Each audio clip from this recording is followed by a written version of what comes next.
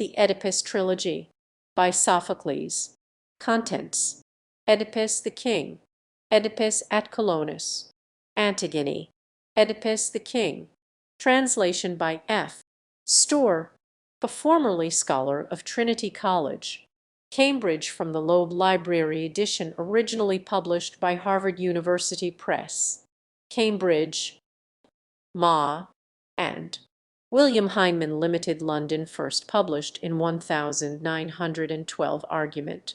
To Laius, king of Thebes, an oracle foretold that the child born to him by his queen Jocasta would slay his father and wed his mother. So when in time a son was born, the infant's feet were riveted together, and he was left to die on Mount Cithaeron. But a shepherd found the babe and tended him, and delivered him to another shepherd, who took him to his master, the king of Corinth. Polybus, being childless, adopted the boy, who grew up believing that he was indeed the king's son. Afterwards, doubting his parentage, he inquired of the Delphic god, and heard himself the word declared before to Laius. Wherefore he fled from what he deemed his father's house, and in his flight he encountered and unwillingly slew his father Laius. Arriving at Thebes, he answered the riddle of the Sphinx, and the grateful Thebans made their deliverer king. So he reigned in the room of Laius, and espoused the widowed queen. Children were born to them, and Thebes prospered under his rule.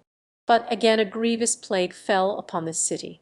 Again the oracle was consulted, and it bade them purge themselves of blood guiltance.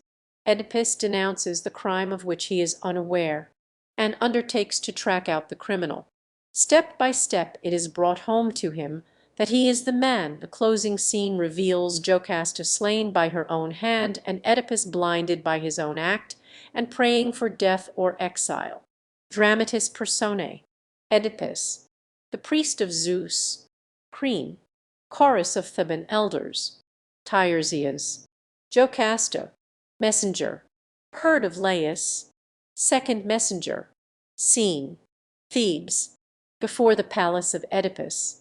Oedipus the king. Suppliants of all ages are seated round the altar at the palace doors. At their head a priest of Zeus. To them enter Oedipus.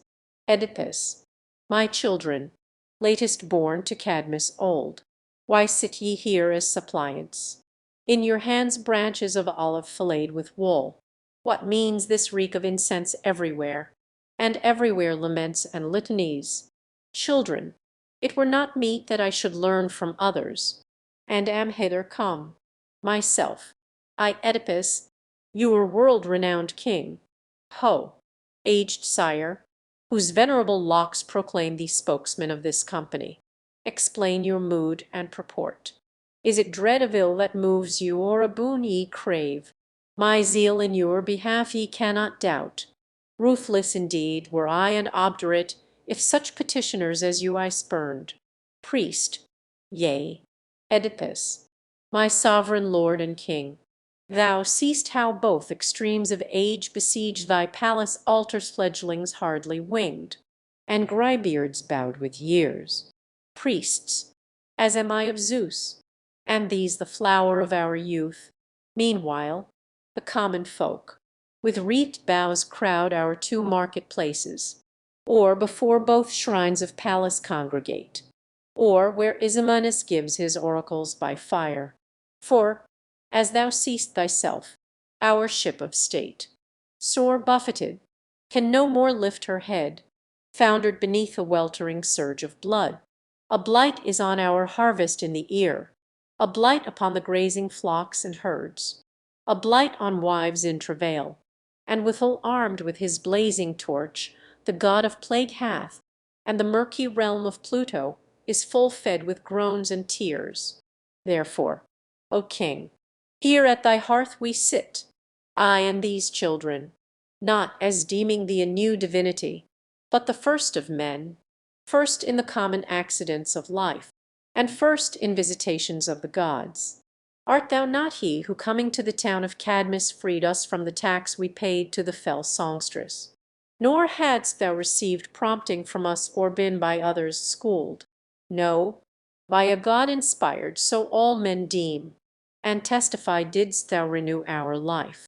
And now, O Oedipus, our peerless king, all we thy votaries beseech thee, find some succor, whether by a voice from heaven whispered, or haply known by human wit. Tried counsellors, methinks, are aptest found to furnish for the future pregnant reed. Uprace, O chief of men, uprace our state. Look to thy laurels. For thy zeal of your our country's saviour thou art justly hailed. O never may we thus record thy reign. Build our city on a rock. Thy happy star ascendant brought us luck. O let it not decline, if thou wouldst rule this land, as now thou reignest. Better sure to rule a people than a desert realm. Nor battlements nor galleys aught avail, if men to man and guards to guard them tail. Oedipus. Ah, my poor children, known, ah, known too well, the quest that brings you hither and your need, ye sicken all. Well wot I, yet my pain, how great soever yours, outtops it all. Your sorrow touches each man severally, him and none other. But I grieve at once both for the general and myself and you. Therefore ye rouse no sluggard from day dreams. Many, my children, are the tears I've wept, and threaded many a maze of weary thought. Thus pondering one clue of hope I caught, and tracked it up. I have sent Minos's son, Creon, my consort's brother, to inquire of Pythian Phoebus at his Delphic shrine, how I might save the state by act or word. And now I reckon up the tale of days since he set forth, and marvel how he fares. 'Tis strange, this endless tarrying, passing strange. But when he comes, then I were base indeed, if I perform not all the god declares. Priest, thy words are well timed, even as thou speak'st that shouting tells me Creon is at hand. Oedipus, O King Apollo, may his joyous looks be presage of the joyous news he brings. Priest, as I surmise, 'tis welcome, else his head had scarce been crowned with berry-laden bays. Oedipus, we soon shall know. He's now in earshot range. My royal cousin, say, Minos's child, what message hast thou brought us from the god? Creon, good news? For ease intolerable ills, finding right issue, tend to naught but good. Oedipus, how runs the oracle? Thus far thy words give me no ground for confidence or fear. Creon, if thou wouldst hear my message publicly, I'll tell thee straight, or with thee pass within. Oedipus, speak before all. The burden that I bear is more for these my subjects than myself. Creon, let me report then all the god declared. King Phoebus bids us straightly extirpate a fell pollution that infests the land, and no more harbour an inveterate sore. Oedipus, what expiation means he? What's amiss? Creon, banishment, or the shedding blood for blood. This stain of blood makes shipwreck of our state. Oedipus, whom can he mean, the miscreant thus denounced? Creon, before thou didst assume the helm of state, the sovereign of this land was Laius. Oedipus, I heard as much, but never saw the man Creon. He fell, and now the god's command is plain. Punish his takers off. Woser they be? Oedipus, where are they? Where in the wide world to find the far, faint traces of a bygone crime? Creon, in this land, said the god. Who seeks shall find. Who sits with folded hands or sleeps is blind. Was he within his palace, or afield, or travelling, when Laius met his fate? Creon, abroad. He started, so he told us, bound for Delphi, but he never thence returned. Oedipus, came there no news, no fellow traveller to give some clue that might be followed up? Creon, but one escape, who flying for dear life, could tell of all he saw but one thing sure. Oedipus, and what was that? One clue might lead us far, with but a spark of hope to guide our quest. Cream. Robbers. He told us, not one bandit but a troop of knaves attacked and murdered him. Oedipus. Did any bandit dare so bold a stroke, unless indeed he were Suberned from Thebes? Cream. So 'twas surmised, but none was found to avenge his murder mid the trouble that ensued. Oedipus. What trouble can have hindered a full quest, when royalty had fallen thus miserably? Cream. The riddling Sphinx compelled us to let slide the dim past and attend to instant needs. Oedipus. Well, I will start afresh, and once again make dark things clear. Right worthy the concern of Phoebus, worthy thine too.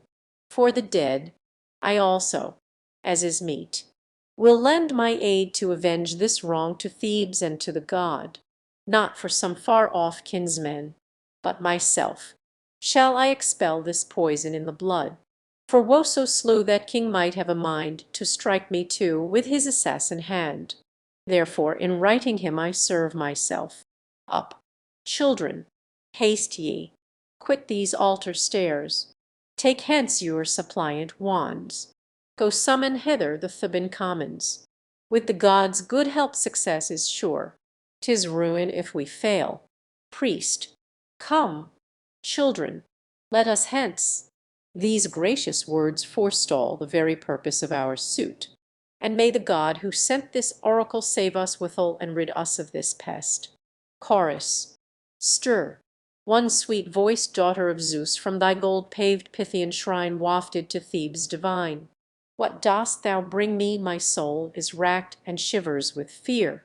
Healer of Delos, here, hast thou some pain unknown before? Or with the circling years renewest a penance of yore? Offspring of golden hope, thou voice immortal, O tell me, aunt, one first on Athene I call, O Zeus-born goddess, defend, goddess and sister, befriend. Artemis, lady of Thebes, high throned in the midst of our mart, lord of the death-winged dart, your threefold aid I crave from death and ruin our city to save. If in the days of old when we nigh had perished, ye drave from our land the fiery plague, be near us now and defend us. Stir, too, on me, what countless woes are mine. All our host is in decline. Weaponless my spirit lies, as her gracious fruits denies. Women wail in barren throes. Life on life downstriken goes, swifter than the wind-bird's flight, swifter than the fire god's might, to the westering shores of night. And, too wasted thus by death on death all our city perisheth. Corpses spread infection round. None to tend or mourn is found. Wailing on the altar stair wives and grandams rend the air long-drawn moans and piercing cries blent with prayers and litanies. Golden child of Zeus, O here let thine angel face appear. Stir, three, and grant that ours whose hot breath I feel, though without targe or steel he stalks, whose voice is as the battle shout, may turn in sudden rout to the unharbored Thracian waters sped, or Amphitrite's bed. For what night leaves undone, smit by the morrow's sun perisheth, Father Zeus, whose hand doth wield the lightning brand, slay him beneath thy levin bold, we pray. Slay him, O slay, and three, O that thine arrows too, Lycian king, from that taut bow's gold string, might fly abroad, the champions of our rights, yea, and the flashing lights of Artemis, wherewith the huntress sweeps across the Lycian steeps. Thee too I call with golden snooded hair, whose name our land doth bear, Bacchus, to whom thy Maenads Evo shout. Come with thy bright torch, rout, live god whom we adore, the god whom gods abhor. Oedipus, ye pray, 'tis well, but would ye hear my words and heed them and apply the remedy, ye might perchance find comfort and relief. Mind you, I speak as one who comes a stranger to this report. no less than to the crime. For how unaided could I track it far without a clue? Which lacking for too late, was I enrolled a citizen of Thebes. This proclamation I address to all. If any knows the man by whom Laius, son of Labdacus, was slain, I summon him to make clean shrift to me, and if he shrinks, let him reflect that thus confessing he shall 'scape the capital charge. For the worst penalty that shall befall him is banishment unscathed. He shall depart. But if an alien from a foreign land be known to any as the murderer, let him who knows speak out, and he shall have due recompense from me, and thanks to boot. But if ye still keep silence, if through fear for self or friends ye disregard my hest, hear what I then resolve. I lay my ban on the assassin Wososer Hebe. Let no man in this land, whereof I hold the sovereign rule, harbor or speak to him, give him no part in prayer, or sacrifice, or lustral rites, but hound him from your homes, for this is our defilement. So the god hath lately shown to me by oracles. Thus, as their champion, I maintain the cause both of the god and of the murdered king, and on the murderer this curse I lay on him and all the partners in his guilt. May he pine in utter wretchedness. And for myself, if with my privity he gain admittance to my hearth, I pray the curse I laid on others fall on me. See that ye give effect to all my hest. For my sake and the gods, and for our land, a desert blasted by the wrath of heaven. For, let alone the gods express command, it were a scandal ye should leave unpurged the murder of a great man and your king, nor track it home.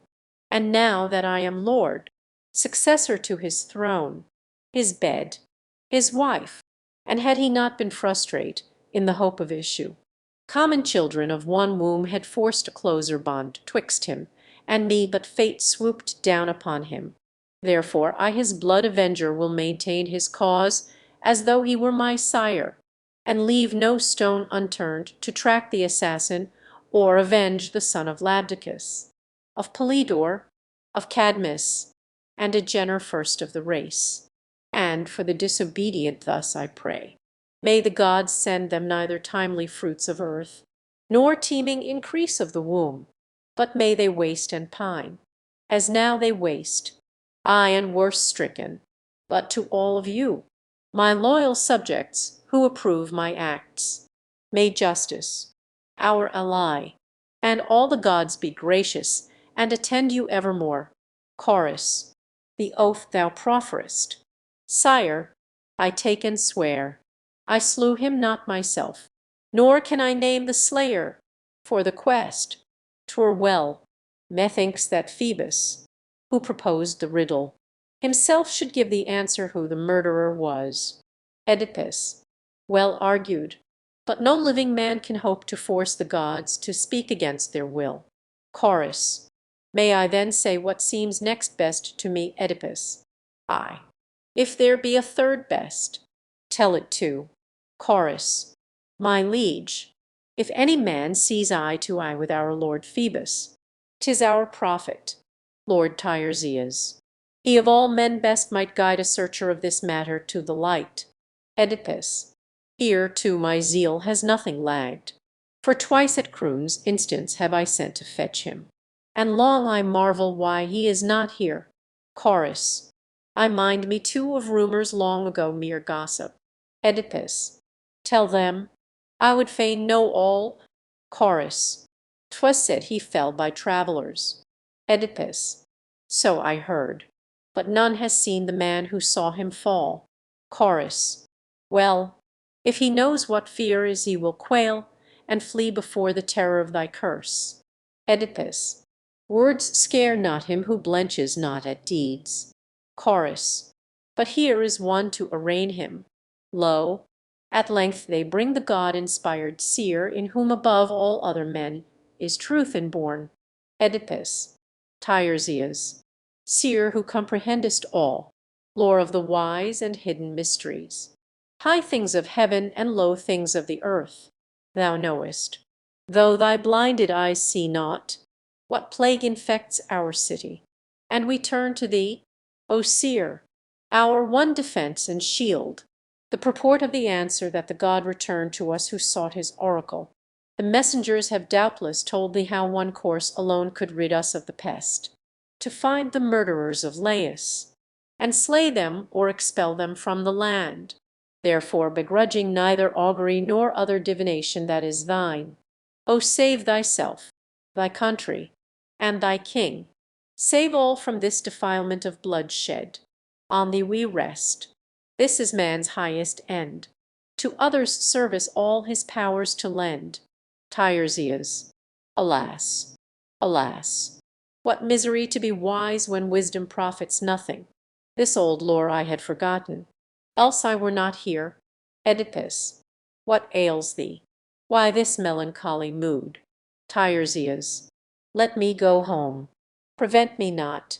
'Twere best that thou shouldst bear thy burden and I mine. Oedipus. For shame? No true-born Theban patriot would thus withhold the word of prophecy. Tiresias. Thy words, O king, are wide of the mark, and I for fear lest I too trip like thee. Oedipus. O speak, withhold not, I adjure thee, if thou know zaint, thy knowledge. We are all thy suppliants. Tiresias. Ay, for ye all are witless. But my voice will ne'er reveal my miseries or thine. To Oedipus. What then? Thou knowest, and yet willst not speak. Wouldst thou betray us and destroy the state? Tiresias. I will not vex myself nor thee. Why ask thus idly what from me thou shalt not learn? Oedipus. Monster, thy silence would incense a flint. Will nothing loose thy tongue? Can nothing melt thee, or shake thy dogged taciturnity? Tiresias. Thou blam'st my mood, and seest not thine own wherewith thou art mated. No, thou taxest me, Oedipus. And who could stay his choler when he heard how insolently thou dost flout the state? Tiresias. Well, it will come what will, though I be mute. Oedipus. Since come it must, thy duty is to tell me, Tiresias. I have no more to say. Storm as thou willst, and give the rein to all thy pent-up rage. Oedipus. Yea, I am wroth, and will not stint my words, but speak my whole mind. Thou methinks thou art he who planned the crime, ay, and performed it too, all save the assassination. And if thou hadst not been blind, I had been sworn to boot that thou alone didst do the bloody deed. Tiresias. Is it so? Then I charge thee to abide by thine own proclamation. From this day speak not to these or me. Thou art the man, thou the accursed polluter of this land. Oedipus. Vile slanderer, thou blurtest forth these taunts, and thinkst forsooth as seer to go scot-free. Tiresias. Yea, I am free, strong in the strength of truth. Oedipus. Who was thy teacher? Not methinks thy art. Tiresias. Thou, goading me against my will to speak. Oedipus. What speech? Repeat it and resolve my doubt. Tiresias. Didst miss my sense whilst thou goad me on? Oedipus. I but half caught thy meaning. Say it again. Tiresias. I say thou art the murderer of the man whose murderer thou pursuest. Oedipus. Thou shalt rue it twice to repeat so gross a calumny. Tiresias. Must I say more to aggravate thy rage? Oedipus. Say all thou wilt. It will be but waste of breath. Tiresias. I say thou liest with thy nearest kin in infamy, unwitting in thy shame. Oedipus. Think'st thou for I unscathed to wag thy tongue? Tiresias. Yea, if the might of truth cannot prevail. Oedipus. With other men, but not with thee, for thou in ear, wit, eye, in everything art blind. Tiresias. Poor fool, to utter gibes at me which all here present will cast back on thee ere long. Oedipus. offspring of endless night. Thou hast no power o'er me or any man who sees the sun. Tiresias. No, for thy weird is not to fall by me. I leave to Apollo what concerns the god. Oedipus. Is this a plot of Crean, or thine own? Tiresias. Not Crean. Thou thyself art thine own bane. Oedipus. O wealth and empery and skill, by skill outwitted in the battlefield of life! What spite and envy follow in your train! See, for this crown the state conferred on me a gift, a thing I sought not. For this crown the trusty Crean, my familiar friend, hath lain in wait to oust me and suborned this mountebank, this juggling charlatan, this tricksy beggar priest, for gain alone keen-eyed, but in his proper art stone blind. Say, Sirrah, hast thou ever proved thyself a prophet? When the riddling Sphinx was here, why hadst thou no deliverance for this folk? And yet the riddle was not to be solved by guess-work, but required the prophet's art, wherein thou wast found lacking. Neither birds nor sign from heaven helped thee. But I came, the simple Oedipus. I stopped her mouth by mother wit, untaught of auguries. This is the man whom thou wouldst undermine, in hope to reign with Crean in my stead. Methinks that thou and thine abettor soon will rue your plot to drive the scapegoat out. Thank thy grey hairs that thou hast still to learn what chastisement such arrogance deserves. Chorus. To us it seems that both the seer and thou, O Oedipus, have spoken angry words. This is no time to wrangle, but consult how best we may fulfill the oracle. Tiresias. King as thou art, free speech at least is mine to make reply. In this I am thy peer. I own no lord but Loxias. Him I serve, and ne'er can stand enrolled as croon's man. Thus then I answer, since thou hast not spared to twit me with my blindness, thou hast eyes, yet seest not in what misery thou art fallen, nor where thou dwellest, nor with whom for mate. Dost know thy lineage? Nay, thou know'st it not, and all unwitting art a double foe to thine own kin, the living and the dead. I and the dogging curse of mother and sire one day shall drive thee, like a two-edged sword, beyond our borders, and the eyes that now see clear shall henceforward endless night. What crag in all Cithaeron but shall then reverberate thy wail, when thou hast found with what a hymeneal thou wast borne home, but to no fair haven, on the gale, ay, and a flood of ills, thou guessest not, shall set thyself and children in one line. Plout then both Crean and my words, for none of mortals shall be striken worse than thou. Oedipus. Must I endure this fellow's insolence? A murrain on thee. Get thee hence. Begone avaunt, and never cross my threshold more. Tiresias. I ne'er had come hadst thou not bidden me, Oedipus. I know not thou wouldst utter folly, else long hadst thou waited to be summoned here. Tiresias. Such am I as it seems to thee a fool, but to the parents who begat thee, wise. Oedipus. What sayest thou, parents? Who begat me, speak. Tiresias.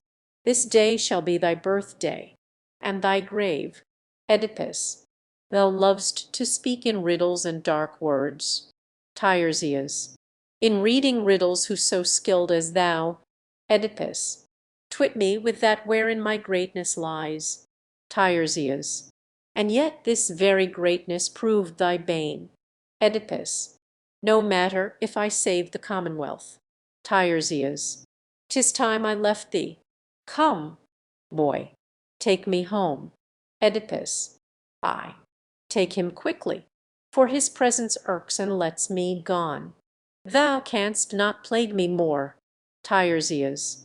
I go, but first will tell thee why I came.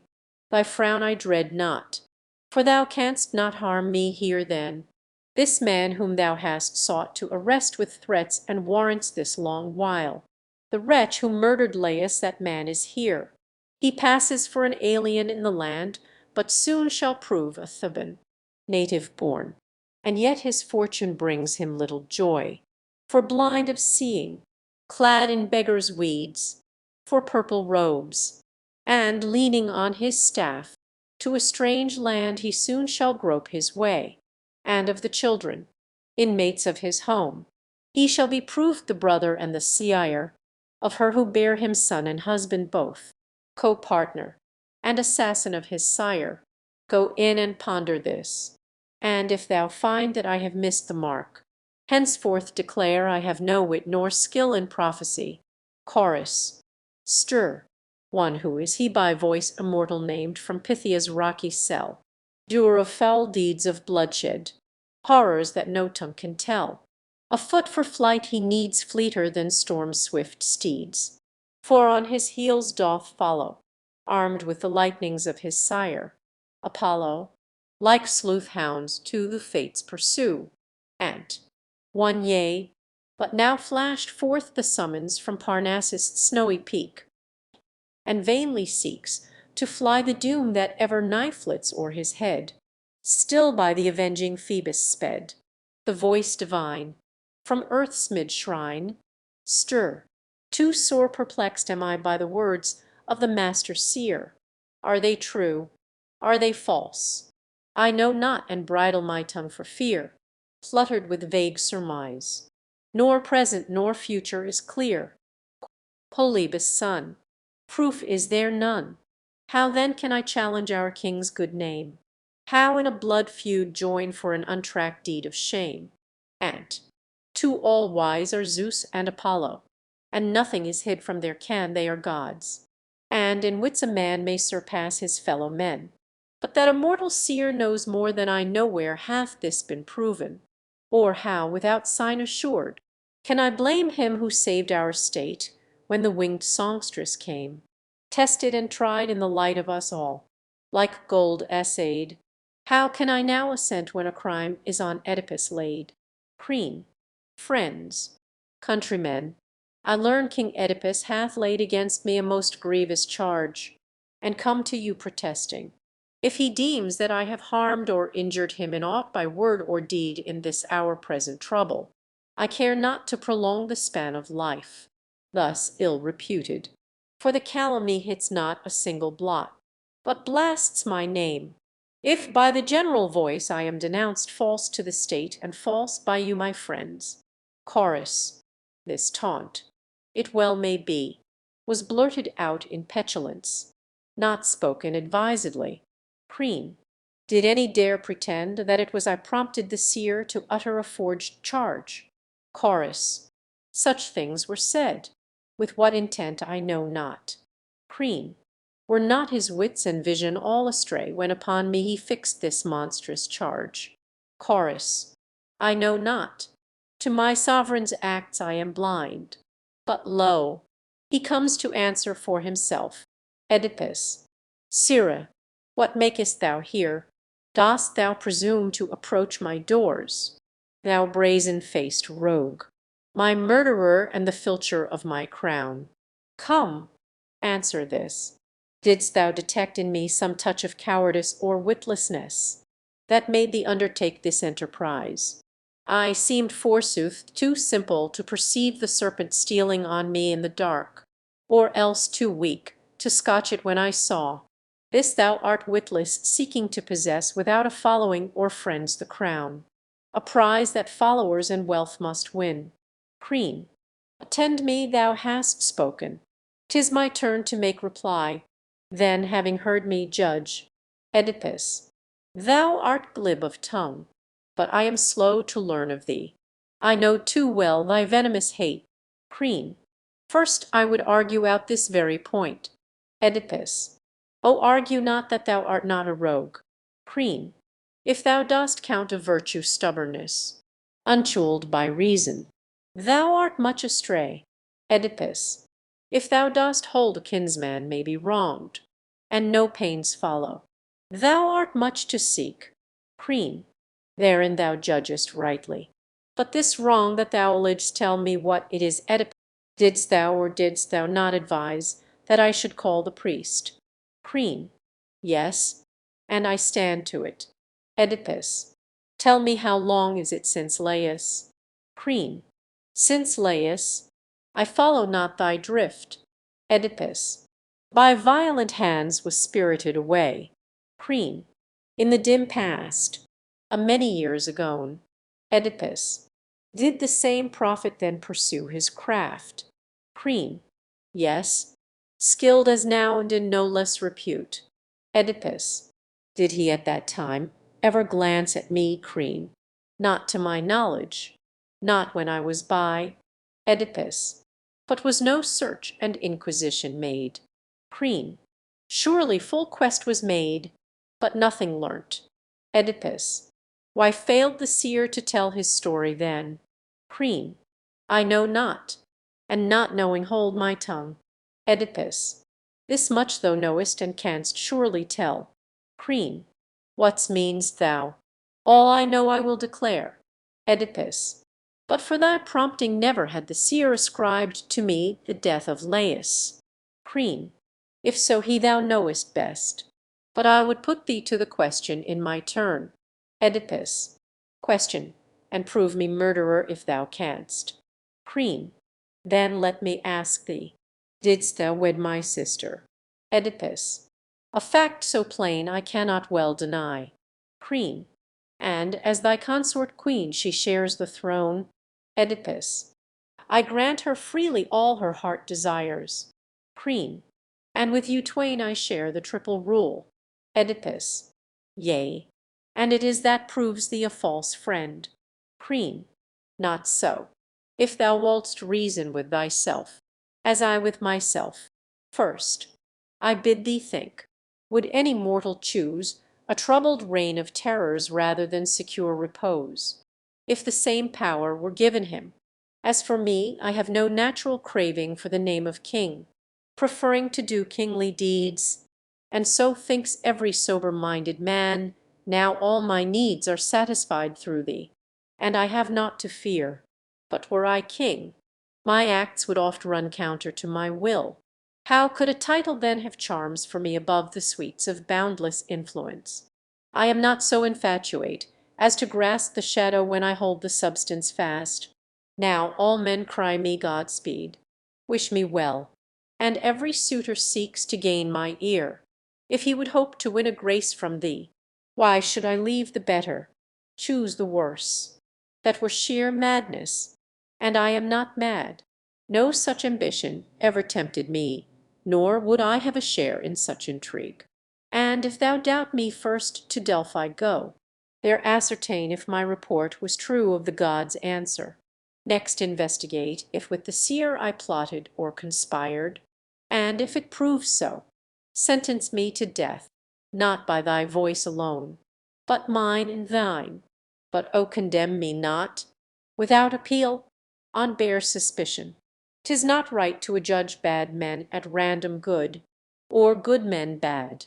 I would as lief a man should cast away the thing he counts most precious, his own life, as spurn a true friend. Thou wilt learn in time the truth, for time alone reveals the just. A villain is detected in a day. Chorus. To one who walketh warily his words commend themselves. Swift counsels are not sure. Oedipus. When with swift strides the stealthy plotter stalks, I must be quick too with my counterplit. To wait his onset passively, for him is sure success, for me assured defeat. Queen, what thens thy will? To banish me the land. Oedipus, I would not have thee banished, no, but dead, that men may mark the wages envy reaps.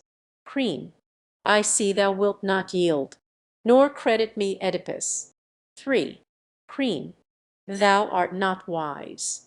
Oedipus, wise for myself at least. Queen, why not for me too? Oedipus, why for such a knave? Queen, suppose thou lackest sense. Oedipus, yet kings must rule. Queen, not if they rule ill. Oedipus, O my Thebans, hear him. Queen, thy Thebans, am not I a Theban too? Chorus, cease. Princes, lo there comes, and none too soon, Jocasta from the palace. who so fit as peacemaker to reconcile your feud? Jocasta, misguided princes, why have ye upraised this wordy wrangle? Are ye not ashamed, while the whole land lies striken, thus to voice your private injuries? Go in, my lord, go home, my brother, and forbear to make a public scandal of a petty grief. Queen, my royal sister, Oedipus, thy lord, hath bid me choose, O dread alternative, an outlaw's exile or a felon's death. Oedipus, yes, lady, I have caught him practising against my royal person his vile arts. Queen, may I ne'er speed but die accursed, if I in any way am guilty of this charge.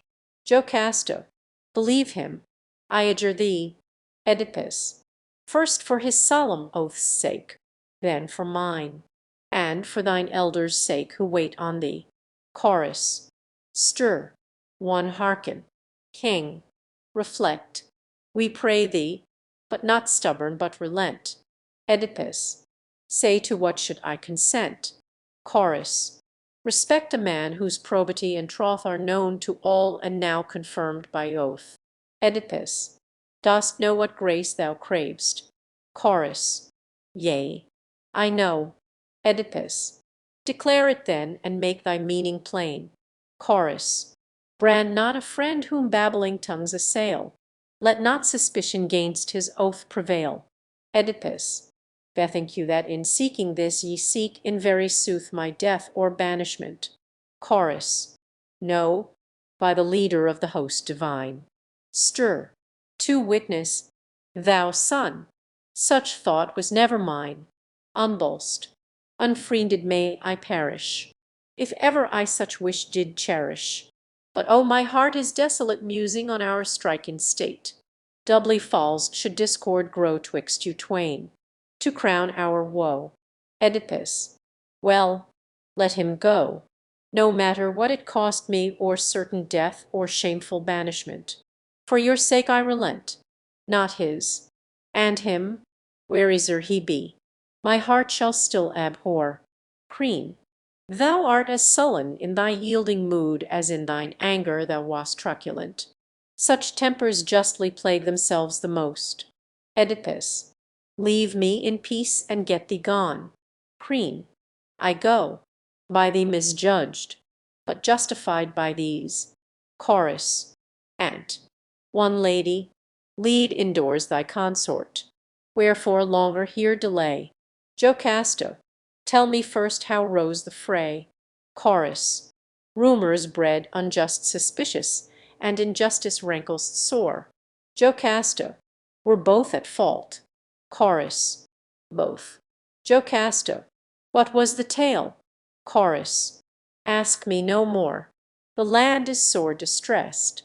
'Twere better sleeping ills to leave at rest. Oedipus, strange counsel, friend. I know thou mean'st me well, and yet wouldst mitigate and blunt my zeal. Chorus, and, to King, I say it once again, witless were I proved, insane, if I lightly put away thee my country's prop and stay. Pilot who, in danger sought, to a quiet haven brought our distracted state.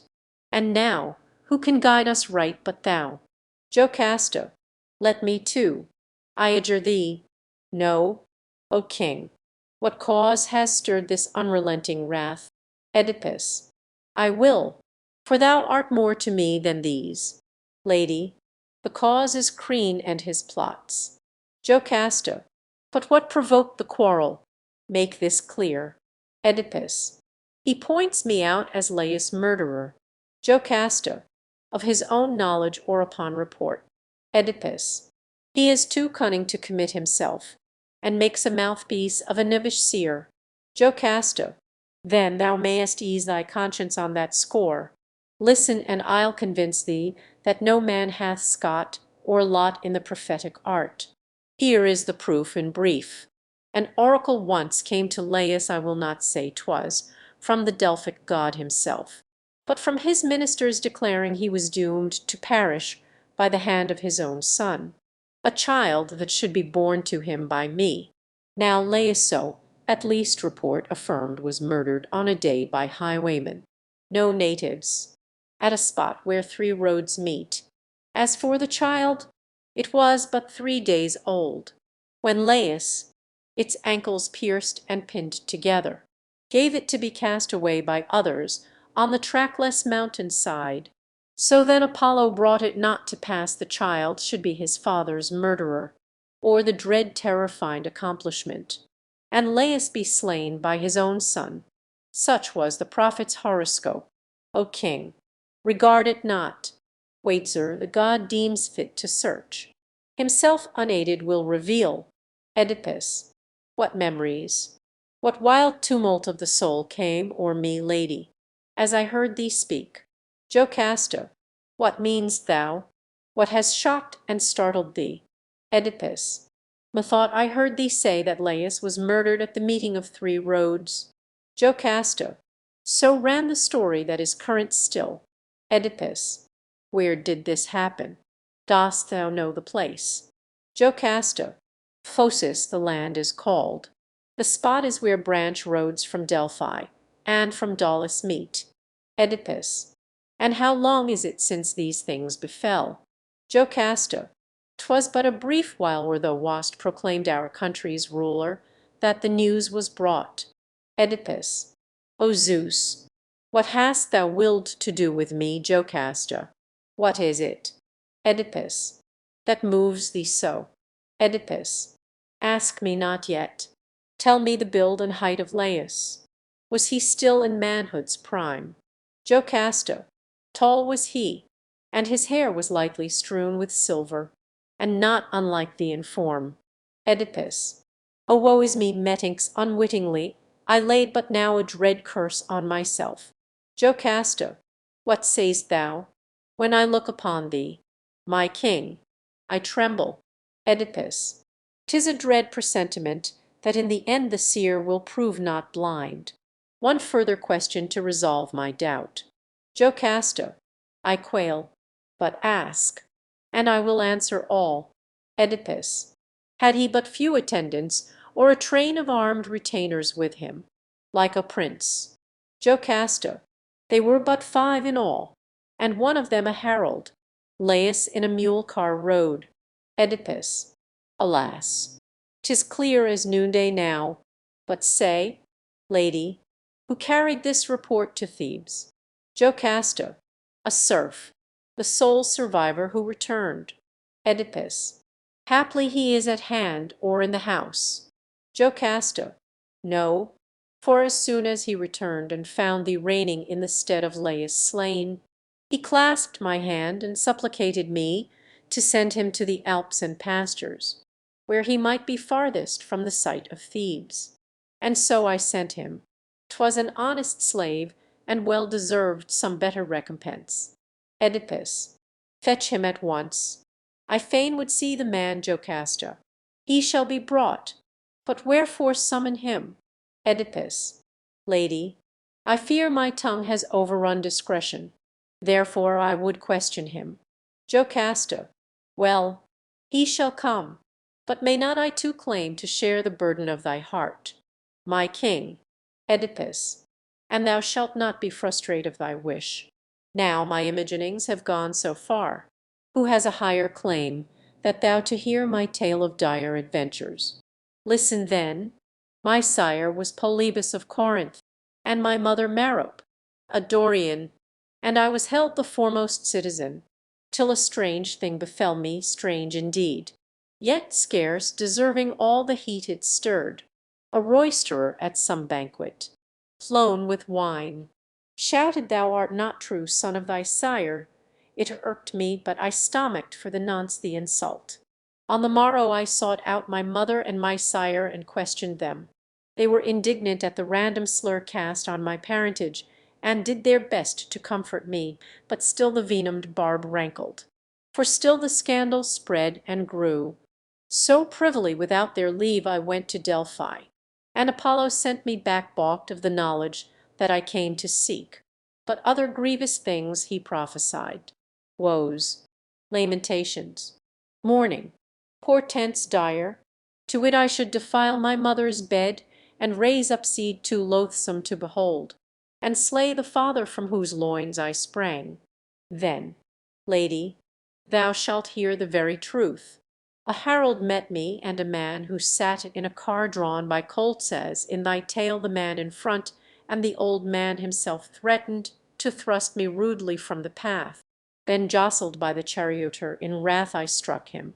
And the old man, seeing this, watched till I passed, and from his car brought down full on my head the double-pointed goad. Yet was I quits with him and more.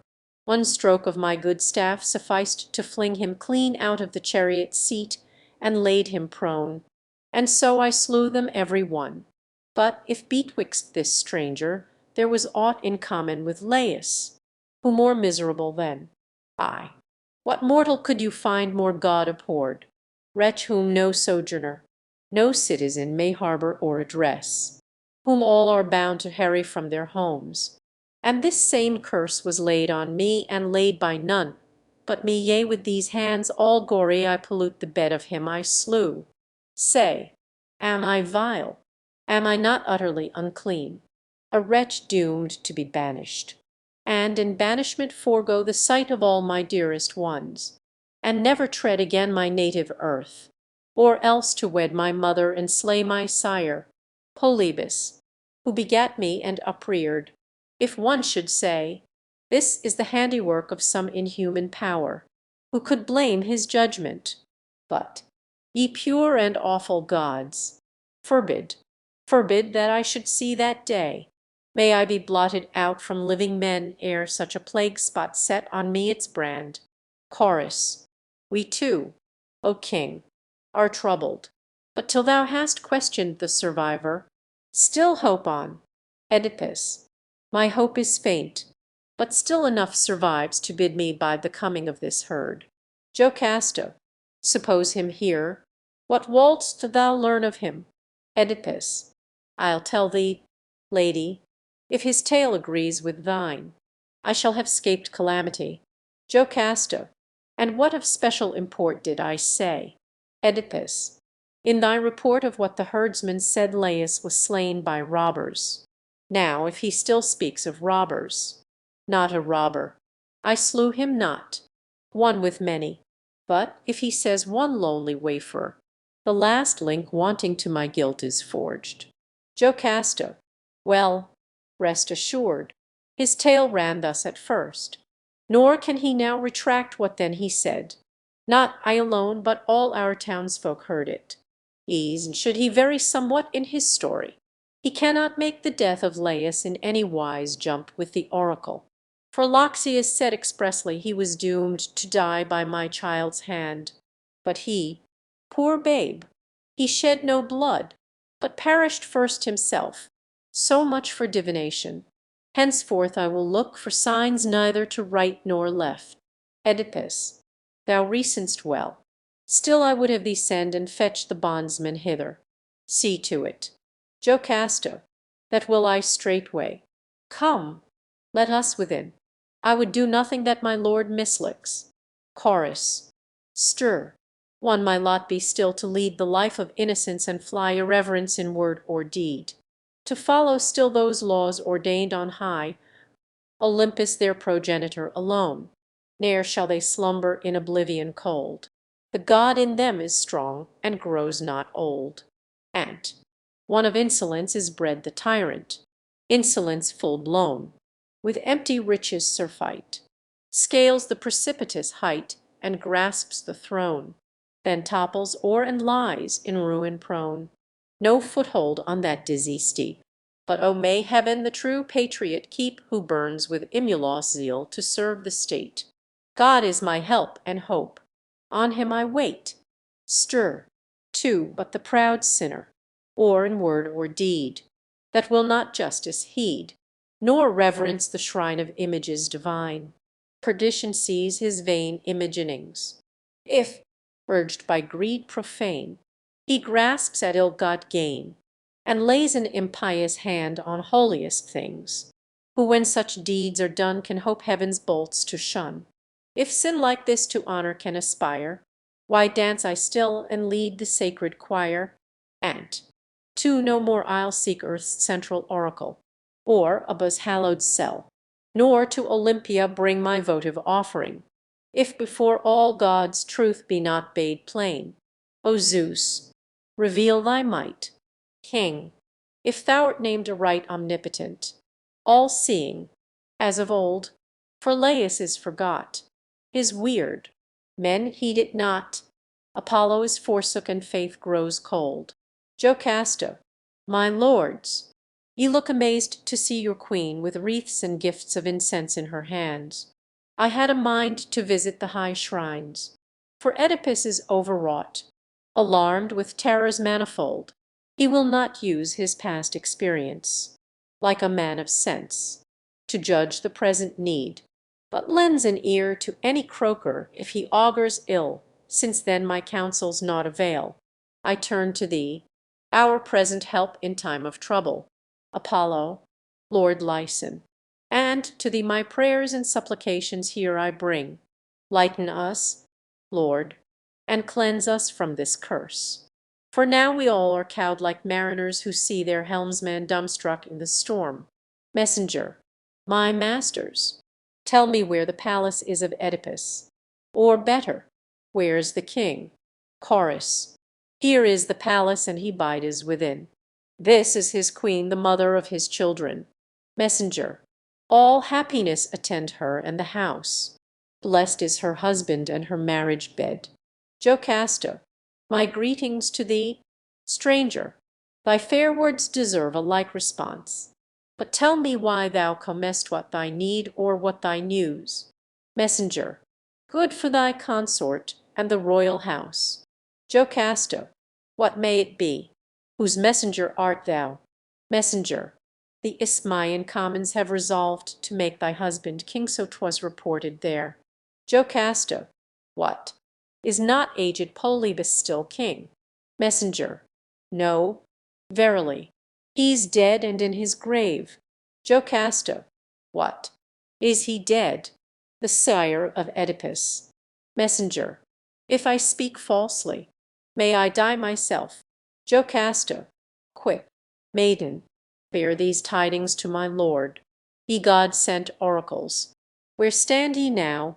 This is the man whom Oedipus long shunned, in dread to prove his murderer, and now he dies in nature's course, not by his hand.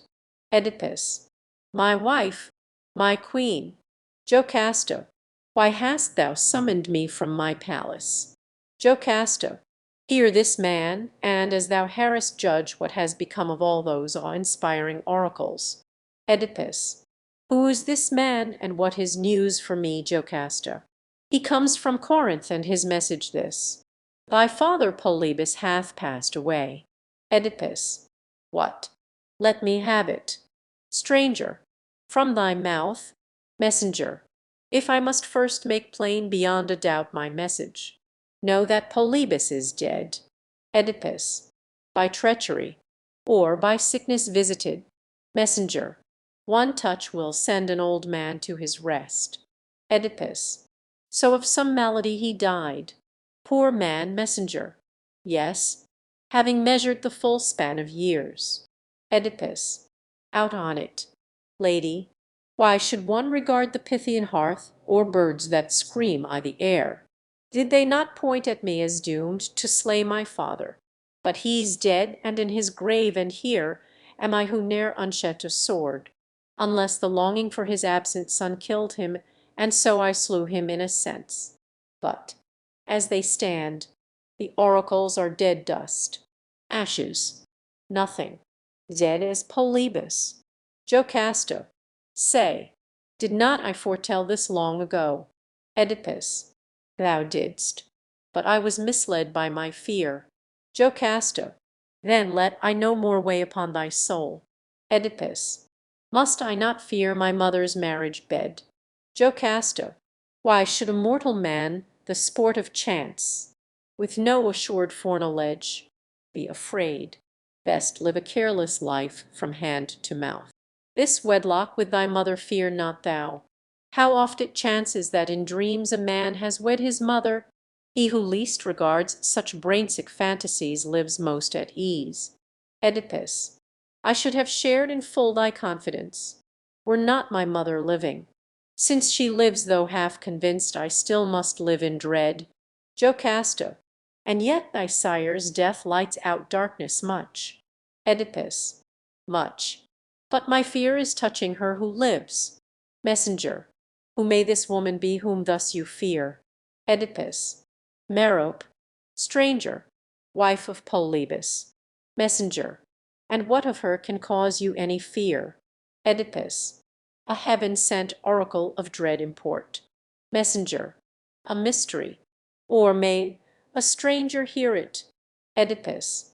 Ay, 'tis no secret. Loxias once foretold that I should mate with mine own mother, and shed with my own hands the blood of my own sire.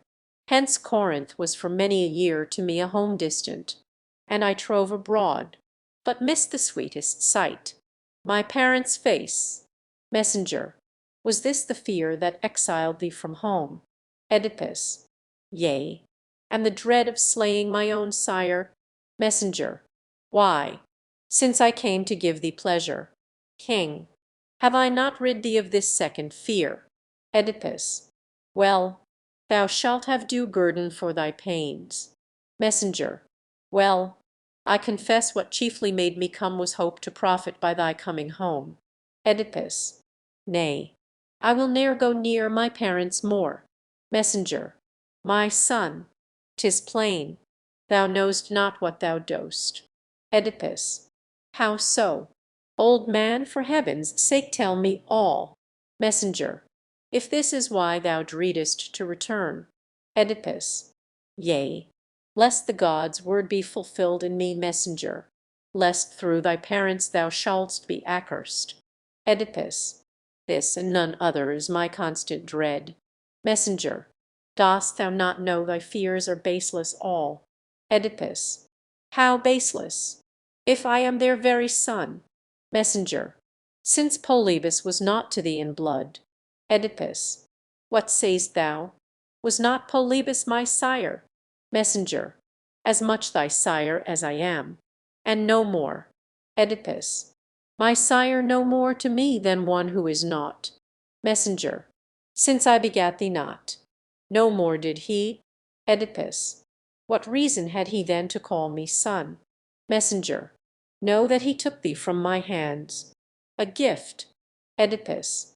Yet, if no child of his, he loved me well. Messenger. A childless man till then. He warmed to thee. Oedipus. A foundling or a purchased slave. This child. Messenger. I found thee in Cithæron's wooded glens. Oedipus. What led thee to explore those upland glades? Messenger. My business was to tend the mountain flocks. Oedipus. A vagrant shepherd journeying for hire. Messenger. True, but thy Saviour in that hour. My son. Oedipus. My Saviour. From what harm? What ailed me then? Messenger. Those ankle joints are evidence enow. Oedipus. Ah, why remind me of that ancient sore? Messenger. I loosed the pin that riveted thy feet. Oedipus. Yes, from my cradle that dread brand I bore. Messenger. Whence thou derivest the name that still is thine. Oedipus. Who did it? I adjure thee, tell me who say. Was it father? Mother? Messenger. I know not. The man from whom I had thee may know more. Oedipus. What? Did another find me, not thyself? Messenger. Not I. Another shepherd gave thee me. Oedipus. Who was he? Wouldst thou know again the man? Messenger. He passed indeed for one of Laius' house. Oedipus. The king who ruled the country long ago. Messenger. The same. He was a herdsman of the king. Oedipus. And is he living still for me to see him? Messenger. His fellow countrymen should best know that. Oedipus. Doth any bystander among you know the herd he speaks of, or by seeing him afield or in the city? Answer straight. The hour hath come to clear this business up. Chorus. Methinks he means none other than the hind whom thou anon wert fain to see, but that our Queen Jocasta best of all could tell. Oedipus. Madam, dost know the man we sent to fetch is the same of whom the stranger speaks? Jocasta. Who is the man? What matter? Let it be. 'Twere waste of thought to weigh such idle words. Oedipus. No, with such guiding clues I cannot fail to bring to light the secret of my birth. Jocasta. Oh, as thou carest for thy life, give o'er this quest. Enough the anguish I endure. Oedipus. Be of good cheer. Though I be proved the son of a bondwoman, ay, through 3 descents triply a slave, thy honour is unsmirched. Jocasta. Yet humour me, I pray thee. Do not this. Oedipus. I cannot. I must probe this matter home. Jocasta. 'Tis for thy sake I advise thee for the best. Oedipus. I grow impatient of this best advice. Jocasta. Ah, mayst thou ne'er discover who thou art. Oedipus. Go, fetch me here the herd, and leave yon woman to glory in her pride of ancestry. Jocasta. Oh, woe is thee! Poor wretch! With that last word I leave thee, henceforth silent evermore. Chorus. Why? Oedipus. Why, stung with passionate grief hath the queen thus departed. Much I fear from this dead calm will burst a storm of woes. Oedipus. Let the storm burst. My fixed resolve still holds, to learn my lineage, be it ne'er so low. It may be she with all woman's pride thinks scorn of my base parentage. But I who rank myself as fortune's favourite child, the giver of good gifts, shall not be shamed. She is my mother, and the changing moons my brethren, and with them I wax and wane. Thus sprung, why should I fear to trace my birth? Nothing can make me other than I am. Chorus. Stir, if my soul prophetic err not, if my wisdom aught avail. Thee, Cytherin, I shall hail, as the nurse and foster mother of our Oedipus shall greet ere tomorrow's full moon rises, and exalt thee as is meet. Dance and song shall hymn thy praises, lover of our royal race. Phoebus, may my words find grace. And, child, who bare thee, nymph or goddess, sure thy sure was more than man, haply the hill roamer Pan, of did Loxias beget thee, for he haunts the upland wold, or Selene's lord, or Bacchus, dweller on the hilltops cold, did some Heliconian Oread give him thee, a new-born joy, nymphs with whom he loved to toy. Oedipus. Elders, if I, who never yet before have met the man, may make a guess. Methinks I see the herdsman who we long have sought.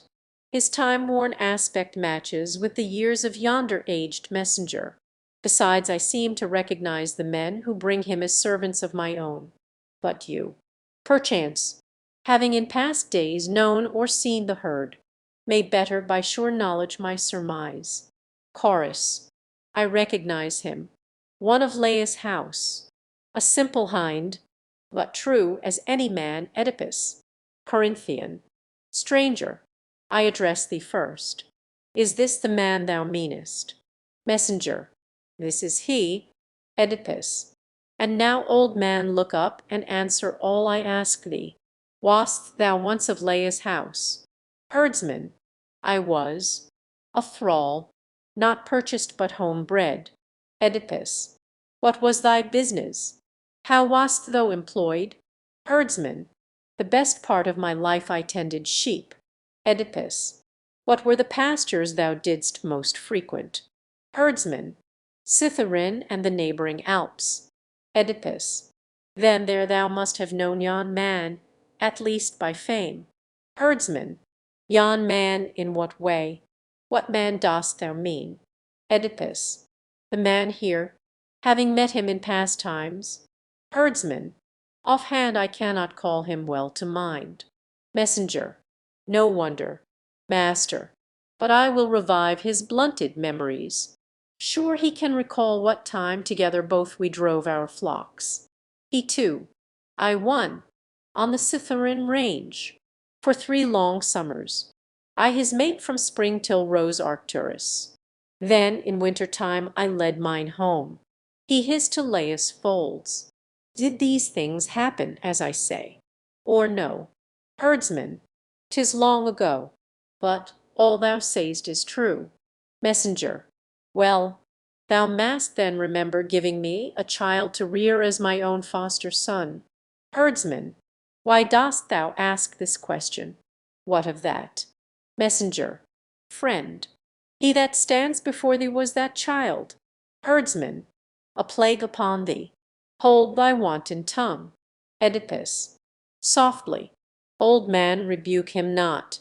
Thy words are more deserving chastisement than his. Herdsman, O best of masters, what is my offence?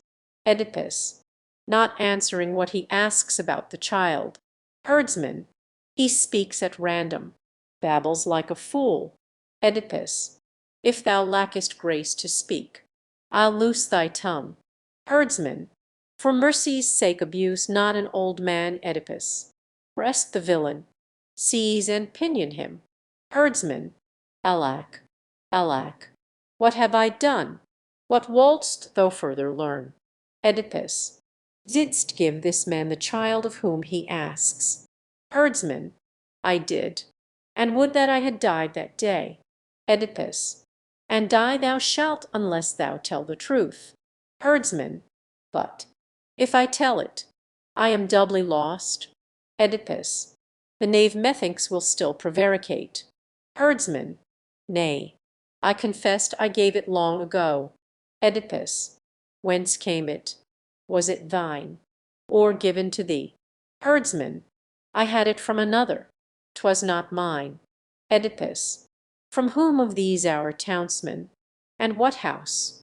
Herdsman, forbear for God's sake. Master, ask no more.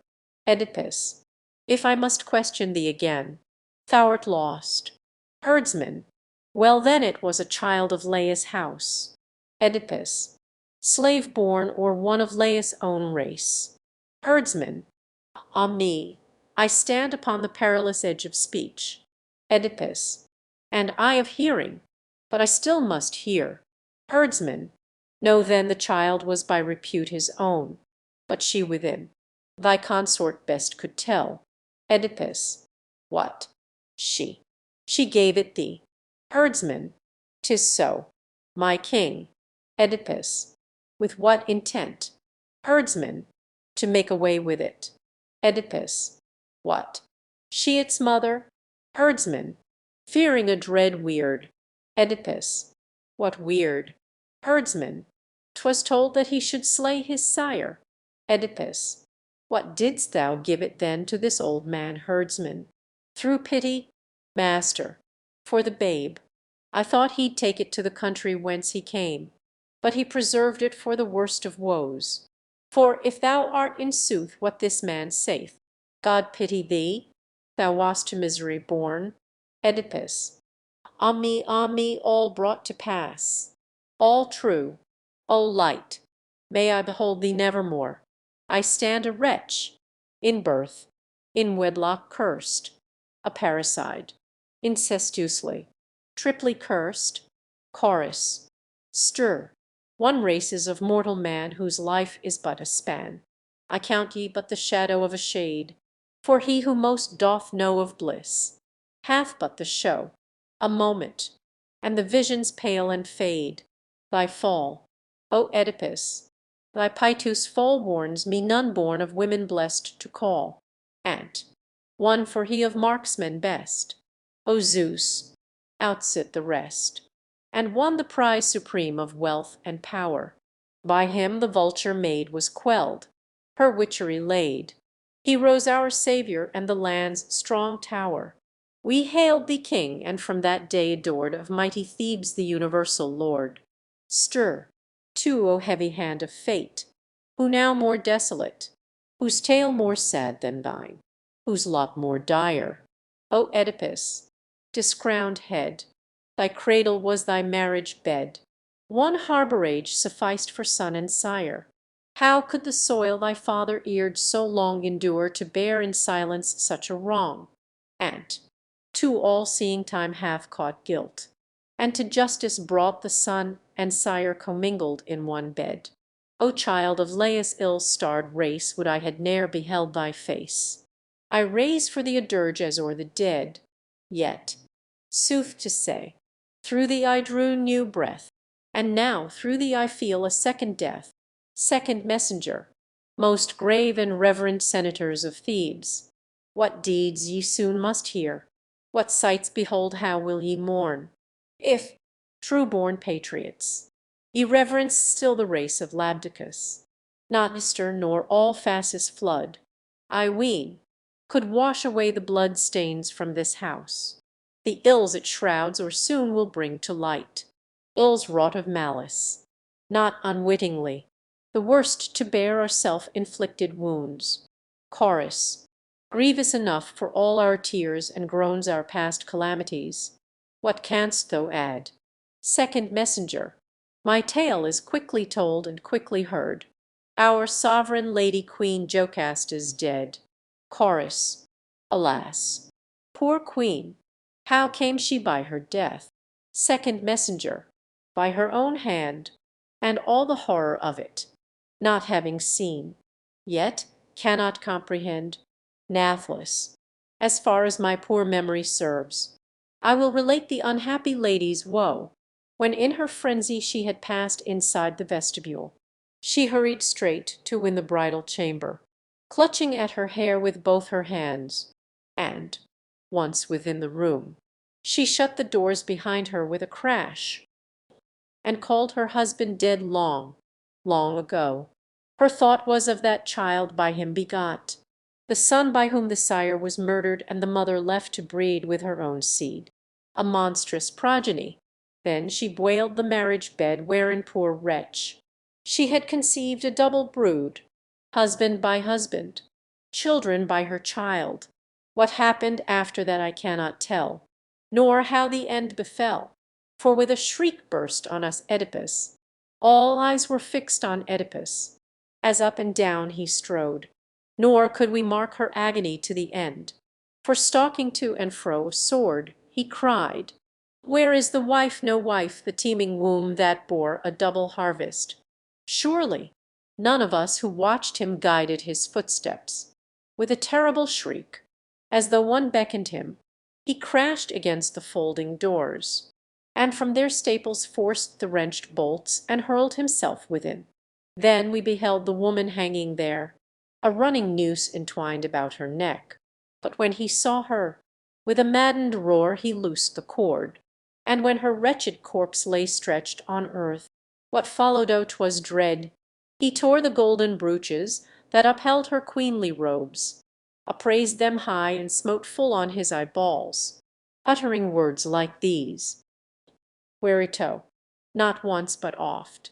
He struck with his hand uplift his eyes, and at each stroke the ensanguined orbs bedewed his beard, not oozing drop by drop, but one black gory downpour, thick as hail. Such evils, issuing from the double source, have whelmed them both, confounding man and wife.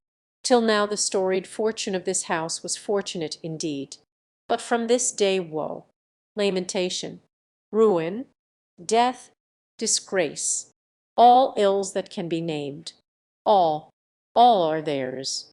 Chorus. But hath he still no respite from his pain? Second messenger. He cries, "Unbar the doors, and let all Thebes behold the slayer of his sire his mother's." He vows to fly self-banished from the land, nor stay to bring upon his house the curse himself had uttered. But he has no strength nor one to guide him, and his tortures more than man can suffer, as yourselves will see. For lo, the palace portals are unbarred, and soon ye shall behold a sight so sad that he who must abhorred would pity it. Chorus. Woeful sight! More woeful none these sad eyes have looked upon. Whence this madness? None can tell who did cast on thee his spell, prowling all thy life around, leaping with a demon bound. Hapless wretch! How can I brook on thy misery to look? Though to gaze on thee I yearn. Much to question, much to learn. Horror struck, away I turn. Oedipus. Ah me, ah woe is me, ah whither am I borne? How like a ghost forlorn my voice flits from me on the air. On, on the demon goads. The end. Ah where? Chorus. An end too dread to tell, too dark to see. Oedipus. Stir. One dark, dark, the horror of darkness, like a shroud, wraps me and bears me on through mist and cloud. Ah me, what spasms athwart me shoot! What pangs of agonizing memory! Chorus. No marvel if in such a plight thou feel'st the double weight of past and present woes. Oedipus. Ant. One ah friend, still loyal, constant still and kind, thou carest for the blind. I know thee near, and though bereft of eyes, thy voice I recognize. Chorus. O doer of dread deeds, how couldst thou mar thy vision thus? What demon goaded thee? Oedipus. Stir. To Apollo. Friend. Apollo. He it was that brought these ills to pass. But the right hand that dealt the blow was mine, none other. How? How? Could I longer see when sight brought no delight? Chorus. Alas! 'Tis as thou sayest. Oedipus. Say, friends, can any look or voice or touch of love henceforth my heart rejoice? Haste, friends, no fond delay. Take the twice cursed away far from all ken, the man abhorred of gods, accursed of men. Chorus. O thy despair well suits thy desperate case. Would I had never looked upon thy face. Oedipus. Ant. Too, my curse on him Wozer unreaved the waif's fell fetters, and my life revived. He meant me well, yet had he left me there, he had saved my friends and me a world of care. Chorus. I too had wished it so. Oedipus. Then had I never come to shed my father's blood, nor climbed my mother's bed, the monstrous offspring of a womb defiled, co-mate of him who gendered me and child. Was ever man before afflicted thus? Like Oedipus. Chorus. I cannot say that thou hast counselled well, for thou wert better dead than living blind. Oedipus. What's done was well done. Thou canst never shake my firm belief. A truce to argument. For, had I sight, I know not with what eyes I could have met my father in the shades, or my poor mother, since against the twain I sinned, a sin no gallows could atone. Ay, but, ye say, the sight of children joys a parent's eyes. What, born as mine were born? No, such a sight could never bring me joy, nor this fair city with its battlements, its temples and the statues of its gods, sights from which I, now wretchedst of all, once ranked the foremost Theban in all Thebes, by my own sentence am cut off, condemned by my own proclamation gainst the wretch, the miscreant by heaven itself declared unclean and of the race of Laius, thus branded as a felon by myself. How had I dared to look you in the face? Nay, had I known a way to choke the springs of hearing, I had never shrunk to make a dungeon of this miserable frame, cut off from sight and hearing, for 'tis bliss to bide in regions sorrow cannot reach. Why didst thou harbour me, Cytherin? Why didst thou not take and slay me then I never had shown to men the secret of my birth? O Polybus! O Corinth! O my home! Home of my ancestors, so wast thou called. How fair a nursling then I seemed! How foul the canker that lay festering in the bud! Now is the blight revealed of root and fruit. Ye triple high roads, and thou hidden glen, coppice, and pass where meet the three branched ways. Ye drank my blood, the life blood these hands spilt. My fathers, do ye call to mind perchance those deeds of mine ye witnessed and the work I wrought thereafter when I came to Thebes? O fatal wedlock! Thou didst give me birth, and, having borne me, sowed again my seed, mingling the blood of fathers, brothers, children, brides, wives and mothers, an incestuous brood, all horrors that are wrought beneath the sun, horrors so foul to name them were unmeet. Oh, I adjure you, hide me anywhere far from this land, or slay me straight, or cast me down to the depths of ocean out of sight. Come hither, deign to touch an abject wretch. Draw near and fear not. I myself must bear the load of guilt that none but I can share. Crean, lo, here is Crean, the one man to grant thy prayer by action or advice, for he has left the states sole guardian in thy stead. Oedipus, ah me, what words to accost him can I find? What cause has he to trust me? In the past I have beproved his rancorous enemy. Crean, not in derision. Oedipus, I come nor to upbraid thee with thy past misdeeds. 2. Bystanders. But shame upon you, if ye feel no sense of human decencies. At least revere the sun, whose light beholds and nurtures all. Leave not thus nakedly for all to gaze at a horror neither earth nor rain from heaven nor light will suffer. Lead him straight within. For it is seemly that a kinsman's woes be heard by kin and seen by kin alone. Oedipus, O listen, since thy presence comes to me a shock of glad surprise so noble thou, and I so vilo grant me one small boon. I ask it not on my behalf, but thine. Crean, and what the favour thou wouldst crave of me, Oedipus? Forth from thy borders thrust me with all speed. Set me within some vasty desert where no mortal voice shall greet me any more. Crean, this had I done already, but I deemed it first behooved me to consult the god. Oedipus, his will was set forth fully to destroy the parricide, the scoundrel, and I am he. Crean, yea, so he spake. But in our present plight 'twere better to consult the god anew. Oedipus, dare ye inquire concerning such a wretch? Crean, yea, for thyself wouldst credit now his word. Oedipus, ay, and on thee in all humility I lay this charge. Let her who lies within receive such burial as thou shalt ordain. Such rites 'tis thine, as brother, to perform, but for myself, O never let my Thebes, the city of my sires, be doomed to bear the burden of my presence while I live.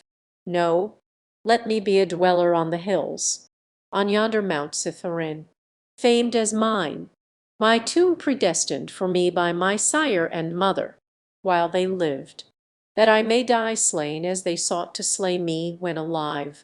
This much I know full surely, nor disease shall end my days, nor any common chance, for I had ne'er been snatched from death, unless I was predestined to some awful doom. So be it. I reck not how fate deals with me, but my unhappy children for my sons be not concerned. O Crean, they are men, and for themselves, wheresoe'er they be, can fend.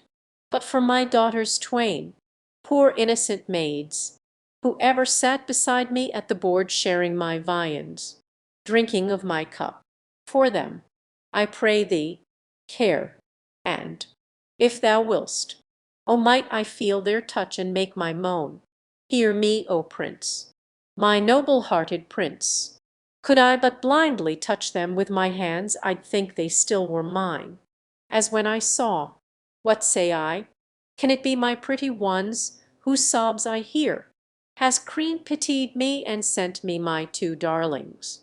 Can this be? Crean, 'tis true.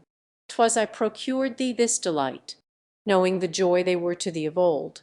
Oedipus, God speed thee, and as meed for bringing them may Providence deal with thee kindlier than it has dealt with me, O children mine. Where are ye? Let me clasp you with these hands, a brother's hands, a father's, hands that made lack-lustre sockets of his once bright eyes, hands of a man who blindly, recklessly, became your sire by her from whom he sprang. Though I cannot behold you, I must weep in thinking of the evil days to come, the slights and wrongs that men will put upon you, wheresoe'er ye go to feast or festival. No merrymaking will it prove for you, but oft abashed in tears ye will return.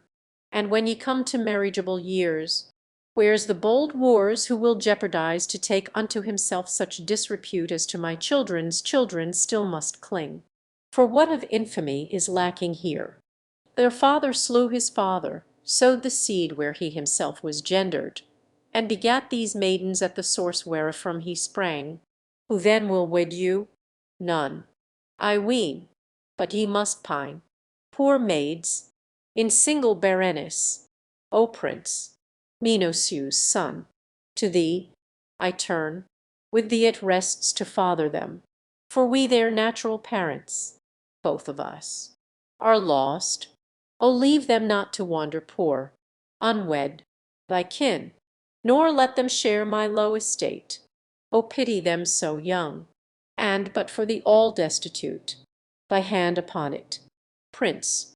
To you, my children, I had much to say. Were ye but ripe to hear, let this suffice. Pray ye may find some home and live content, and may your lot prove happier than your sire's. Queen, thou hast had enough of weeping. Pass within. Oedipus, I must obey, though 'tis grievous. Queen, weep not. Everything must have its day. Oedipus, well, I go, but on conditions. Queen, what thy terms for going? Say. Oedipus, send me from the land an exile. Queen, ask this of the gods. Not me, Oedipus, but I am the gods' abhorrence. Queen, then they soon will grant thy plea. Oedipus, lead me hence. Then I am willing. Queen, come, but let thy children go. Oedipus, rob me not of these my children. Queen, crave not mastery in all, for the mastery that raised thee was thy bane, and wrought thy fall. Chorus, look ye, countrymen and Thebans, this is Oedipus the Great, he who knew the Sphinx riddle and was mightiest in our state, who of all our townsmen gazed not on his fame with envious eyes. Now, in what a sea of troubles sunk and overwhelmed he lies. Therefore wait to see life's ending ere thou count one mortal blessed.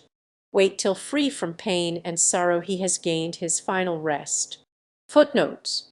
One return Dr. Kennedy and others render since to men of experience I see that also comparisons of their counsels are most lively used to return literally not to call them thine. Translation by F. Storr, the formerly scholar of Trinity College, Cambridge, from the Loeb Library edition originally published by Harvard University Press, Cambridge, Ma, and William Heinemann Limited, London, first published in 1912 argument. Oedipus, the blind and banished king of Thebes, has come in his wanderings to Colonus, a dim of Athens, led by his daughter Antigone.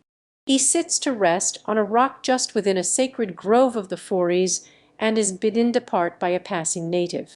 But Oedipus, instructed by an oracle that he had reached his final resting place, refuses to stir, and the stranger consents to go and consult the elders of Colonus, the chorus of the play. Conducted to the spot, they pity at first the blind beggar and his daughter, but on learning his name they are horror-stricken and order him to quit the land.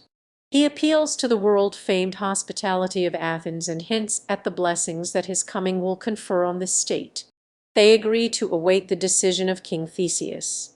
From Theseus Oedipus craves protection in life and burial in Attic soil. The benefits that will accrue shall be told later.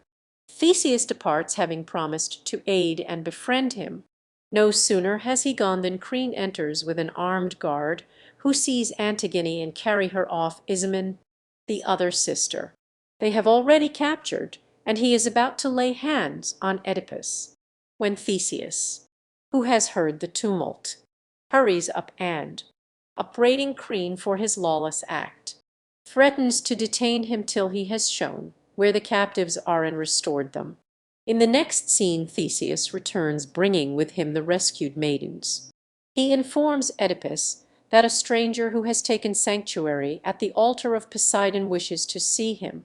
It is Polynice who has come to crave his father's forgiveness and blessing, knowing by an oracle that victory will fall to the side that Oedipus espouses. But Oedipus spurns the hypocrite, and invokes a dire curse on both his unnatural sons. A sudden clap of thunder is heard, and as peal follows peal, Oedipus is aware that his hour is come, and bids Antigone summon Theseus. Self-guided, he leads the way to the spot where death should overtake him, attended by Theseus and his daughters. Halfway he bids his daughters farewell, and what followed none but Theseus knew. He was not so the messenger reports, for the gods took him. Dramatis personae. Oedipus, banished king of Thebes. Antigone, his daughter. Ismene, his daughter. Theseus, king of Athens. Creon, brother of Jocasta, now reigning at Thebes. Polynice, elder son of Oedipus. Stranger, a native of Colonus. Messenger, an attendant of Theseus. Chorus, citizens of Colonus. Scene, in front of the grove of the Eumenides. Oedipus at Colonus. Enter the blind Oedipus led by his daughter. Antigone. Oedipus, child of an old blind sire. Antigone. What region? Say, whose city have we reached? Who will provide today with scanted dole this wanderer? 'Tis little that he craves, and less obtains that less enough for me, for I am taught by suffering to endure, and the long years that have grown old with me, and last not least, by true nobility. My daughter, if thou seest a resting place on common ground, or by some sacred grove, stay me and set me down. Let us discover where we have come. For strangers must inquire of denizens, and do as they are bid. Antigone, long-suffering father. Oedipus, the towers that fence the city still are faint and far, but where we stand is surely holy ground, a wilderness of laurel, olive, vine. Within a choir or songster nightingales are warbling. On this native seat of rock rest. For an old man thou hast travelled far. Oedipus, guide these dark steps and seat me there secure. Antigone, if time can teach, I need not to be told.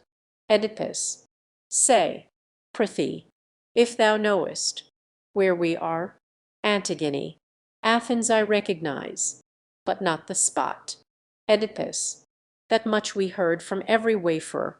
Antigone, shall I go on and ask about the place? Oedipus, yes, daughter, if it be inhabited. Antigone, sure there are habitations, but no need to leave thee. Yonder is a man hard by.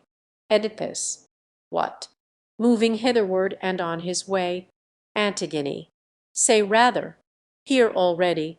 Ask him straight the needful questions, for the man is here. Oedipus, O stranger, as I learn from her whose eyes must serve both her and me, that thou art here sent by some happy chance to serve our doubts, stranger. First quit that seat, then question me at large. The spot thou treatest on is holy ground. Oedipus, what is the site? To what god dedicate? Stranger, inviolable, untrid, goddesses, dread brood of earth and darkness, here abide. Oedipus, tell me the awful name I should invoke. Stranger, the gracious ones, all-seeing, so our folk call them, but elsewhere other names are rife. Oedipus, then may they show their suppliant grace, for I from this your sanctuary will ne'er depart. Stranger, what word is this? Oedipus, the watchword of my fate. Stranger, nay, 'tis not mine to bid thee hence without due warrant and instruction from the state. Oedipus, now in God's name, O stranger, scorn me not as a wayfarer. Tell me what I crave. Stranger. Ask. Your request shall not be scorned by me, Oedipus. How call you then the place wherein we bide? Stranger. Wait, sir, I know thou too shalt know. The place is all to great Poseidon consecrate. Hard by, the Titan, he who bears the torch. Prometheus has his worship, but the spot thou treatest, the brass-footed threshold named, is Athens' bastion, and the neighboring lands claim as their chief and patron yonder knight Colonus, and in common bear his name. Such, stranger, is the spot, to fame unknown, but dear to us its native worshippers. Oedipus, thou sayest there are dwellers in these parts. Stranger, surely they bear the name of yonder god. Oedipus, ruled by a king or by the general voice. Stranger, the lord of Athens is our overlord. Oedipus, who is this monarch? Great in word and might. Stranger, Theseus, the son of Aegeus our late king. Oedipus, might one be sent from you to summon him? Stranger, wherefore? To tell him aught or urge his coming. Oedipus, say a slight service may avail him much. Stranger, how can he profit from a sightless man, Oedipus? The blind man's words will be instinct with sight. Stranger, heed then. I fain would see thee out of harm, for by the looks, marred though they be by fate, I judge thee noble. Tarrier where thou art, while I go seek the burghers those at hand, not in the city. They will soon decide whether thou art to rest or go thy way. Oedipus, tell me, my daughter, has the stranger gone? Antigone, yes, he has gone. Now we are all alone, and thou mayst speak, dear father, without fear. Oedipus, stern-visaged queens, since coming to this land first, in your sanctuary I bent the knee. Frown not on me or Phoebus, who, when erst he told me all my miseries to come, spake of this respite after many years, some haven in a far-off land, a rest vouchsafed at last by dread divinities. Shalt thou round thy weary life earthquake, or thunderclap, or lightning flash? And now I recognize as yours the sign that led my wanderings to this your grove. Else had I never lighted on you first, a wineless man on your seat of native rock. O goddesses, fulfill Apollo's word, grant me some consummation of my life, if haply I appear not all too vile, a thrall to sorrow worse than any slave. Hear, gentle daughters of primeval night, hear, namesake of great Pallas, Athens, first of cities, pity this dishonored shade, the ghost of him who once was Oedipus. Antigone, hush, for I see some grey beards on their way, their errand to spy out our resting place. Oedipus, I will be mute, and thou shalt guide my steps into the covert from the public road, till I have learned their drift. A prudent man will ever shape his course by what he learns. Chorus, stir. One ha! Where is he? Look around, every nook and corner scan. He the all-presumptuous man whither vanished? Search the ground. A waferer, I ween, a waferer, no countryman of ours. That old man must have been, never had native dared to tempt the powers, or enter their domain. The maids in awe of whom each mortal cowers, whose name no voice betrays nor cry, and as we pass them with averted eye, we move hushed lips in reverent piety. But now some godless man, 'tis rumoured, here abides. The precincts through I scan, yet wot not where he hides. The wretch profane, I search and search in vain. Oedipus, I am that man I know you near ears to the blind. They say, our eyes. Chorus, O dread to see and dread to hear. Oedipus, O sirs, I am no outlaw under ban. Chorus, who can he be, Zeus save us? This old man, no favourite of fate, that ye should envy his estate. Oh, sirs, would any happy mortal, say, grope by the light of other eyes his way, or face the storm upon so frail a stay? Chorus. Ant. One wast thou then sightless from thy birth, evil, methinks, and long thy pilgrimage on earth. Yet add not curse to curse and wrong to wrong. I warn thee, trespass not within this hallowed spot, lest thou shouldst find the silent grassy glade where offerings are laid, bowls of spring water mingled with sweet mead. Thou must not stay. Come, come away. Tired wanderer, dost thou heed? We are far off, but sure our voice can reach.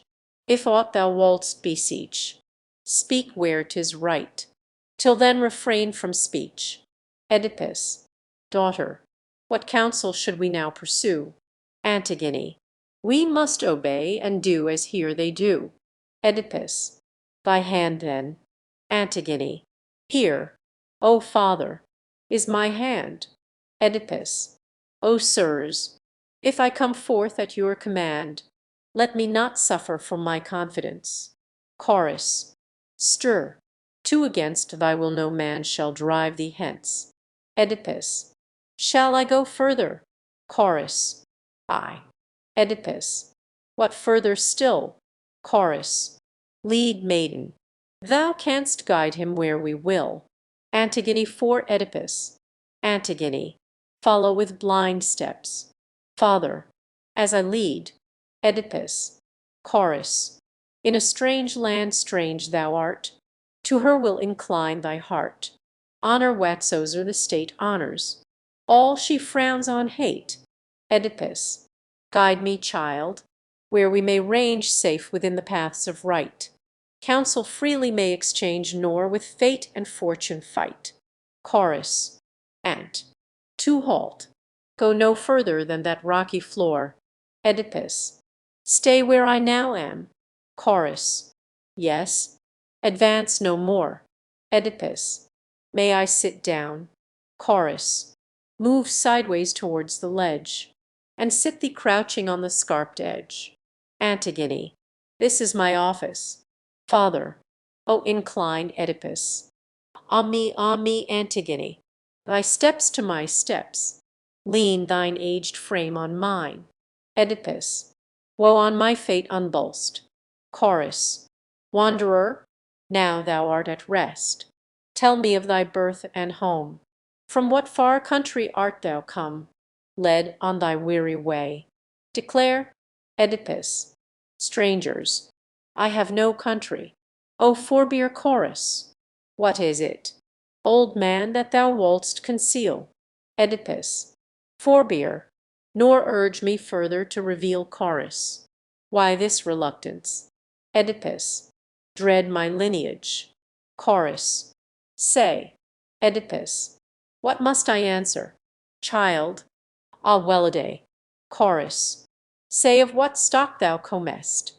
What man's son Oedipus? Ah me, my daughter, now we are undone. Antigone. Speak, for thou standest on the slippery verge. Oedipus. I will. No plea for silence can I urge. Chorus. Will neither speak. Come. Sir, why dally thus? Oedipus. Nosed one of Laius' chorus. Han. Who? Oedipus. Seed of Labdacus' chorus. O Zeus. Oedipus. The hapless Oedipus. Chorus. Art he? Oedipus. Wait, sir, I utter. Have no fear of me. Chorus. Begone. Oedipus. O wretched me. Chorus. Begone. Oedipus. O daughter, what will happen on? Chorus. Forth from our borders speed ye both. Oedipus. How keep you then your troth? Chorus. Heaven's justice never smites him who ill with ill requites. But if guile with guile contend, vain, not blessing, is the end. Arise, begone, and take thee hence straightway, lest on our land a heavier curse thou lay. Antigone. O sirs, ye suffered not my father blind.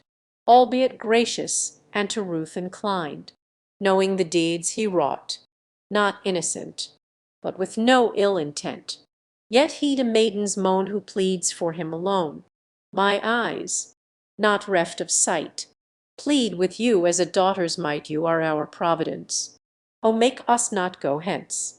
O with a gracious nod grant us the nigh despaired of boon we crave. Hear us, O hear, but all that ye hold dear, wife, children, homestead, hearth and God, where will you find one? Search ye ne'er so well, who 'scapes perdition if a God impel. Chorus. Surely we pity thee and him alike, daughter of Oedipus, for your distress. But as we reverence the decrees of heaven, we cannot say aught other than we said. Oedipus. O what avails renown or fair repute? Are they not vanity? For, look you, now Athens is held of states the most devout. Athens alone gives hospitality and shelters the vexed stranger. So men say. Have I found so? I whom ye dislodged first from my seat of rock, and now would drive forth from your land, dreading my name alone. For me you surely dread not, nor my deeds of a man more sinned against than sinning, as I might well convince you, were it meet to tell my mother's story and my sire's, the cause of this your fear. Yet am I then a villain born because in self-defence. Striken, I struck the striker back again. E'en had I known, no villainy twall to prove, but all unwitting whither I went. I went to ruin. My destroyers knew it well.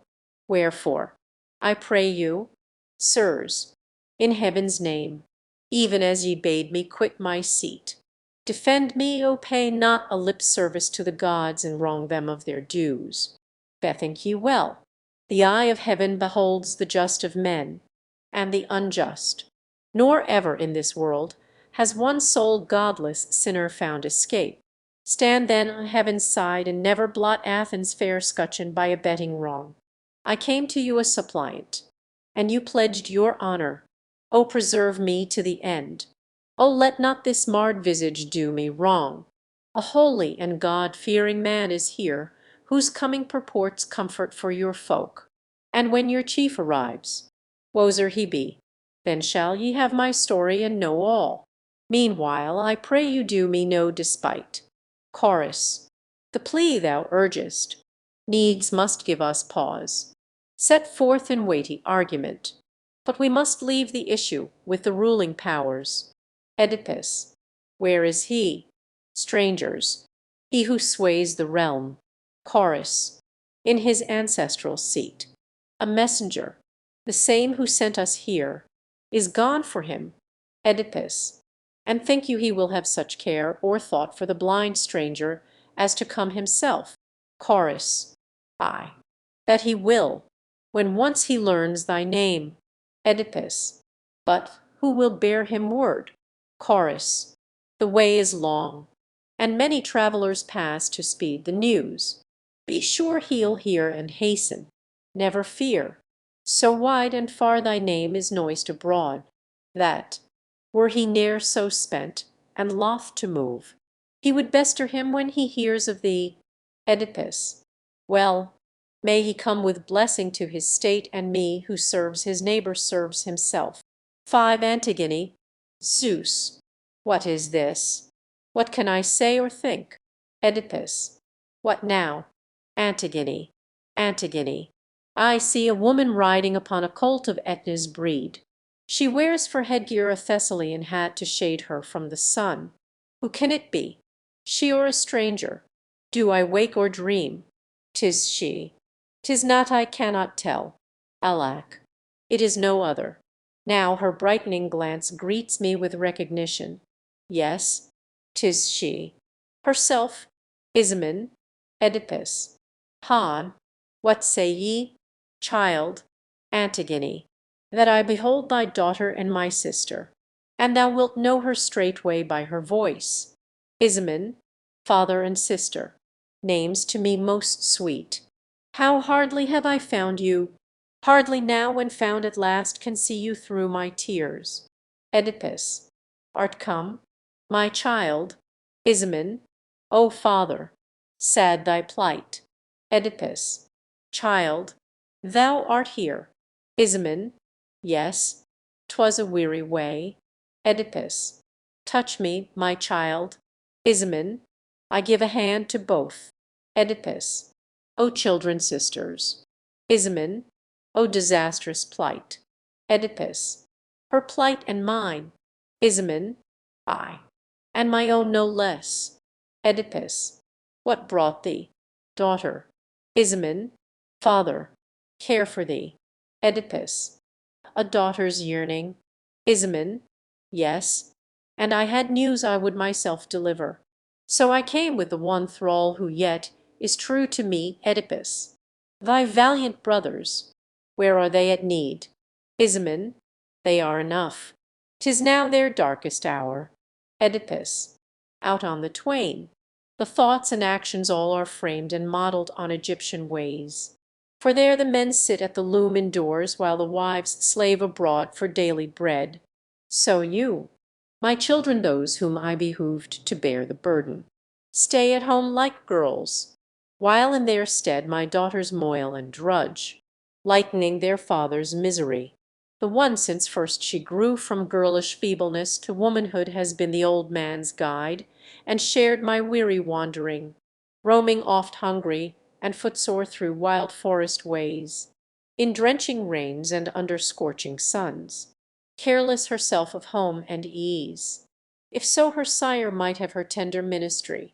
And thou, my child, whilom thou wentest forth, eluding the Cadmeians' vigilance, to bring thy father all the oracles concerning Oedipus, and didst make thyself my faithful leaguer, when they banished me, and now what mission summons thee from home? What news? Ismen, hast thou for thy father? This much I know, thou comest not empty-handed, without a warning of some new alarm. Ismen, the toil and trouble, father, that I bore to find thy lodging place, and how thou ford'st. I spare thee. Surely 'twere a double pain to suffer, first in act and then in telling. 'Tis the misfortune of thine ill-starred sons I come to tell thee. At the first they willed to leave the throne to Crean, minded well thus to remove the inveterate curse of old, a canker that infected all thy race.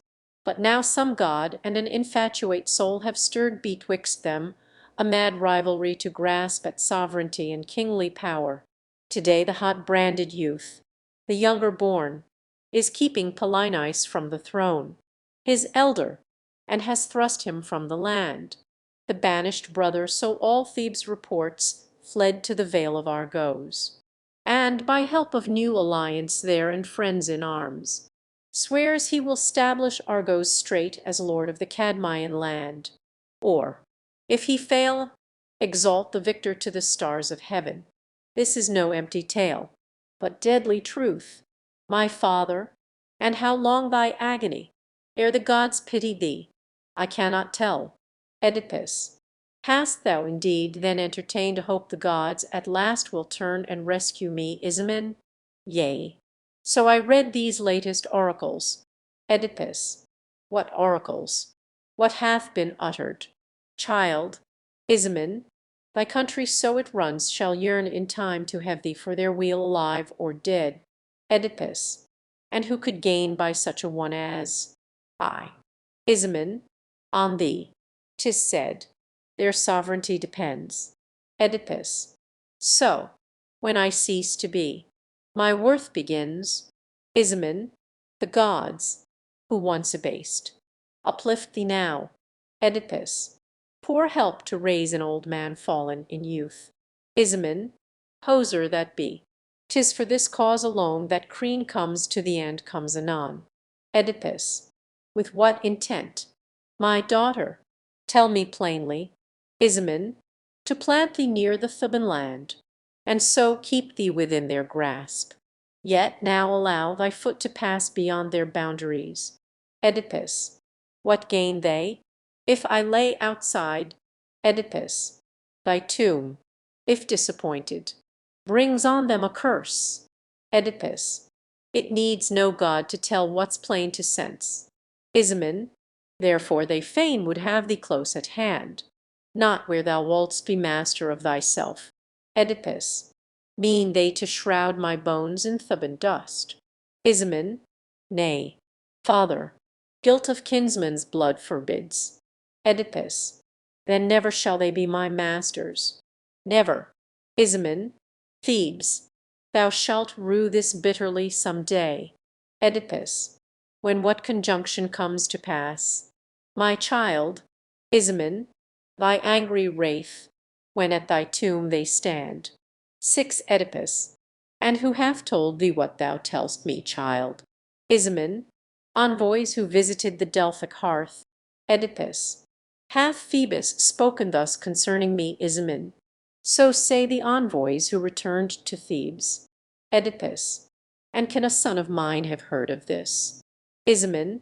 Yea, both alike, and know its import well. Oedipus. They knew it. Yet the ignoble greed of rule outweighed all longing for their sire's return. Ismen. Grievous thy words. Yet I must own them true.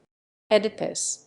Then may the gods ne'er quench their fatal feud, and mine be the arbitrament of the fight, for which they now are arming, spear to spear, that neither he who holds the sceptre now may keep this throne, nor he who fled the realm return again. They never raised a hand, when I their sire was thrust from hearth and home, when I was banned and banished. What recked they? Say you 'twas done at my desire, a grace which the state, yielding to my wish, allowed. Not so.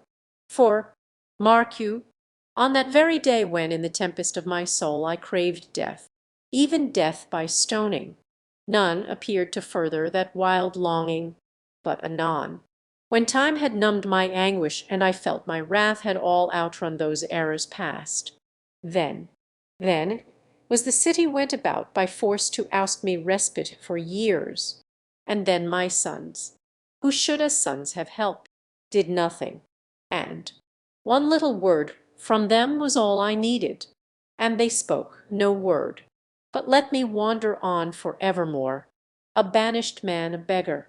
These 2 maids their sisters, girls, gave all their sex could give, food and safe harborage and filial care, while their 2 brethren sacrificed their sire for lust of power and sceptred sovereignty. No, me they ne'er shall win for an ally, nor will this Theban kingship bring them gain. That know I from this maiden's oracles, and those old prophecies concerning me, which Phoebus now at length has brought to pass.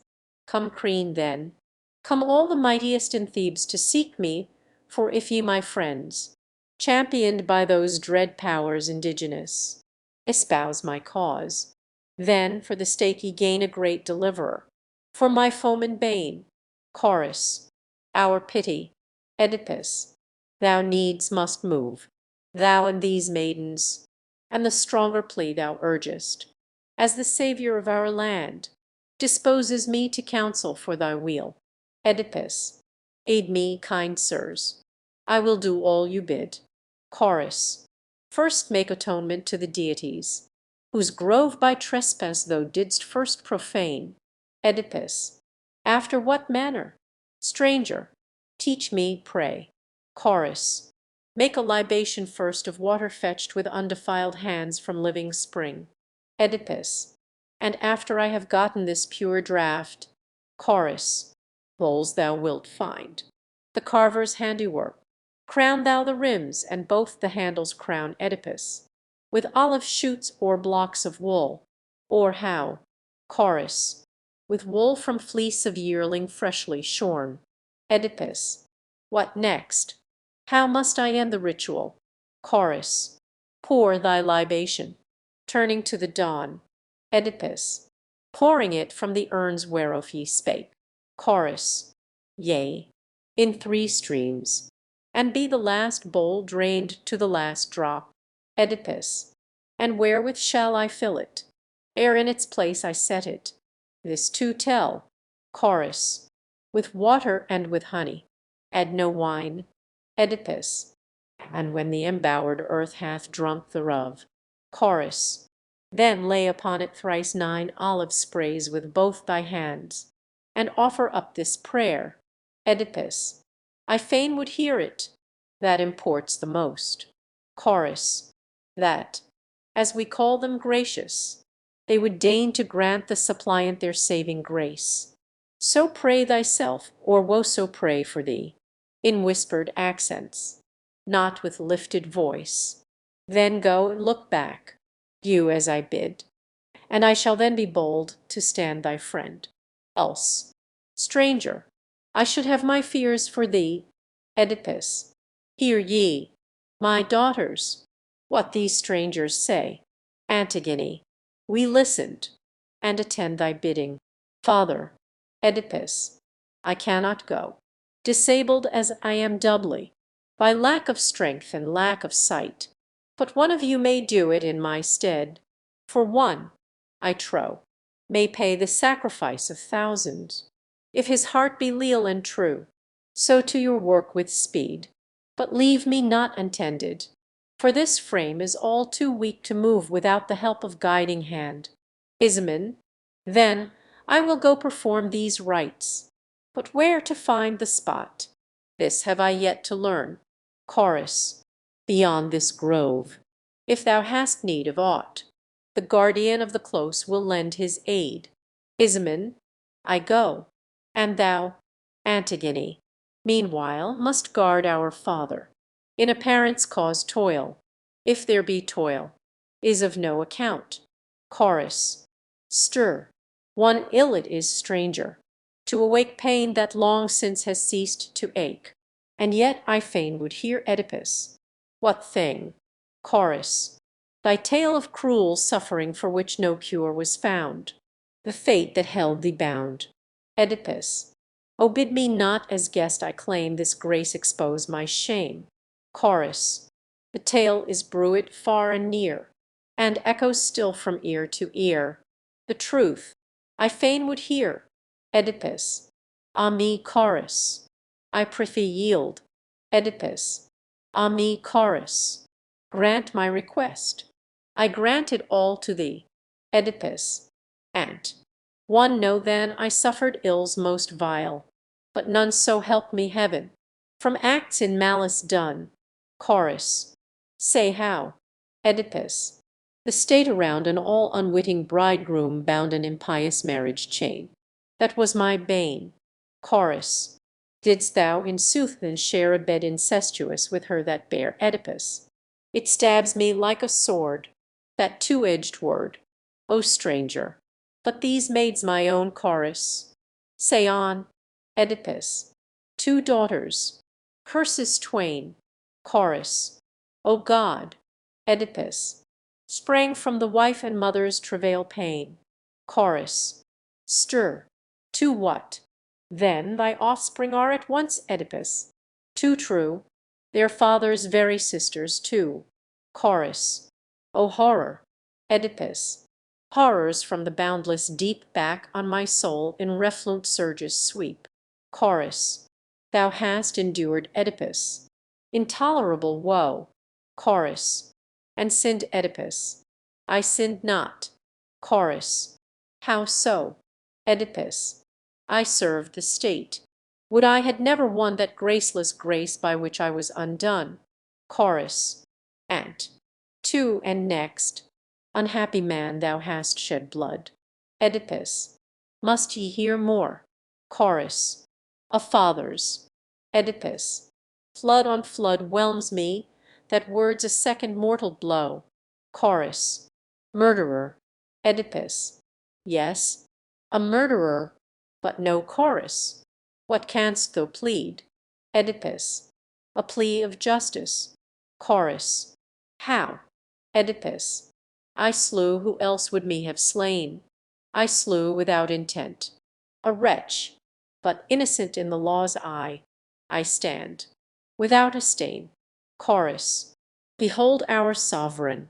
Theseus, Aegeus' son, comes at thy summons to perform his part. Theseus.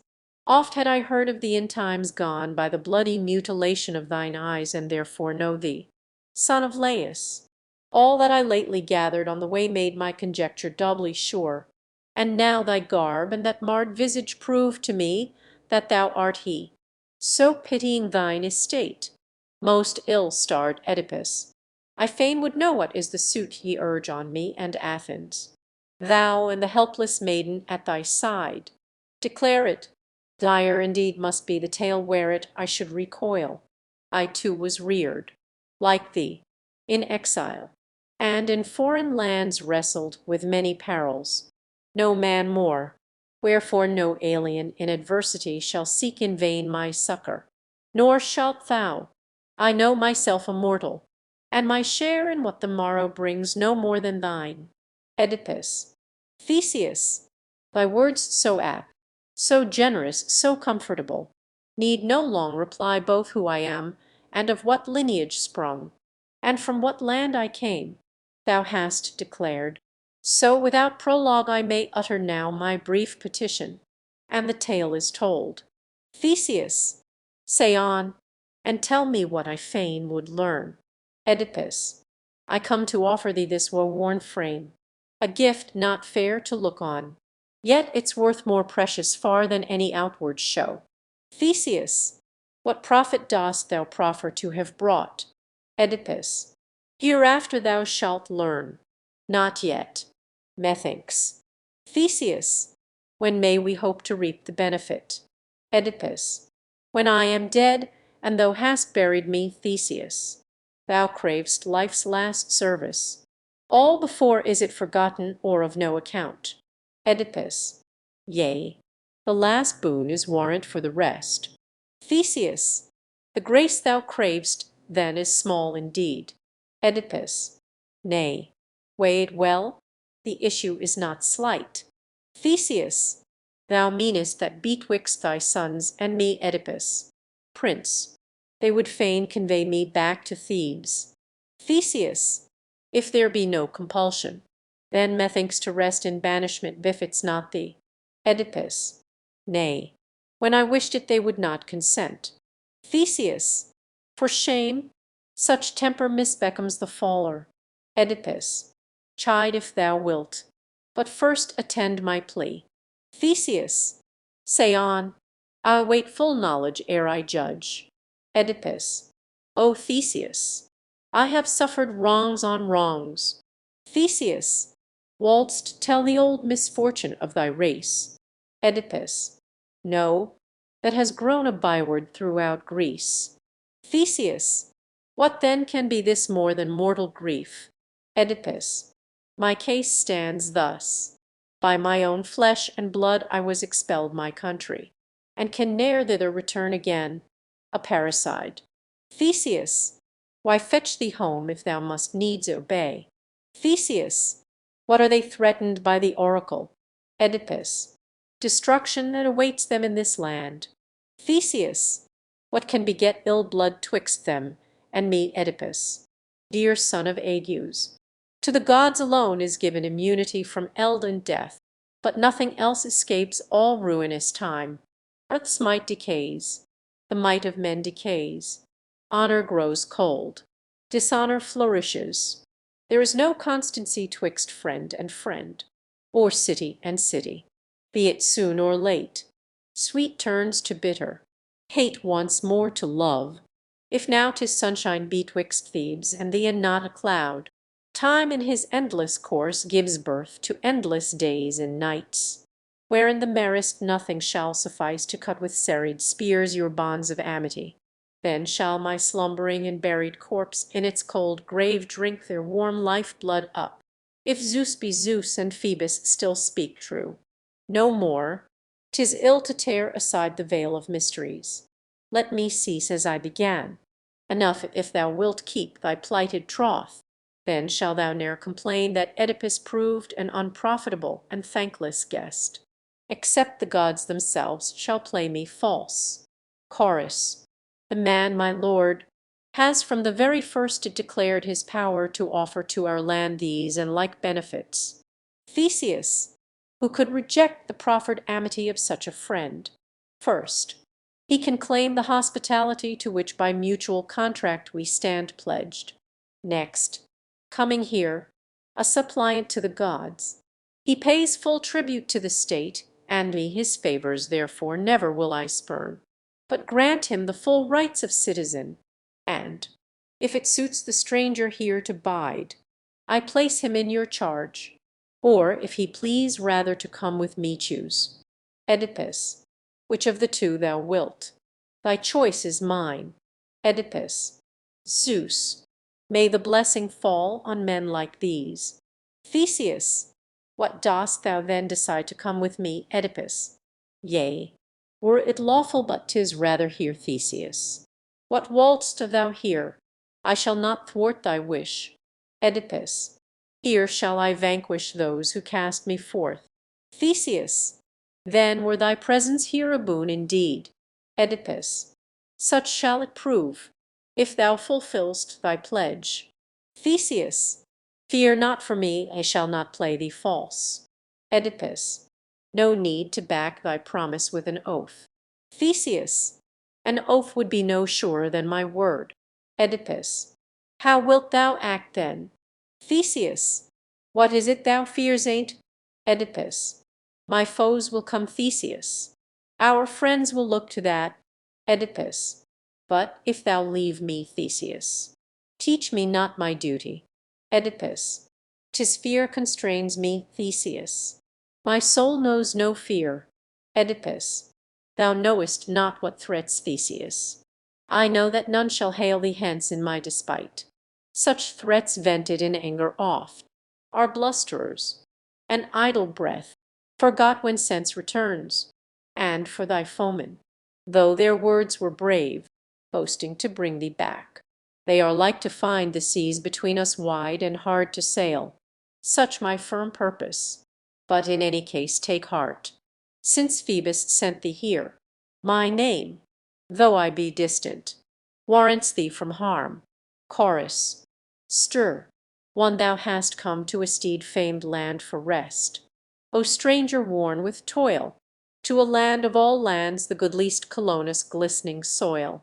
'Tis the haunt of the clear-voiced nightingale, who hid in her bower, among the wine-dark ivy that wreathes the vale, trilleth her ceaseless song, and she loves, where the clustering berries nod o'er a sunless windless glade, the spot by no mortal footstep trod, the pleasance kept for the Bacchic god, where he holds each night his revels wild with the nymphs who fostered the lusty child, and, won and fed each morn by the pearly dew, the starred narcissi shine, and a wreath with the crocus golden hue for the mother and daughter twine. And never the sleepless fountains cease that feed Cephis's stream, but they swell earth's bosom with quick increase, and their wave hath a crystal gleam.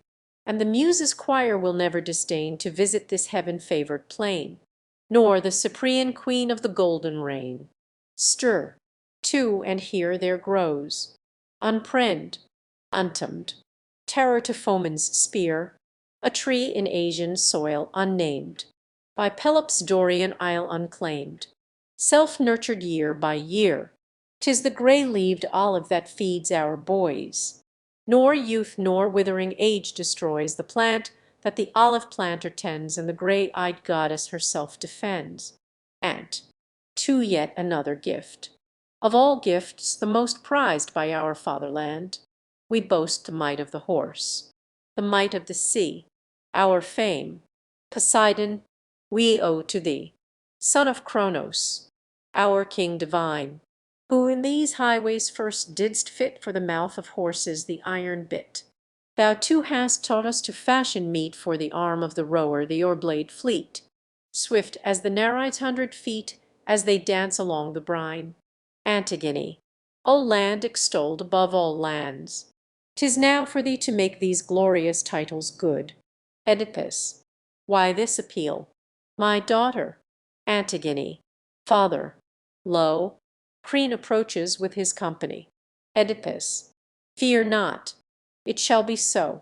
If we are old, this country's vigour has no touch of age. Creon. Burghers. My noble friends, Ye take alarm at my approach, I read it in your eyes. Fear nothing and refrain from angry words. I come with no ill purpose. I am old, and know the city whither I am come, without a peer amongst the powers of Greece. It was by reason of my years that I was chosen to persuade your guest, and bring him back to Thebes, not the delegate of one man, but commissioned by the state. Since of all Thebans I have most wailed, being his kinsman, his most grievous woes. O listen to me, luckless Oedipus. Come home. The whole Cadmeian people claim with right to have thee back. I most of all, for most of all else were I vile indeed, I mourn for thy misfortunes, seeing thee an aged outcast, wandering on and on, a beggar with one handmaid for thy stay. Ah, who had easier imagined she could fall to such a depth of misery as this, to tend in penury thy stricken frame, a virgin ripe for wedlock, but unwed, a prey for any wanton ravisher. Seems it not cruel this reproach I cast on thee and on myself and all the race? Ay, but an open shame cannot be hid. Hide it, oh hide it, Oedipus, thou canst. Oh, by our fathers' gods, consent I pray. Come back to Thebes, come to thy father's home, vid Athens, as is meet. A fond farewell. Thebes, thy old foster mother claims thee first. Oedipus, O front of brass! Thy subtle tongue would twist to thy advantage every plea of right. Why try thy arts on me? Why spread again toils where 'twould gall me sorest to be snared? In old days when by self-wrought woes distraught, I yearned for exile as a glad release. Thou will refuse the favour then I craved, but when my frenzied grief had spent its force, and I was fain to taste the sweets of home, then thou wouldst thrust me from my country. Then these ties of kindred were by thee ignored, and now again when thou beholdst this state, and all its kindly people welcome me, thou seek'st to part us, wrapping in soft words hard thoughts. And yet what pleasure canst thou find in forcing friendship on unwilling foes? Suppose a man refused to grant some boon when you impertined him, and afterwards, when you had got your heart's desire, consented, granting a grace from which all grace had fled. Would not such favour seem an empty boon? Yet such the boon thou profferest now to me fair in appearance, but when tested false. Yea, I will prove thee false, that these may hear. Thou art come to take me, not to take me home, but plant me on thy borders, that thy state may so escape annoyance from this land, that thou shalt never gain. But this instead my ghost to haunt thy country without end. And for my sons, this heritage no more just room to die in. Have not I more skill than thou to draw the horoscope of Thebes? Are not my teachers surer guides than thine great Phoebus and the sire of Phoebus? Zeus, thou art a messenger suberned. Thy tongue is sharper than a sword's edge. Yet thy speech will bring thee more defeats than victories.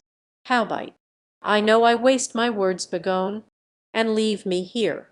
Waitser may be my lot. He lives not ill who lives withal content. Crean, which loses in this parley, I overthrown by thee, or thou who overthrow'st thyself. Oedipus, I shall be well contented if thy suit fails with these strangers, as it has with me, Crean. Unhappy man, will years ne'er make thee wise? Must thou live on to cast a slur on age? Oedipus, thou hast a glib tongue, but no honest man, methinks, can argue well on any side.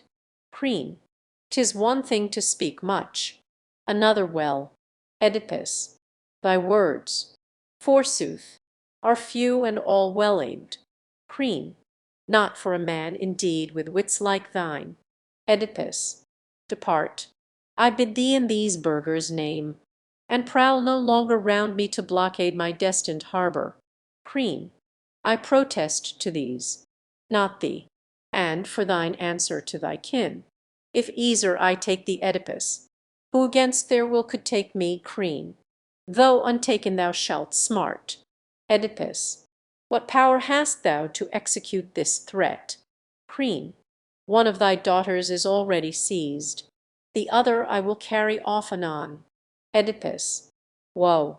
Woe! Queen. This is but prelude to thy woes. Oedipus. Hast thou my child? Queen. And soon shall have the other. Oedipus. Ho! Friends, ye will not surely play me false. Chase this ungodly villain from your land.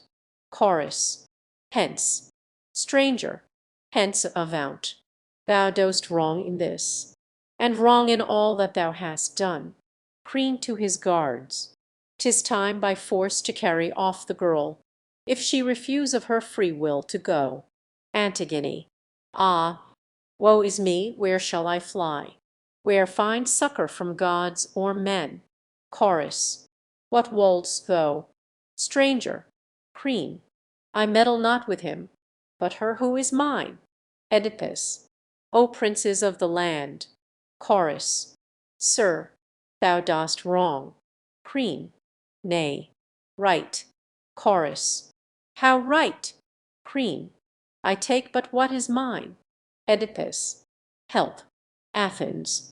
Chorus. What means this? Sirrah, quick unhand her, or we'll fight it out. Queen. Back. Chorus. Not till thou forbear. Queen. 'Tis war with Thebes if I am touched or harmed. Oedipus. Did I not warn thee? Chorus. Quick. Unhand the maid. Queen. Command your minions. I am not your slave. Chorus. Desist. I bid thee. Queen to the guard, and O bid thee march. Chorus. To the rescue. One and all. Rally. Neighbors to my call. See, the foe is at the gate. Rally to defend the state. Antigone. Ah, woe is me, they drag me hence. O friends. Oedipus. Where art thou? Daughter. Antigone. Held along by force. Oedipus. Thy hands. My child. Antigone. They will not let me, father. Queen. Away with her. Oedipus. Ah, woe is me, oh woe. Queen. So those two crutches shall no longer serve thee for further roaming, since it pleaseth thee to triumph o'er thy country and thy friends who mandate. Though a prince, I here discharge. Enjoy thy triumph. Soon or late thou'st find thou art an enemy to thyself, both now and in time past, when in despite of friends thou gav'st the rein to passion. Still thy bane. Chorus. Hold there. Sir stranger. Queen. Hands off. Have a care. Chorus. Restore the maidens, else thou goest not. Queen. Then Thebes will take a dearer surety soon. I will lay hands on more than these two maids. Chorus. What canst thou further? Queen. Carry off this man. Chorus. Brave words. Queen. And deeds forthwith shall make them good. Chorus. Unless perchance our sovereign intervene. Oedipus. O shameless voice! Wouldst lay in hand on me, Queen? Silence. I bid thee. Oedipus. Goddesses, allow thy suppliant to utter yet one curse. Wretch, now my eyes are gone, thou hast torn away the helpless maiden who was eyes to me. For these to thee and all thy cursed race may the great sun, whose eye is everywhere, grant length of days and old age like to mine. Queen. Listen, O men of Athens, mark ye this. Oedipus. They mark us both, and understand that I wrong by the deeds defend myself with words. Queen. Nothing shall curb my will, though I be old and single-handed. I will have this man Oedipus. O woe is me. Chorus. Thou art a bold man, stranger, if thou think'st to execute thy purpose. Queen. So I do. Chorus. Then shall I deem this state no more a state. Queen. With a just quarrel weakness conquers might.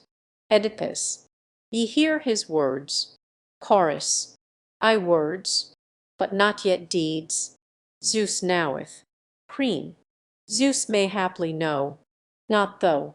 Chorus. Insolence. Preen. Insolence that thou must bear. Chorus. Haste, ye princes. Sound the alarm, men of Athens. Arm ye.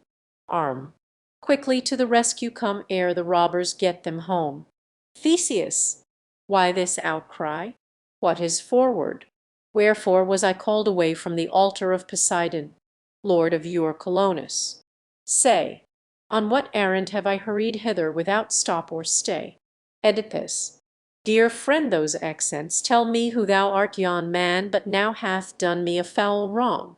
Theseus. What is this wrong, and who hath wrought it? Speak. Oedipus. Preen, who stands before thee. He it is hath robbed me of my all, my daughters twain. Theseus. What means this? Oedipus. Thou hast heard my tale of wrongs. Theseus. Ho! Hasten to the altars. One of you. Command my leadmen leave the sacrifice and hurry, foot and horse, with rein unchecked, to where the paths that packmen use diverge, lest the two maidens slip away, and I become a mockery to this my guest, as one despoiled by force. Quick, as I bid. As for this stranger, had I let my rage, justly provoked, have play, he had not scaped scathless and uncorrected at my hands. But now the laws to which himself appealed, these and none others shall adjudicate. Thou shalt not quit this land, till thou hast fetched the maidens and produced them in my sight. Thou hast offended both against myself, having come unto a state that champions right and asks for every action warranty of law. Thou hast set aside the custom of the land, and like some freebouter art carrying off what plunder pleases thee, as if forsooth thou thoughtest this a city without men, or manned by slaves, and me a thing of naught. Yet not from Thebes this villainy was learnt. Thebes is not wont to breed unrighteous sons, nor would she praise thee, if she learnt that thou wert robbing me, I, and the gods to boot, halling by force their suppliants. Poor maids, were I on Theban soil, to prosecute the justest claim imaginable, I would never wrest by violence my own without sanction of your state or king. I should behave as fits an outlander living amongst a foreign folk.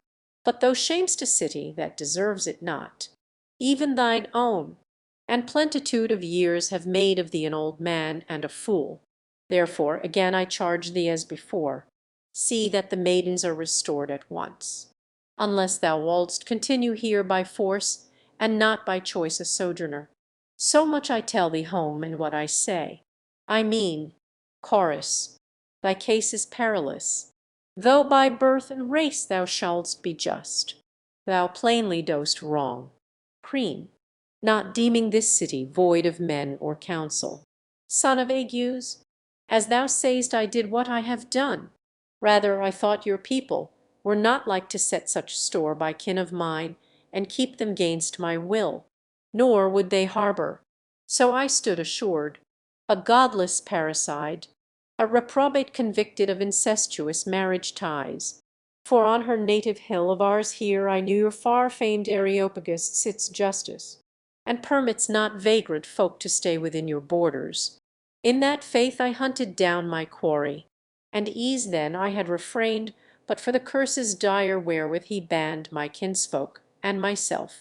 Such wrong, methought, had warrant for my act.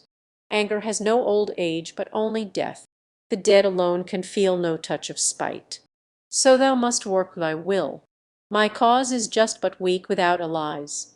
Yet will I try, old as I am, to answer deeds with deeds. Oedipus. O shameless railer, think'st thou this abuse diffams my grey hairs rather than thine own? Murder and incest, deeds of horror, all thou blurtest forth against me, all I have borne, no willing sinner. So it pleased the gods' wrath haply with my sinful race of old. since thou canst find no sin in me myself, for which in retribution I was doomed to trespass thus against myself and mine. Answer me now. If by some oracle my sire was destined to a bloody end by a son's hand, can this reflect on me then unborn, begotten by no sire, conceived in no mother's womb? And if when born to misery, as born I was, I met my sire, not knowing whom I met or what I did, and slew him, how canst thou with justice blame the all unconscious hand? And for my mother, wretch, art not ashamed, seeing she was thy sister, to extort from me the story of her marriage, such a marriage as I straightway will proclaim, for I will speak. Thy lewd and impious speech has broken all the bonds of reticence. She was. All woe is me, she was my mother. I knew it not, nor she. And she my mother bare children to the son whom she had borne, a birth of shame. But this at least I know wittingly, though aspersist her and me, but I unwitting wed, unwilling speak. Nay, neither in this marriage or this deed which thou art ever casting in my teeth, a murdered sire shall I be held to blame. Come, answer me one question, if thou canst. If one should presently attempt thy life, wouldst thou, O man of justice, first inquire if the assassin was perchance thy sire, or turn upon him, as thou lovest thy life, on thy aggressor thou wouldst turn, no stay debating, if the law would bear thee out. Such was my case, and such the pass whereto the gods reduced me, and methinks my sire, could he come back to life, would not dissent. Yet thou, for just thou art not, but a man who sticks at nothing, if it serve his plea, reproachest me with this before these men. It serves thy turn to laud great Theseus' name, and Athens as a wisely governed state. Yet in thy flatteries one thing is to seek, if any land knows how to pay the gods their proper rights. 'Tis Athens most of all. This is the land whence thou wast fain to steal their aged suppliant, and hast carried off my daughters. Therefore to yon goddesses I turn, adjure them and invoke their aid to champion my cause, that thou mayest learn what is the breed of men who guard this state. Chorus. An honest man, my liege, one sore bestied by fortune, and so worthy our support. Theseus. Enough of words. The captors speed amain, while we the victims stand debating here. Crean. What wouldst thou? What can I, a feeble man, Theseus?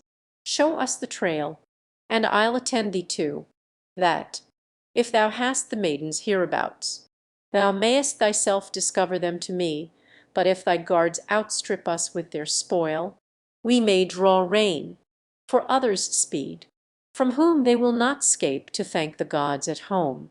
Lead on, I say, the captors caught, and fate hath tased the fowler in the toils he spread. So soon are lost gains gotten by deceit, and look not for allies. I know indeed such height of insolence was never reached without abettors or accomplices. Thou hast some backer in thy bold essay. But I will search this matter home, and see one man doth not prevail against the state. Dost take my drift? Or seem these words as vain as seemed our warnings when the plot was hatched? Crean. Nothing thou sayest can I here dispute, but once at home I too shall act my part. Theseus. Threaten us and begone. Thou. Oedipus. Stay here assured that nothing save my death will stay my purpose to restore the maids. Oedipus. Heaven bless thee, Theseus, for thy nobleness and all thy loving care in my behalf. Chorus. Stir, one, oh, when the flying foe, turning at last to bay, soon will give blow for blow. Might I behold the fray, hear the loud battle roar swell, on the Pythian shore, or by the torch-lit bay, where the dread queen and maid cherish the mystic rites they to none betray, ere on his lips is laid secrecy's golden key by their own acolytes. priestly Eumolpide. There I might chance behold Theseus our captain bold meet with the robber band, ere they have fled the land, rescue by might and main maidens, the captives twain, and one haply on swiftest steed, or in the flying car. Now they approach the glen, west of White O's score. They will be vanquished. Dread are our warriors, dread Theseus our chieftain's men. Flashes each bridle bright, charges each gallant knight. All that our queen adore, Pallas their patron, or him whose wide floods enring earth, the great ocean King whom Rhea bore. Stir, to fight they or now prepare to fight. A vision rare tells me that soon again I shall behold the twain maidens so ill bestied, by their kin buffeted. To day Zeus worketh some great thing this day shall victory bring. Oh, for the wings of a dove, to be borne with the speed of the gale, up and still upwards to sail and gaze on the fray from the clouds above. And to all-seeing Zeus, O Lord of heaven, to our guardian host be given might triumphant to surprise flying foes and win their prize. Hear us, Zeus, and hear us, child of Zeus, Athene undefiled. Hear, Apollo, hunter. Hear, huntress, sister of Apollo, who the dappled swift-foot deer o'er the wooded glade dost follow. Help with your twofold power Athens in danger's hour. O wayfarer, thou wilt not have to tax the friends who watch for thee with false presage. For lo, an escort with the maids draws near. Oedipus, where, what sayest thou? Antigone, O father, father, would that some god might grant thee eyes to see this best of men who brings us back again. Oedipus, my child, and are ye back indeed? Antigone, yes, saved by Theseus and his gallant followers. Oedipus, come to your father's arms. O let me feel a child's embrace I never hoped for more. Antigone, thou askest what is doubly sweet to give. Oedipus, where are ye then? Antigone, we come together both. Oedipus, my precious nurslings. Antigone, fathers I were fond. Oedipus, props of my age. Antigone, so sorrow props. Oedipus, I have my darlings, and if death should come, death were not wholly bitter with you near. Cling to me, press me close on either side. There rest ye from your dreary wayfaring. Now tell me of your ventures, but in brief. Brief speech suffices for young maids like you. Antigone, here is our Saviour. Thou shouldst hear the tale from his own lips. So shall my part be brief. Oedipus, I pray thee do not wonder if the sight of children, given or for lost, has made my converse somewhat long and tedious. Full well I know the joy I have of them is due to thee and no man else.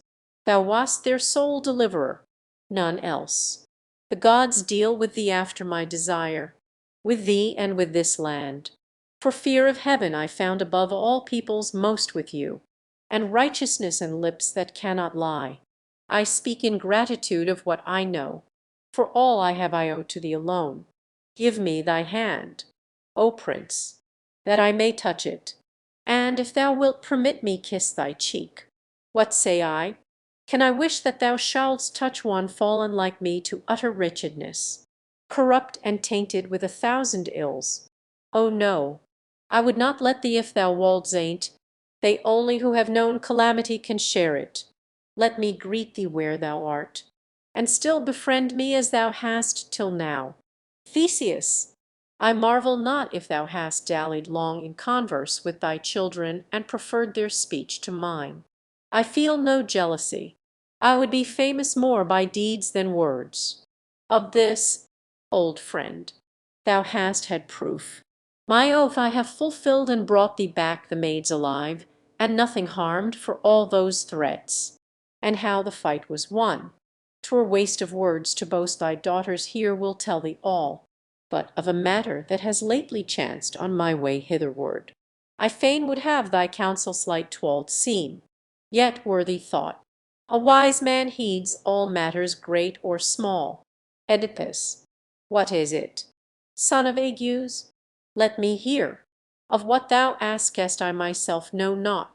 Theseus, 'tis said a man no countryman of thine, but of thy kin, hath taken sanctuary beside the altar of Poseidon, where I was at sacrifice when called away.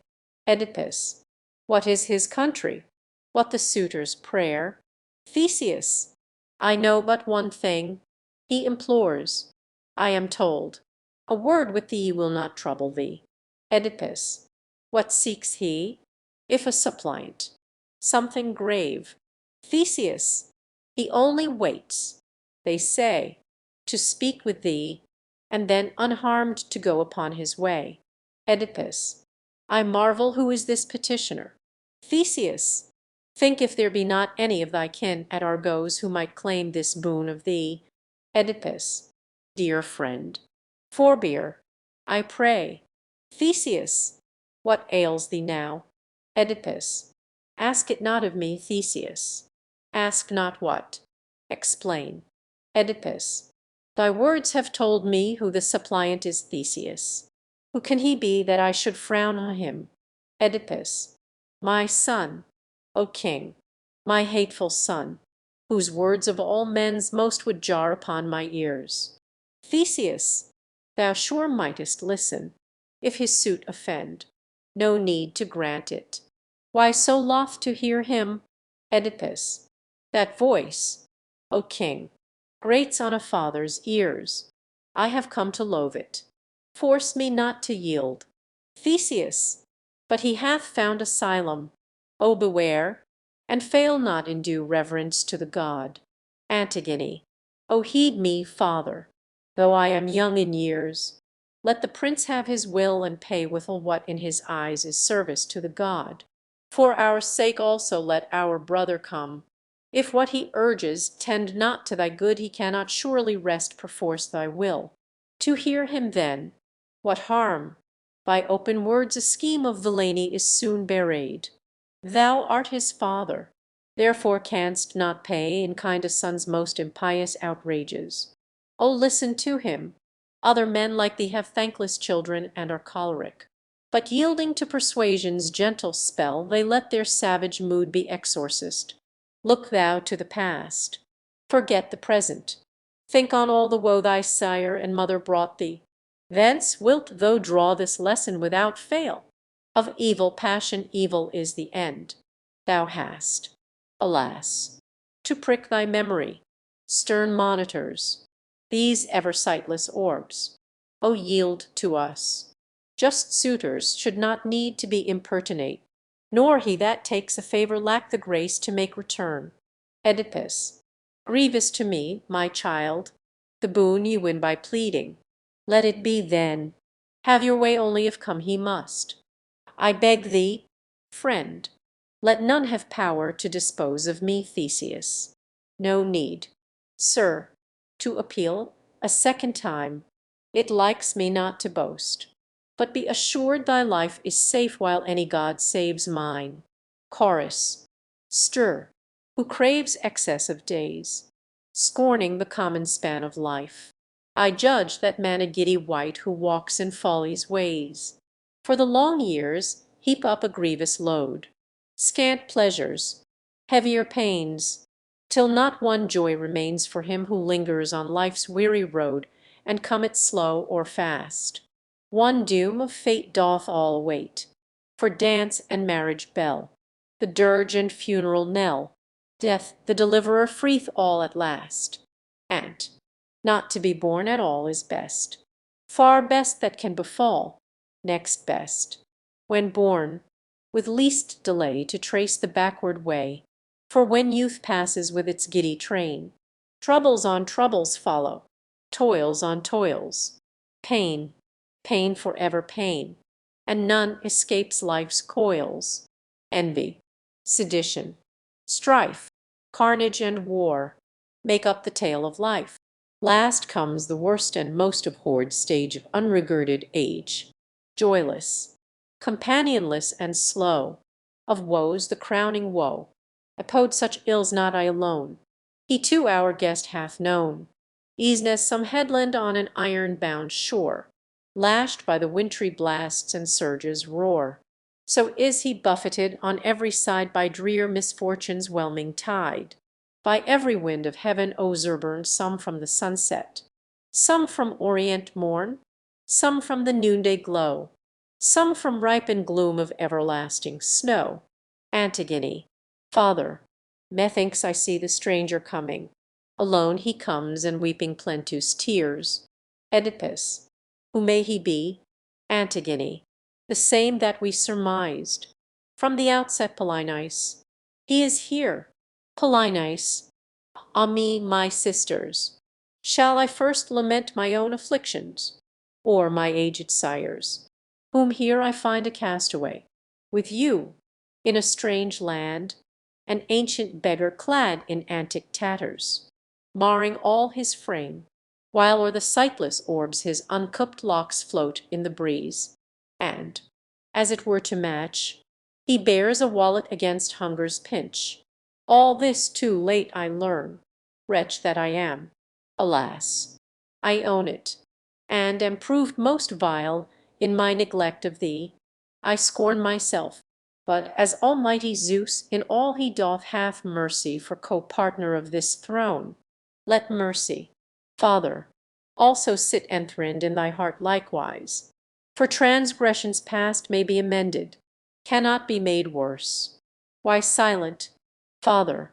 Speak, nor turn away. Hast thou no word?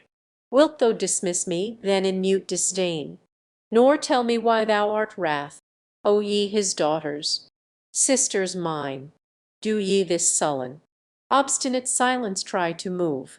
Let him not spurn, without a single word of answer, me the suppliant of the god. Antigone, tell him thyself, unhappy one, thine errand. For large discourse may send a thrill of joy, or stir a chord of wrath or tenderness, and to the tongue-tied somehow give a tongue. Polynice, well dost thou counsel, and I will speak out. First will I call in aid the god himself, Poseidon, from whose altar I was raised, with warrant from the monarch of this land, to parley with you, and depart unscathed. These pledges, strangers, I would see observed by you and by my sisters, and my sire. Now, Father, let me tell thee why I came. I have been banished from my native land because by right of primogeniture I claimed possession of thy sovereign throne wherefrom Sophocles, my younger brother, ousted me not by weight of precedent, nor by the last arbitrament of war, but by his popular acts. And the prime cause of this I deem the curse that rests on thee. So likewise hold the soothsayers. For when I came to Argos in the Dorian land, and took the king Idristus' child to wife, under my standard I enlisted all the foremost captains of the Apian isle, to levy with their aid that sevenfold host of spearmen against Thebes, determining to oust my foes or die in a just cause. Why then, thou askest, am I here to-day? Father, I come a suppliant to thee both for myself and my allies, who now with squadrons 7 beneath their 7 spears beleaguer all the plain that circles Thebes. Foremost the peerless warrior, peerless seer, Amphiaraus with his lightning lance. Next an Aetolian, Tydeus, Oeneus' son, Eteoclus of Argive birth the third, the fourth Hippomdon, sent to the war by his sire Talus, Capaneus, the fifth, vaunts he will fire and raze the town, the sixth Parthenopace, an Arcadian born named of that maid, long time a maid and late espoused, Atalanta's true-born child, last I thy son, or thine at least in name, if but the bastard of an evil fate, lead against Thebes the fearless Argive host. Thus by thy children and thy life, my sire, we all adjure thee to remit thy wrath and favour one who seeks a just revenge against a brother who has banned and robbed him. For victory, if oracles speak true, will fall to those who have thee for a lie. So, by our fountains and familiar gods, I pray thee, yield and hear. A beggar, I an exile, thou an exile likewise, both involved in one misfortune, find a home as pensioners, while he, the lord of Thebes, O agony, makes a mock of thee, and me I'll scatter with a breath the upstart's might, and bring thee home again and stablish thee, and stablish, having cast him out, myself. This will thy goodwill I will undertake. Without it I can scare return alive. Chorus. For the king's sake who sent him. Oedipus. Dismiss him not without a meet reply. Oedipus. Nay, worthy seniors, but for Theseus' sake, who sent him hither to have word of me, never again would he have heard my voice. But now he shall obtain this parting grace, an answer that will bring him little joy. O villain, when thou hadst the sovereignty that now thy brother holdeth in thy stead, didst thou not drive me, thine own father, out, an exile, Stylus, and make we wear this beggar's garb thou weepest to behold? Now thou art come thyself to my sad plight. Nothing is here for tears. It must be borne by me till death, and I shall think of thee as of my murderer. Thou didst thrust me out. 'Tis thou hast made me conversant with woe. Through thee I beg my bread in a strange land, and had not these my daughters tended me I had been dead for aught of aid from thee. They tend me, they preserve me. They are men, not women, in true service to their sire, but ye are bastards, and no sons of mine. Therefore just heaven hath an eye on thee, howbeit not yet with aspect so austere as thou shalt soon experience, if indeed these banded hosts are moving against Thebes. That city thou canst never storm, but first shall fall, thou and thy brother, blood imbrued. Such curse I lately launched against you twain. Such curse I now invoke to fight for me, that ye may learn to honor those who bear thee, nor flout a sightless father. Therefore my curse is stronger than thy throne. Begone, abhorred, disowned, no son of mine, thou vilest of the vile, and take with thee this curse. I leave thee as my last bequest. No, nor return to Argos in the vale, but by a kinsman's hand to die and slay him who expelled thee. So I pray and call on the ancestral gloom of Tartarus to snatch thee hence. On these dread goddesses I call, and ours who incensed you both to mortal enmity. Go now proclaim what thou hast heard to the Cadmeians all. Thy staunch confederates this, the heritage that Oedipus divideth to his sons. Chorus. Thy errand, Polynice, liked me not from the beginning. Now go back with speed. Polynice, woe worth my journey and my baffled hopes. Woe worth my comrades. What a desperate end to that glad march from Argos. Woe is me, I dare not whisper it to my allies or turn them back, but mute must meet my doom. My sisters, ye his daughters, ye have heard the prayers of our stern father.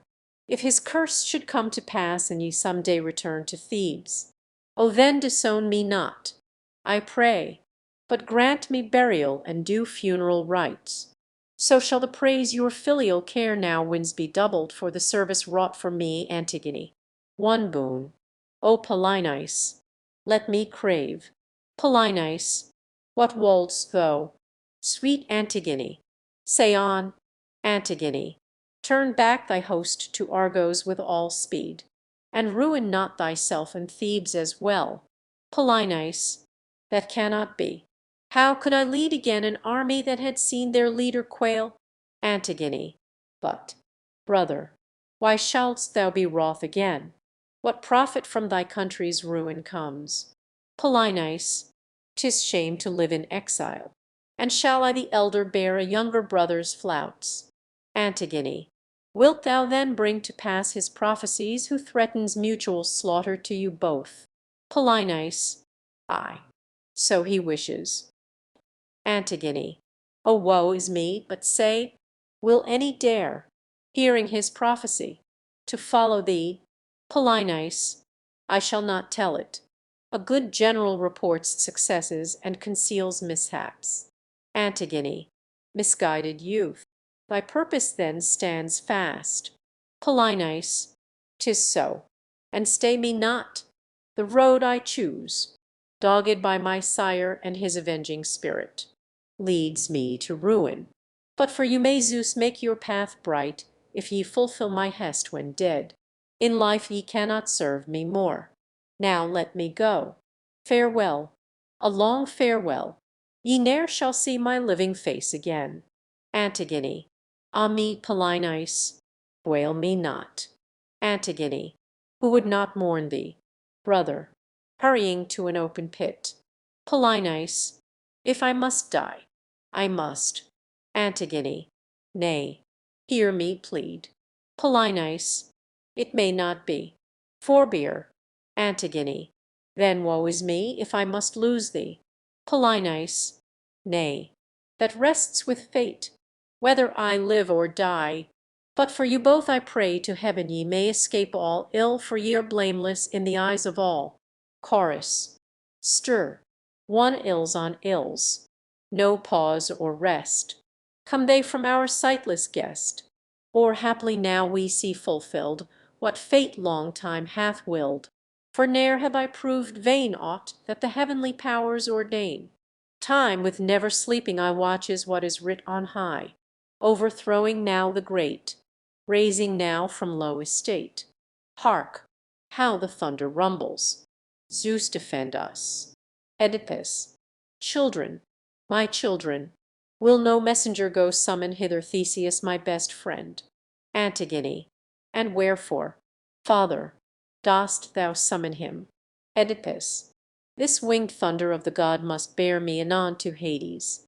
Send and tarrier not. Chorus. Ant. One hark. With louder, nearer roar the bolt of Zeus descends once more. My spirit quails and cowers. My hair bristles for fear. Again that flare. What doth the lightning flash portend? Ever it points to issues grave. Dread powers of air, save! Zeus, O save! Oedipus, daughters, upon me the predestined end has come. No turning from it any more. Antigone. How knowest thou? What sign convinces thee? Oedipus. I know full well. Let some one with all speed go summon hither the Athenian prince. Chorus. Stir. To-ha! Once more the deafening sound peals yet louder all around if thou darkenest our land. Lightly, lightly lay thy hand. Grace, not anger, let me win. If upon a man of sin I have looked with pitying eye. Zeus, our king, to thee I cry. Oedipus, is the prince coming? Will he when he comes find me yet living, and my senses clear? Antigone. What solemn charge wouldst thou impress on him? Oedipus.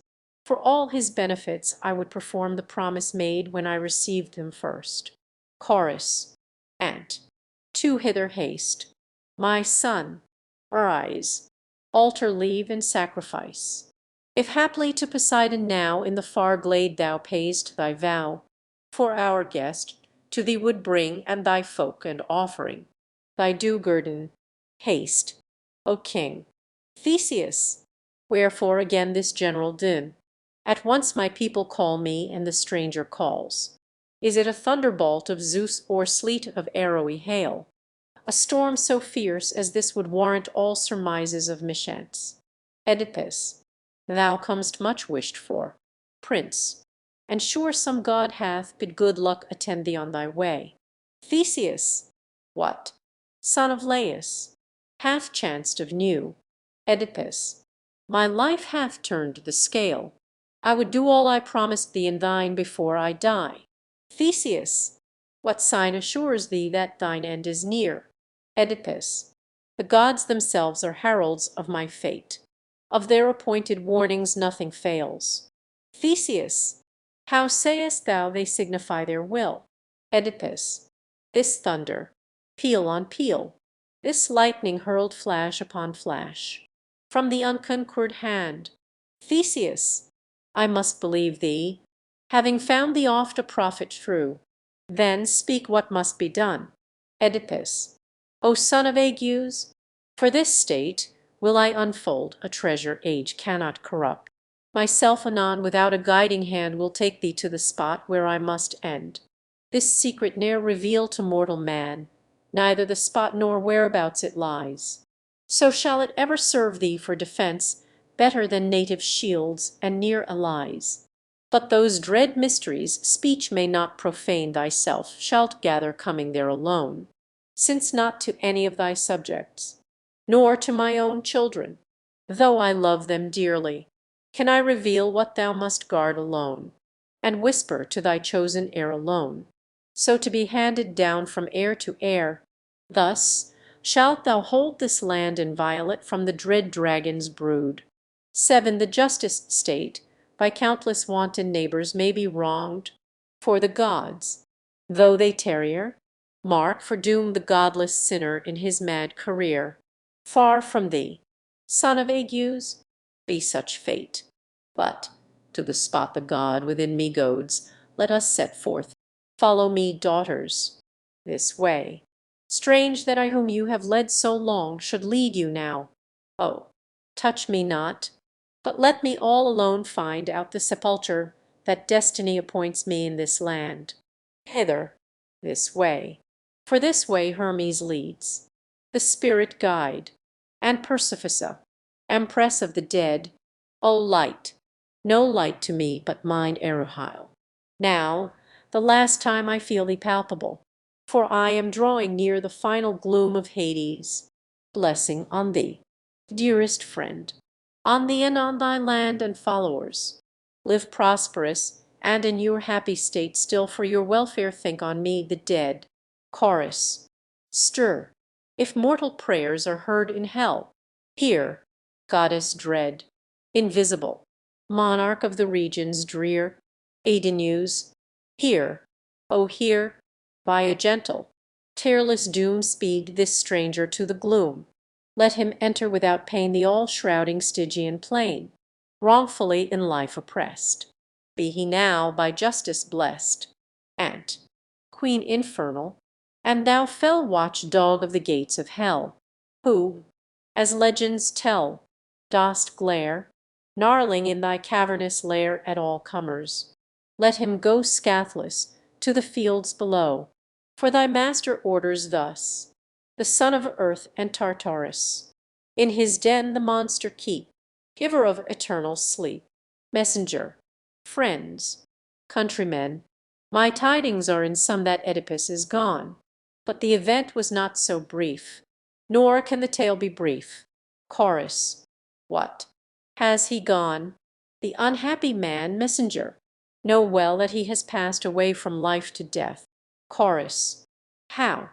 By a god sent, painless doom. Poor soul! Messenger, thy question hits the marvel of the tale, how he moved hence. You saw him and must know, without a friend to lead the way, himself guiding us all. So having reached the abrupt earth-rooted threshold with its brazen stairs, he paused at one of the converging paths, hard by the rocky basin which records the pact of Theseus and Pirate House. Betwixt that rift and the Thorician rock, the hollow pear tree and the marble tomb, midway he sat and loosed his beggar's weeds. Then, calling to his daughters, bade them fetch of running water, both to wash withal and make libation. So they clomb the steep, and in brief space brought what their father bade. Then laved and dressed him with observance due. But when he had his will in everything, and no desire was left unsatisfied, it thundered from the nether world. The maids shivered, and crouching at their father's knees wept, beat their breast, and uttered a long wail. He, as he heard their sudden bitter cry, folded his arms about them both and said, "I, children, ye will lose your sire to-day, for all of me has perished, and no more have ye to bear your long, long ministry.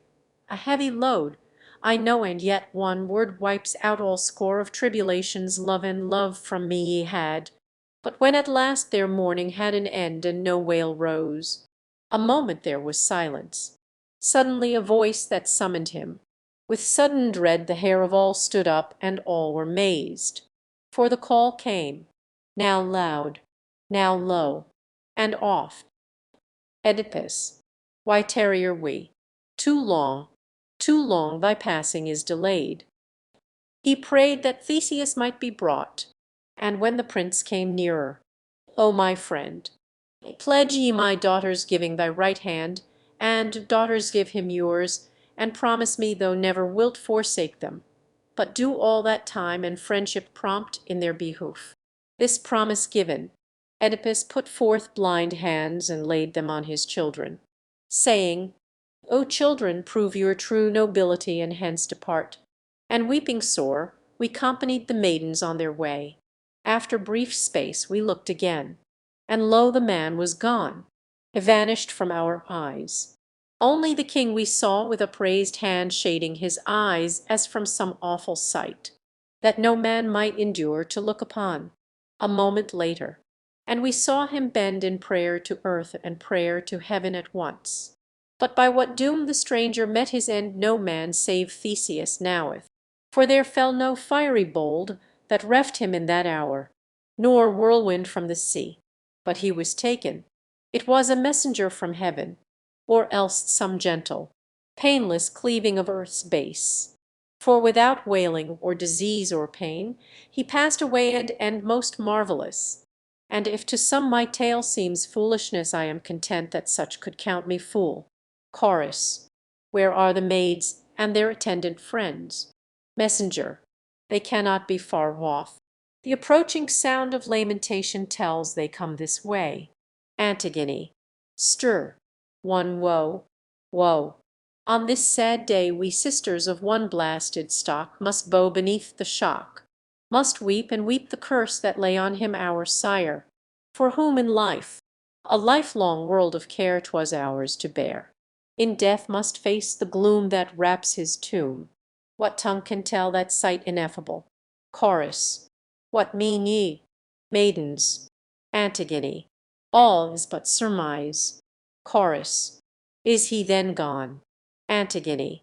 Gone as ye most might wish, not in battle or sea storm, but reft from sight, by hands invisible borne to viewless fields of night. On me, on us too night has come, the night of mourning, whither roam or land or sea in our distress, eating the bread of bitterness. Ismen, I know not. Oh, that death might nip my breath, and let me share my aged father's fate. I cannot live a life thus desolate. Chorus. Best of daughters. Worthy pair. What heaven brings ye needs must bear. Fret no more 'gainst heaven's will. Fate hath dealt with you not ill, Antigone. Ant. One love can turn past pain to bliss. What seemed bitter now is sweet. Ah me, that happy toil is sweet, the guidance of those dear blind feet. Dear father, wrapped for I in nether gloom, e'en in the tomb never shalt thou lack of love rapine. Her love and mine. Chorus. His fate, Antigone, is even as he planned. Chorus. How so? Antigone. He died. So willed he. In a foreign land, lapped in kind earth, he sleeps his long last sleep, and o'er his grave friends weep. How great our loss these streaming eyes can tell, this sorrow naught can quell. Thou hadst thy wish mid strangers thus to die, but I, ah me, not by. Ismen, alas, my sister, what new fate befalls us orphans desolate? Chorus. His end was blessed. Therefore, children, stay your sorrow. Man is born to fate a prey. Antigone. Stir. To sister. Let us back again. Ismen. Why return? Antigone. My soul is fain, Ismen, is fain. Antigone. To see the earthy bed. Ismen. Sayest thou? Antigone. Where our sire is laid. Ismen. Nay, thou canst not. Dost not see, Antigone? Sister, wherefore wroth with me, Ismen? Know'st not beside Antigone. More must I hear. Ismen, tumbless he died. None near? Antigone, lead me thither. Slay me there. Ismen, how shall I unhappy fare? Friendles, helpless, how drag on a life of misery alone? Chorus. Ant. To fear not. Maids Antigone. Ah, whither flee? Chorus. Refuge hath been found. Antigone. For me, Chorus. Where thou shalt be safe from harm. Antigone. I know it. Chorus. Why then this alarm? Antigone. How again to get us home I know not. Chorus. Why then this Rome? Antigone. Troubles well must chorus. As of yore. Antigone. Worse than what was worse before. Chorus. Sure ye are driven on the breakers' surge. Antigone. Alas. We are. Chorus. Alas. 'Tis so. Antigone. O Zeus, no ray of hope to cheer the way wherein the fates our desperate voyage urge. Theseus, dry your tears, when grace is shed on the quick and on the dead by dark powers beneficent. Over grief they would resent. Antigone, Ague's child, to thee we pray. Theseus, what the boon? My children, say. Antigone, with our own eyes we fain would see our father's tomb. Theseus, that may not be. Antigone, what sayst thou? King. Theseus, my children, he charged me straitly that no mortal should approach the sacred portal, or greet with funeral litanies the hidden tomb wherein he lies, saying, and to Zeus I pledged my word. Antigone, well, if he would have it so, we must yield. Then let us go back to Thebes, if yet we may heal this mortal feud and stay the self-wrought doom that drives our brothers to their tomb. Theseus, go in peace, nor will I spare aught of toil and zealous care, but on all your needs attend, gladdening in his grave my friend. Chorus. Wail no more. Let sorrow rest. All is ordered for the best. Footnotes. 4. Return the Greek text for the passages marked here and later in the text have been lost. 5. Return to avoid the blessing, still a secret. He resorts to a commonplace literally, for what generous man is not in befriending others, a friend to himself. 6. Return Crean desires to bury Oedipus on the confines of Thebes so as to avoid the pollution, and yet offer. Ismen tells him of the latest oracle and interprets to him its purport, that some day the Theban invaders of Athens will be routed in a battle near the grave of Oedipus. 7. Return Antigone. Translation by F. Storr, a formerly scholar of Trinity College, Cambridge, from the Loeb Library edition originally published by Harvard University Press, Cambridge, Ma, and William Heinemann Limited, London, first published in 1912 argument. Antigone, daughter of Oedipus, the late king of Thebes, in defiance of Crean who rules in his stead, resolves to bury her brother Polynice, slain in his attack on Thebes. She is caught in the act by Creon's watchmen and brought before the king.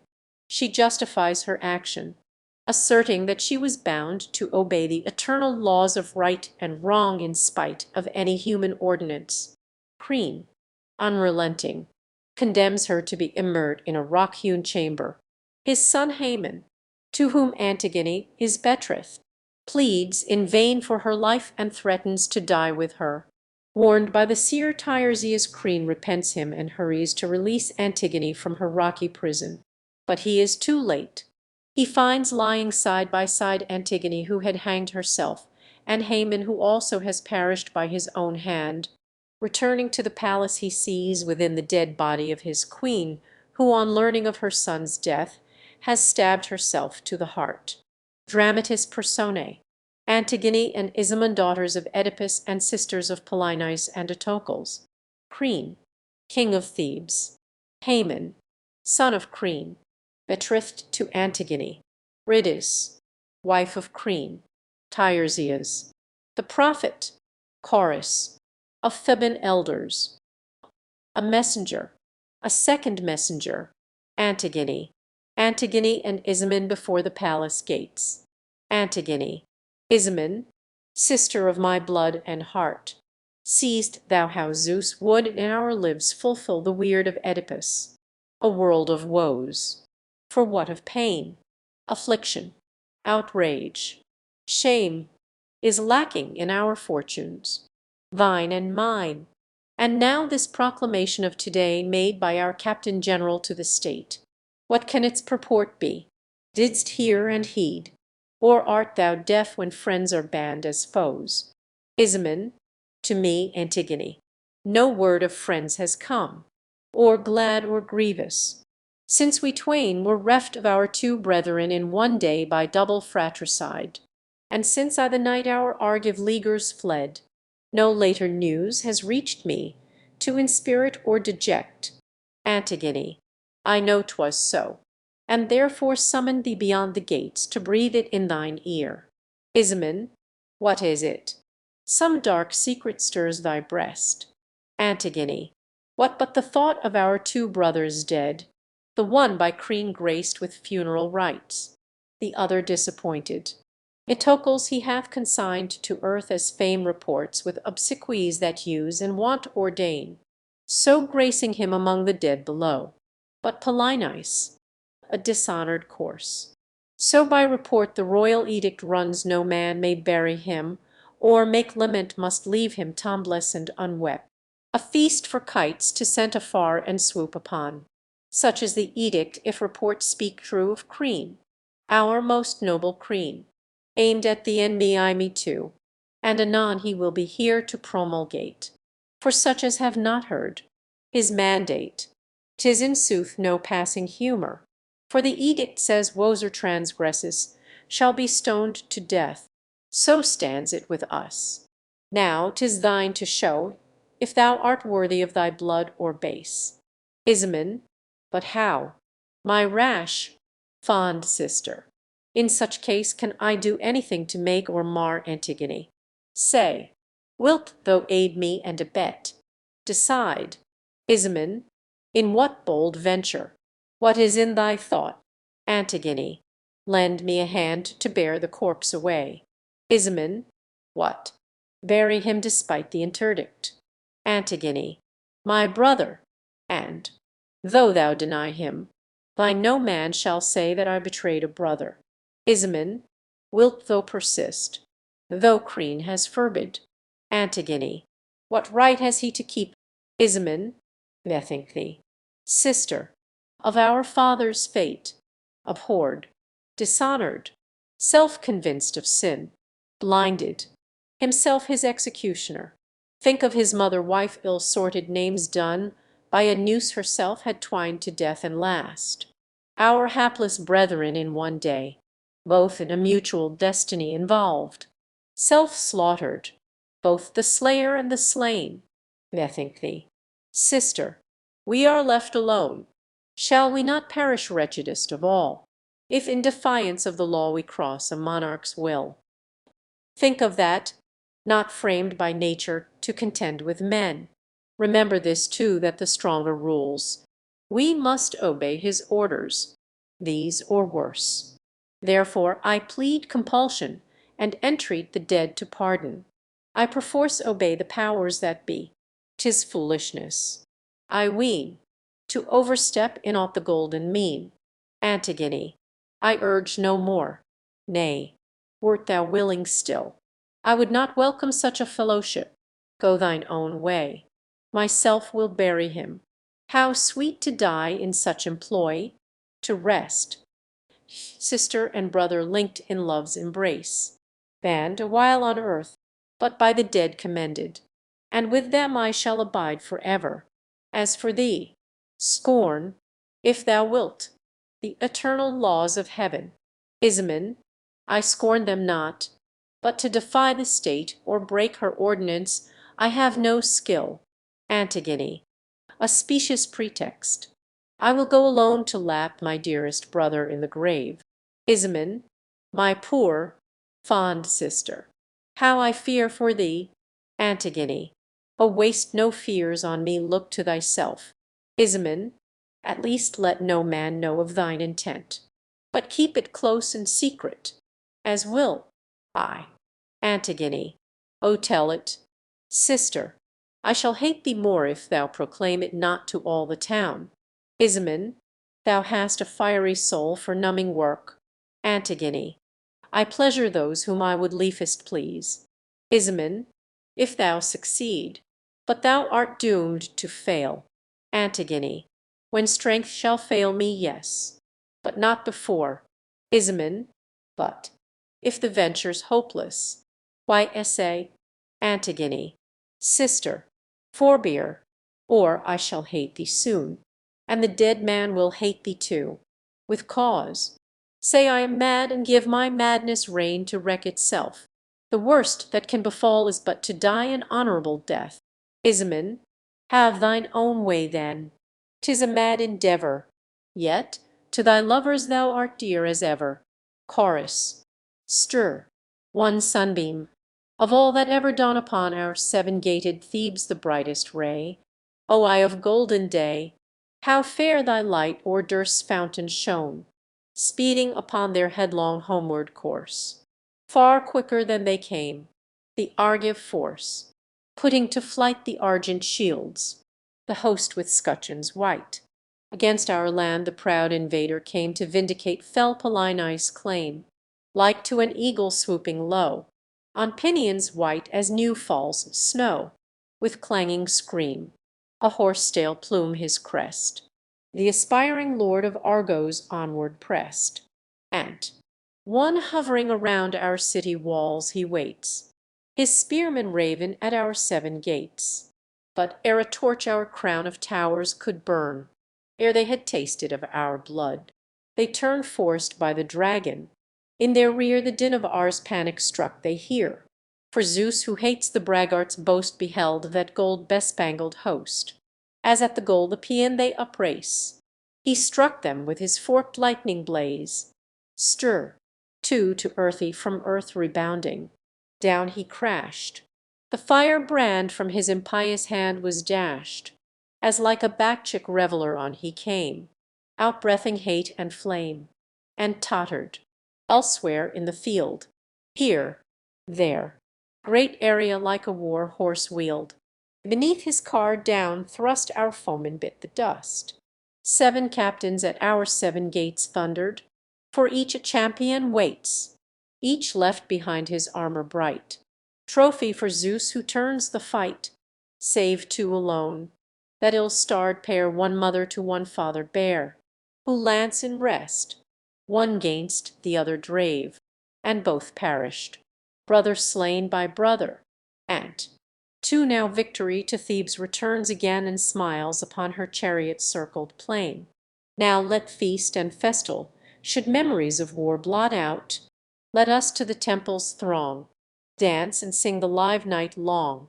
God of Thebes, lead thou the round.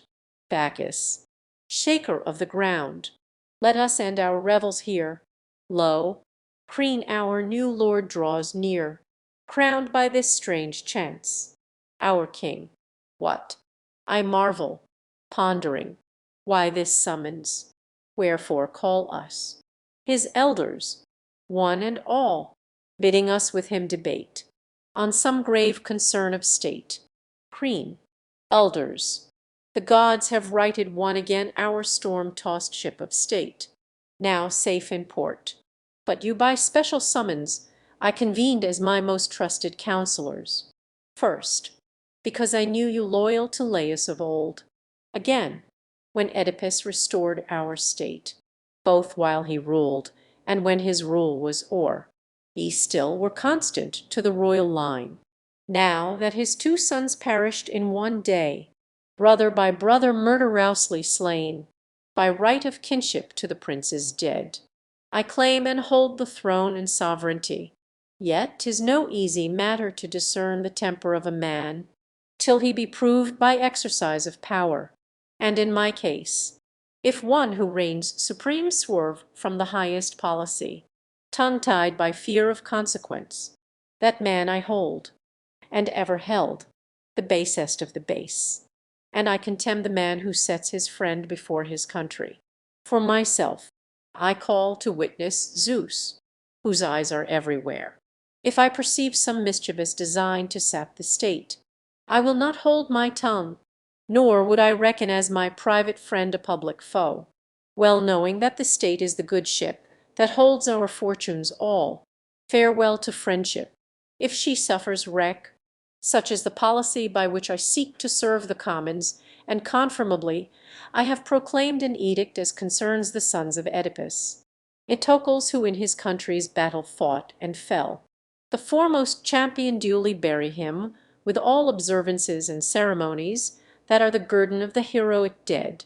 But for the miscreant exile, who returned minded in flames and ashes to blot out his father's city and his father's gods, and glut his vengeance with his kinsmen's blood, or drag them captive at his chariot wheels, for Polynice 'tis ordained that none shall give him burial or make mourn for him, but leave his corpse unburied, to be meat for dogs and carrion crows. A ghastly sight. So am I proposed. Never by my will shall miscreants take precedence of true men, but all good patriots, alive or dead, shall be by me preferred and honored. Chorus. Son of Menoeus, thus thou willst to deal with him who loathed, and him who loved our state. Thy word is law. Thou canst dispose of us the living, as thou willsaint, as of the dead. Crean. See then ye execute what I ordain. Chorus. On younger shoulders lay this grievous charge. Crean. Fear not. I've posted guards to watch the corpse. Chorus. What further duty wouldst thou lay on us? Crean. Not to connive at disobedience. Chorus. No man is mad enough to court his death. Crean. The penalty is death. Yet hope of gain hath lured men to their ruin oftentimes. Guard. My lord, I will not make pretence to pant and puff as some light-footed messenger. In sooth my soul beneath its pack of thought made many a halt and turned again. For conscience plied her spur and curb by turns. Why hurry headlong to thy fate, poor fool? Then again, if Crean learn this from another, thou wilt rue it worse. Much thought extends a furlong to a league, but in the end the forward voice prevailed. To face thee, I will speak though I say nothing, for plucking courage from despair methought. Let the worst hap thou canst but meet thy fate, Crean. What is thy news? Why this despondency? Guard, let me premise a word about myself. I neither did the deed nor saw it done, nor were it just that I should come to harm. Crean. Thou art good at parry, and canst fence about some matter of grave import, as is plain. Guard, the bearer of dread tidings needs must quake. Crean. Then, Sirrah, shoot thy bolt and get thee gone. Guard. Well, it must out. The corpse is buried. Some one ease now besprinkled it with thirsty dust, performed the proper ritual, and was gone. Crean. What sayst thou? Who hath dared to do this thing? Guard. I cannot tell, for there was ne'er a trace of pick or mattock hard unbroken ground, without a scratch or rut of chariot wheels. No sign that human hands had been at work when the first sentry of the morning watch gave the alarm. We all were terror-stricken. The corpse had vanished, not interred in earth, but strewn with dust, as if by one who sought to avert the curse that haunts the unburied dead, of hound or ravening jackal. Not a sign. Thereat arose an angry war of words. Guard railed at guard, and blows were like to end it. For none was there to part us. Each in turn suspected, but the guilt brought home to none. From lack of evidence, we challenged each the ordeal, or to handle red-hot iron. or pass through fire, affirming on our oath our innocence we neither did the deed ourselves, nor know who did or compassed it. Our quest was at a standstill, when one spake and bowed us all to earth like quivering reeds. For there was no gainsaying him nor way to escape perdition. Ye are bound to tell the king. Ye cannot hide it. So he spake, and he convinced us all. So lots were cast, and I, unlucky scapegoat, drew the prize. So here I am unwilling and withal unwelcome. No man cares to hear ill news. Chorus. I had misgivings from the first, my liege, of something more than natural at work. Preen. O cease. You vex me with your babblement. I am like to think you dote in your old age. Is it not arrant folly to pretend that gods would have a thought for this dead man, did they forsooth award him special grace, and as some benefactor bury him, who came to fire their hallowed sanctuaries, to sack their shrines, to desolate their land, and scout their ordinances, or perchance the gods bestow their favors on the bad. No, no, I have long noted malcontents who wagged their heads, and kicked against the yoke, mislicking these my orders, and my rule. 'Tis they, I warrant, who suborned my guards by bribes. Of evils current upon earth the worst is money. Money 'tis that sacks cities, and drives men forth from hearth and home, warps and seduce native innocence, and breeds a habit of dishonesty. But they who sold themselves shall find their greed outshot the mark, and rue it soon or late. Yea, as I still revere the dread of Zeus, by Zeus I swear, except ye find and bring before my presence here the very man who carried out this lawless burial, death for your punishment shall not suffice.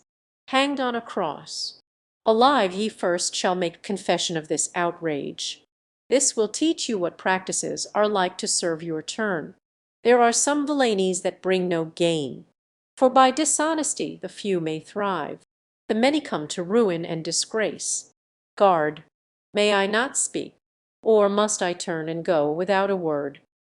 Begone, canst thou not see that e'en this question irks me? Guard, where? My lord, is it thy ears that suffer, or thy heart? Preen, why seek to probe and find the seat of pain? Guard, I gall thine ears this miscreant thy mind. Preen, what an inveterate babbler! Get thee gone. Guard, babbler perchance, but innocent of the crime. Preen, twice guilty, having sold thy soul for gain. Guard, alas, how sad when reasoners reason wrong. Preen, go, quibble with thy reason. If thou failst to find these malefactors, thou shalt own the wages of ill-gotten gains is death. Guard, I pray he may be found, but caught or not, and fortune must determine that thou never shalt see me here returning. That is sure. For past all hope or thought I have escaped, and for my safety owe the gods much thanks. Chorus. Stir. One many wonders there be, but not more wondrous than man over the surging sea. With a whitening south wind wan, through the foam of the firth, man makes his perilous way, and the eldest of deities earth, that knows not toil nor decay, ever he furrows and scores, as his team, year in year out, with breed of the yoked horse. The ploughshare turneth about, and won the light-witted birds of the air, the beasts of the weald, and the wood he traps with his woven snare, and the brood of the briny flood. Master of cunning he, the savage bull, and the hart who roams the mountain free, are tamed by his infinite art, and the shaggy rough-maned steed is broken to bear the bit. Stir, to speech and the wind's swift speed of counsel and civic wit. He hath learnt for himself all these, and the arrowy rein to fly the nipping airs that freeze 'neath the open winter sky. He hath provision for all. Fell plague he hath learnt to endure. Safe waits may befall. Yet for death he hath found no cure. And 2. Passing the wildest flight thought are the cunning and skill that guide man now to the light, but now to counsels of ill. If he honors the laws of the land, and reveres the gods of the state, proudly his city shall stand. But a satilus outcast I rate woe so bold, and his pride from the path of right doth depart. Ne'er may I sit by his side, or share the thoughts of his heart. What strange vision meets my eyes, fills me with a wild surprise. Sure I know her, sure 'tis she, the maid Antigone. Hapless child of hapless sire, didst thou recklessly conspire? Madly brave the king's decree. Therefore are they halling thee. Guard, here is the culprit taken in the act of giving burial. But where's the king? Chorus. There from the palace he returns in time. Queen. Why is my presence timely? What has chanced? Guard. No man, my lord, should make a vow, for if he ever swears he will not do a thing. His afterthoughts belie his first resolve. When from the hailstorm of thy threats I fled, I swore thou wouldst not see me here again. But the wild rapture of a glad surprise intoxicates, and so I'm here forsworn, and here's my prisoner, caught in the very act, decking the grave. No lottery this time. This prize is mine by right of treasure trove. So take her, judge her, rack her, if thou wilt.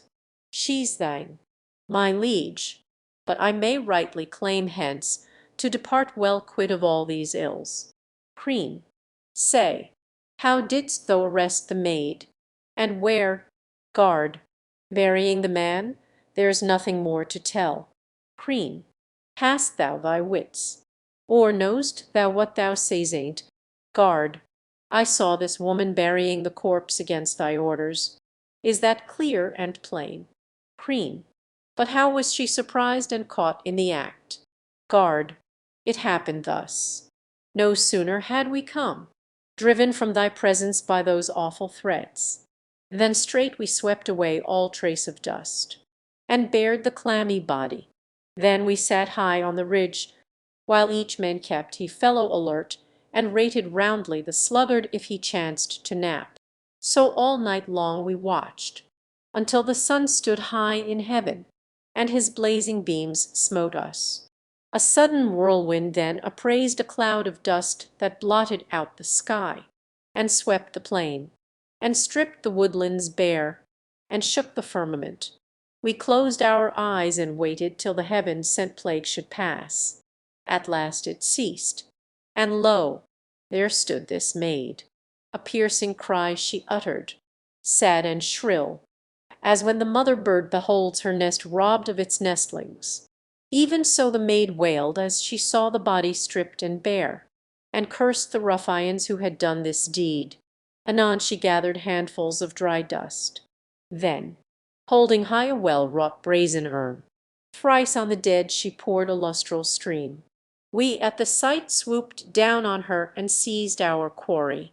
Undismayed she stood, and when we taxed her with the former crime and this, she disowned nothing. I was glad and grieved, for 'tis most sweet to 'scape oneself scot-free, and yet to bring disaster to a friend is grievous. Take it all in all, I deem a man's first duty is to serve himself. Queen. Speak, girl, with head bent low and downcast eyes. Does thou plead guilty or deny the deed? Antigone. Guilty. I did it. I deny it not. Queen to guard Sirrah. Begone whither thou wilt, and thank thy luck that thou hast 'scaped a heavy charge. 2. Antigone. Now answer this plain question, yes or no. Wast thou acquainted with the interdict? Antigone. I knew, all knew. How should I fail to know? Queen. And yet wert bold enough to break the law. Antigone. Yea, for these laws were not ordained of Zeus, and she who sits enthroned with gods below. Justice. Enacted not these human laws. Nor did I deem that thou, a mortal man, cowled by a breath anal and override the immutable, unwritten laws of heaven. They were not born to-day, nor yesterday. They die not, and none knoweth whence they sprang. I was not like, who feared no mortal's frown, to disobey these laws, and so provoke the wrath of heaven.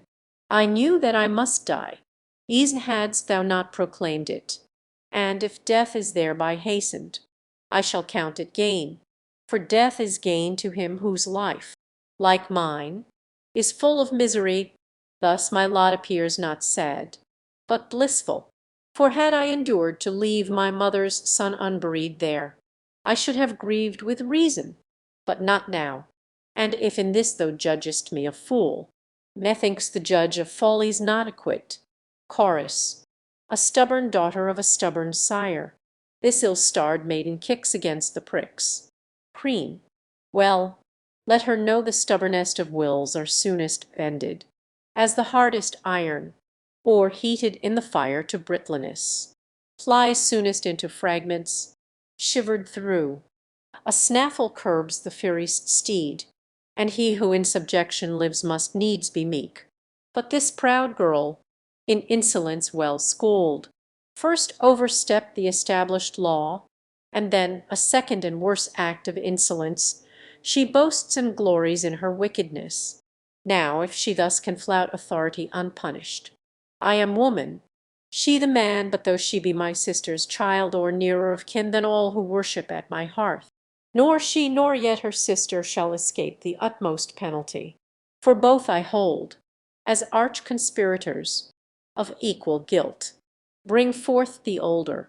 Even now I saw her within the palace, frenzied and distraught. The workings of the mind discover oft dark deeds in darkness schemed, before the act. More hateful still the miscreant who seeks, when caught, to make a virtue of a crime. Antigone. Wouldst thou do more than slay thy prisoner? Preen. Not I. Thy life is mine, and that's enough. Antigone. Why dally then? To me no word of thine is pleasant. God forbid it easer should please. Nor am I more acceptable to thee. And yet how otherwise had I achieved a name so glorious as by burying a brother? So my townsmen all would say, were they not gagged by terror. Manifold a king's prerogatives, and not the least that all his acts and all his words are law. Preen. Of all these Thebans none so deems but thou. Antigone. These think as I, but bate their breath to thee. Preen. Hast thou no shame to differ from all these? Antigone. To reverence kith, and kin can bring no shame. Preen. Was his dead foeman not thy kinsman too? Antigone. One mother bare them, and the self-same sire. Preen. Why cast a slur on one by honouring one? Antigone. The dead man will not bear thee out in this. Preen. Surely, if good and evil fare alive. Antigone. The slain man was no villain but a brother. Preen. The patriot perished by the outlaw's brand. Antigone. Nathless, the realms below these rites require. Preen. Not that the base should fare as do the brave. Antigone. Who knows if this world's crimes of virtues there? Preen. Not even death can make a foe a friend. Antigone. My nature is for mutual love, not hate. Preen. Die then, and love the dead if thou must. No woman shall be the master while I live. Chorus. Lo, from out the palace gate, weeping o'er her sister's fate, comes Izamin. See her brow, once serene, beclouded now. See her Bautos face overspread with a flush of angry red. Preen. Woman, who like a viper unperceived didst harbour in my house and drain my blood. Two plagues I nurtured blindly, so it proved, to sap my throne. Say, didst thou too abet this crime, or dost abjure all privity?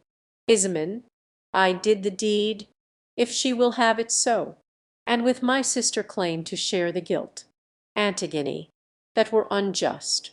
Thou wouldst not act with me at first, and I refused thy partnership. Izamin, but now thy bark is stranded. I am bold to claim my share as partner in the loss. Antigone, who did the deed the underworld knows well. A friend in word is never friend of mine. Ismen, O sister, scorn me not. Let me but share thy work of piety, and with thee die. Antigone, claim not a work in which thou hadst no hand. One death sufficed. Wherefore shouldst thou die? Ismen, what would life profit me bereft of thee? Antigone, ask Crean. He's thy kinsman and best friend. Ismen, why taunt me find'st thou pleasure in these gibes? Antigone, 'tis a sad mockery, if indeed I mock. Ismen, O say if I can help thee even now. Antigone, no, save thyself. I grudge not thy escape. Ismen, is this boon denied? To share thy lot. Antigone, yea, for thou chosest life, and I to die. Ismen, thou canst not say that I did not protest. Antigone, well, some approved thy wisdom, others mine. Ismen, but now we stand convicted, both alike. Antigone, fear not, thou livest. I died long ago then when I gave my life to save the dead. Crean, both maids, methinks, are crazed. One suddenly has lost her wits, the other was born mad. Ismen, yea, so it falls. Sire, when misfortune comes, the wisest even lose their mother wit. Crean, I faith I would forsook thee when thou madst thy choice with evildoers to do ill. Ismen, what life for me without my sister here? Crean, say not thy sister here, thy sister's dead. Ismen, what? Wilt thou slay thy own son's plighted bride? Crean, ay, let him raise him seed from other fields. Ismen, no new espousal can be like the old. Crean, a plague on trolls who court and woo our sons. Antigone, O Haman, how thy sire dishonors thee. Crean, a plague on thee and thy accursed bride. Chorus, what? Wilt thou rob thine own son of his bride? Crean, 'tis death that bars this marriage, not his sire. Chorus, so her death warrant, it would seem, is sealed. Crean, by you? As first by me off with them. Guards, and keep them close. Henceforward let them learn to live as women use, not roam at large. For ease the bravest spirits run away when they perceive death pressing on life's heels. Chorus, stir. One thrice blessed are they who never tasted pain. If once the curse of heaven attaint a race, the infection lingers on and speeds apace, age after age, and each the cup must drain. So when a Tetian blasts from Thryss downpours sweep o'er the blackening main and whirl to land from ocean's cavernous depths his ooze and sand, below on below thunders on the shore, and, one on the Labdacidae, I see descending woe upon woe. From days of old some god laid on the race a malison, and his rod scourges each age with sorrows never ending. The light that dawned upon its last born son is vanished, and the bloody axe of fate has felled the goodly tree that blossomed late. O Oedipus, by reckless pride undone, stir to thy might. O Zeus, what mortal power can quell? Not sleep that lays all else beneath its spell, nor moons that never tire, untouched by time. Friend in the dazzling light that crowns Olympus' height, thou reignest king, omnipotent, sublime, past, present, and to be. All bow to thy decree. All that exceeds the mean by fate is punished, love or hate, and to hope flits about never wearying wings. Profit to some light loves she brings, but no man knoweth how her gifts may turn, till 'neath his feet the treacherous ashes burn. Sure 'twas a sage inspired that spake this word. If evil good appear to any, fate is near, and brief the respite from her flaming sword. Hither comes in angry mood Haman, latest of thy brood. Is it for his bride he's grieved, or her marriage bed deceived? Doth he make his mourn for thee, maid forlorn? Antigone, Queen, soon shall we know, better than seer can tell. Learning may fix decree anent thy bride. Thou mean'st not, son, to rave against thy sire. Know'st not whatsoe'er we do is done in love. Haman, O father, I am thine, and I will take thy wisdom as the helm to steer withal. Therefore no wedlock shall by me be held more precious than thy loving governance. Queen, well spoken. So right-minded sons should feel, in all differing to a father's will. For 'tis the hope of parents they may rear a brood of sons submissive, keen to avenge their father's wrongs, and count his friends their own. But who begets unprofitable sons, he verily breeds trouble for himself, and for his foes much laughter. Son, be warned, and let no woman fool away thy wits. Ill fares the husband mated with a shrew, and her embraces very soon wax cold. For what can wound so surely to the quick as a false friend? So spue and cast her off, bid her go find a husband with the dead. For since I caught her openly rebelling, of all my subjects the one malcontent, I will not prove a traitor to the state. She surely dies. Go, let her, if she will, appeal to Zeus the god of kindred. For if thus I nurse rebellion in my house, shall not I foster mutiny without? For whoso rules his household worthily will prove in civic matters no less wise. But he who overbears the laws, or thinks to overrule his rulers, such as one I never will allow. Whomsoe'er the state appoints must be obeyed in everything, but small and great, just and unjust alike. I warrant such a one in either case would shine, as king or subject. Such a man would in the storm of battle stand his ground, a comrade leal and true. But anarchy, what evils are not wrought by anarchy? She ruins states, and overthrows the home. She dissipates and routs the embattled host, while discipline preserves the ordered ranks. Therefore we must maintain authority, and yield to title to a woman's will. Better, if needs be, men should cast us out than hear it said, a woman proved his match. Chorus, to me, unless old age have dulled wits, thy words appear both reasonable and wise. Haman, father, the gods implant in mortal men reason, the choicest gift bestowed by heaven. 'Tis not for me to say thou errest, nor would I arraign thy wisdom, if I could, and yet wise thoughts may come to other men and, as thy son, it falls to me to mark the acts, the words, the comments of the crowd. The commons stand in terror of thy frown, and dare not utter aught that might offend, but I can overhear their muttered plaints. Know how the people mourn this maiden doomed for noblest deeds to die the worst of deaths, when her own brother slain in battle lay unsepultured. She suffered not his corse to lie for carrion birds and dogs to maul. Should not her name, they cry, be writ in gold? Such the low murmurings that reach my ear. O father, nothing is by me more prized than thy well-being. For what higher good can children covet than their sire's fair fame? As fathers too take pride in glorious sons. Therefore, my father, cling not to one mood, and deemed not thou art right, all others wrong. For whoso thinks that wisdom dwells with him, that he alone can speak or think aright, such oracles are empty breath when tried. The wisest man will let himself be swayed by others' wisdom and relax in time. See how the trees beside a stream in flood save, if they yield to force, each spray unharmed, but by resisting perish root and branch. The mariner who keeps his mainsheet taut, and will not slacken in the gale, is like to sail with thwarts reversed, keel uppermost. Relent then, and repent thee of thy wrath.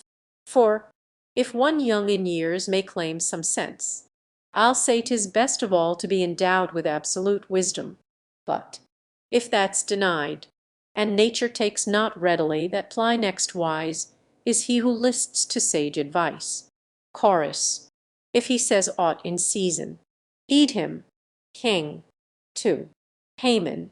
Heed thou thy sire too. Both have spoken well. Queen. What? Would you have us at our age be schooled, lessoned in prudence by a beardless boy? Haman. I plead for justice. Father. Nothing more.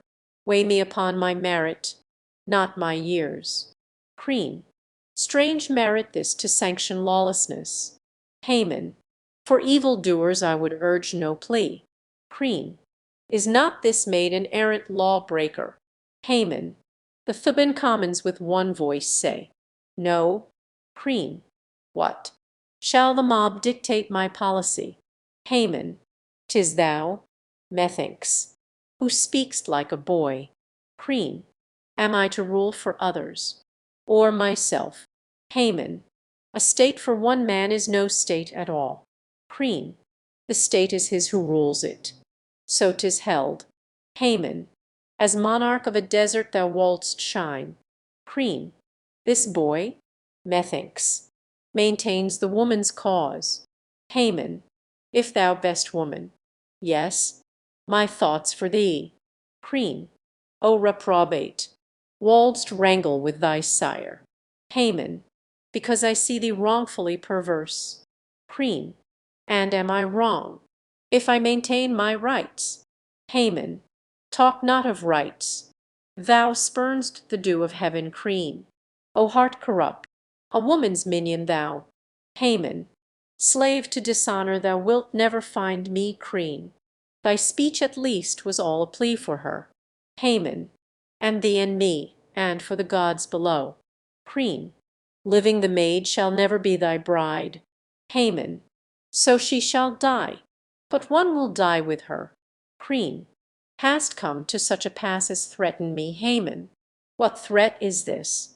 Vain counsels to reprove. Queen. Vain fool to instruct thy betters. Thou shalt rue it. Haman. Were't not my father, I had said thou ain't. Queen. Play not the spaniel, thou a woman's slave. Haman. When thou dost speak, must no man make reply? Queen. This passes bounds. By heaven, thou shalt not rate and jeer and flout me with impunity. Off with the hateful thing that she may die at once, beside her bridegroom, in his sight. Haman. Think not that in my sight the maid shall die, or by my side. Never shalt thou again behold my face hereafter. Go, consort with friends who like a madman for their mate. Chorus. Thy son has gone. My liege, in angry haste, fell as the wrath of youth beneath a smart. Queen. Let him go vent his fury like a fiend. These sisters twain he shall not save from death. Chorus. Surely thou meanest not to slay them both. Queen. I stand corrected. Only her who touched the body. Chorus. And what death is she to die? Queen. She shall be taken to some desert place by man untrid, and in a rock-hewn cave, with food no more than to avoid the taint that homicide might bring on all the state. Buried alive, there let her call and aid the king of death, the one God she reveres, or learn too late a lesson learnt at last. 'Tis labor lost, to reverence the dead. Chorus. Stir, love resistless in fight. All yield at a glance of thine eye.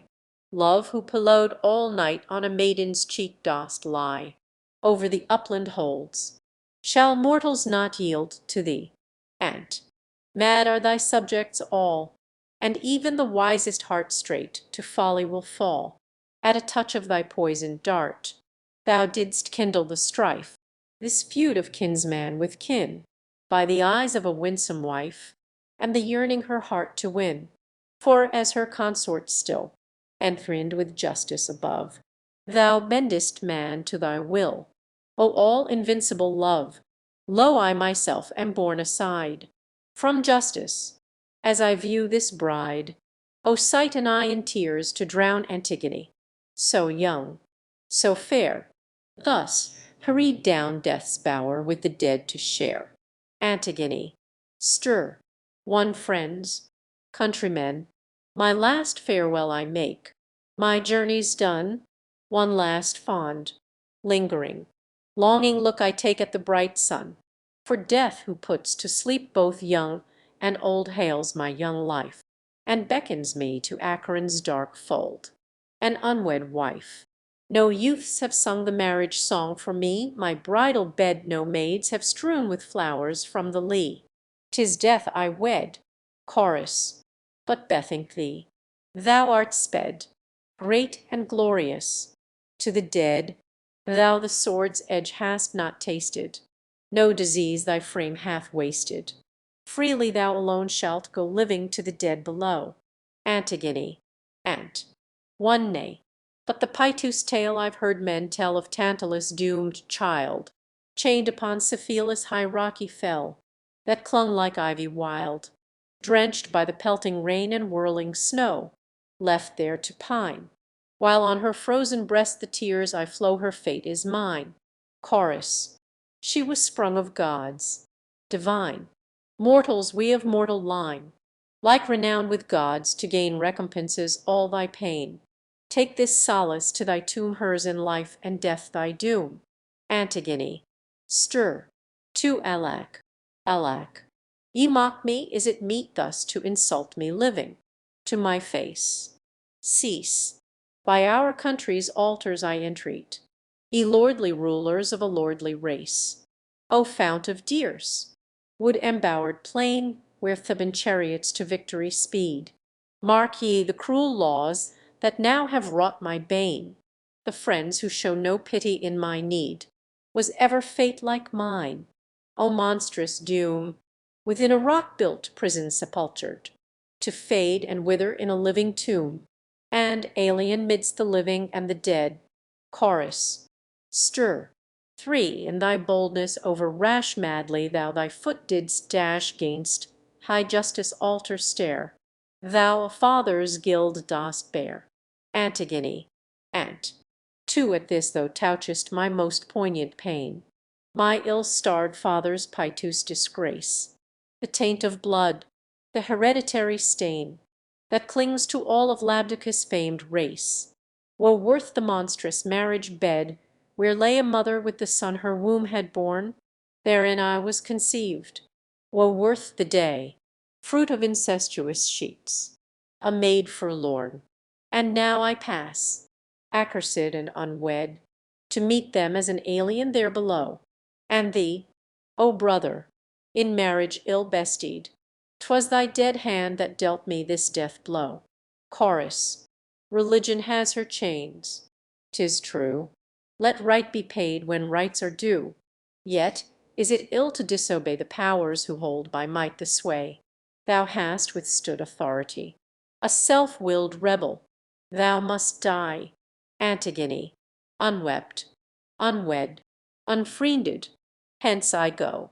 No longer may I see the day's bright eye, not one friend left to share my bitter woe, and o'er my ashes heave one passing sigh. Preen, if wail and lamentation aught availed to stave off death, I trow they'd never end. Away with her, and having walled her up in a rock-vaulted tomb, as I ordained, leave her alone at liberty to die, or, if she choose, to live in solitude, the tomb her dwelling. We in either case are guiltless as concerns this maiden's blood. Only on earth no lodging shall she find.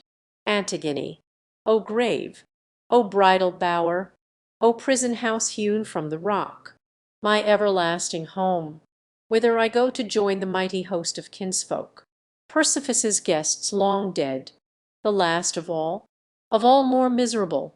I pass, my destined span of years cut short, and yet good hope is mine that I shall find a welcome from my sire, a welcome, too, from thee, my mother, and my brother dear, from with these hands I laved and decked your limbs in death, and poured libations on your grave.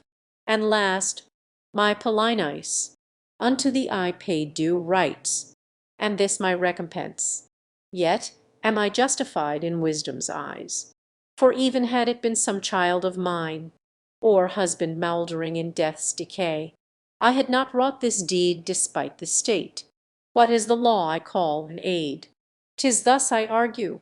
Had it been a husband, dead I might have wed another, and have borne another child, to take the dead child's place. But now my sire and mother both are dead. No second brother can be born for me. Thus by the law of conscience I was led to honour thee, dear brother, and was judged by Crean guilty of a heinous crime. And now he drags me like a criminal, a bride unwed, immersed of marriage song and marriage bed and joys of motherhood, by friends deserted to a living grave. What ordinance of heaven have I transgressed? Hereafter can I look to any god for succor, call on any man for help? Alas! my piety is impious deemed. Well, if such justice is approved of heaven, I shall be taught by suffering my sin. But if the sin is theirs, oh may they suffer no worse ills than the wrongs they do to me. Chorus. The same ungovernable will drives like a gale the maiden still. Crean. Therefore, my guards who let her stay shall smart full sore for their delay. Antigone. Ah, woe is me! This word I hear brings death most near. Chorus. I have no comfort. What he saith portends no other thing than death. Antigone. My fatherland, city of Thebes divine, ye gods of Thebes, whence sprang my line? Look, puissant lords of Thebes, on me, the last of all your royal house ye see, martyred by men of sin, undone. Such meed my piety hath won. Chorus. Stir, one like to thee that maiden bright, Dana, in her brass-bound tower, once exchanged the glad sunlight for a cell, her bridal bower, and yet she sprang of royal line. My child, like thine, and nursed the seed by her conceived of Zeus descending in a golden shower. Strange are the ways of fate. Her power nor wealth, nor arms withstand, nor tower, nor brass-prowed ships that breast the sea from fate can flee. And one thus dry as child, the rash Edonian king, for words of high disdain did Bacchus to a rocky dungeon bring, to cool the madness of a fevered brain. His frenzy past, he learnt at last, for once he fain had quenched the Maenad's fire, and of the tuneful nine provoked the ire. Stir, too, by the iron rocks that guard the double main, on Bosporus' lone strand, where stretcheth Salmydus' plain in the wild Thracian land. There on his borders Ars witnessed the vengeance by a jealous step Dame tased the gore that trickled from a spindle red, the sightless orbits of her stepsons twain. And, too wasting away they mourned their Pytus' doom, the blasted issue of their mother's womb. But she her lineage could trace to great Erectheus' race, daughter of Boreas in her sire's vast caves reared, where the tempest raves. Swift as his horses o'er the hills she sped, a child of gods.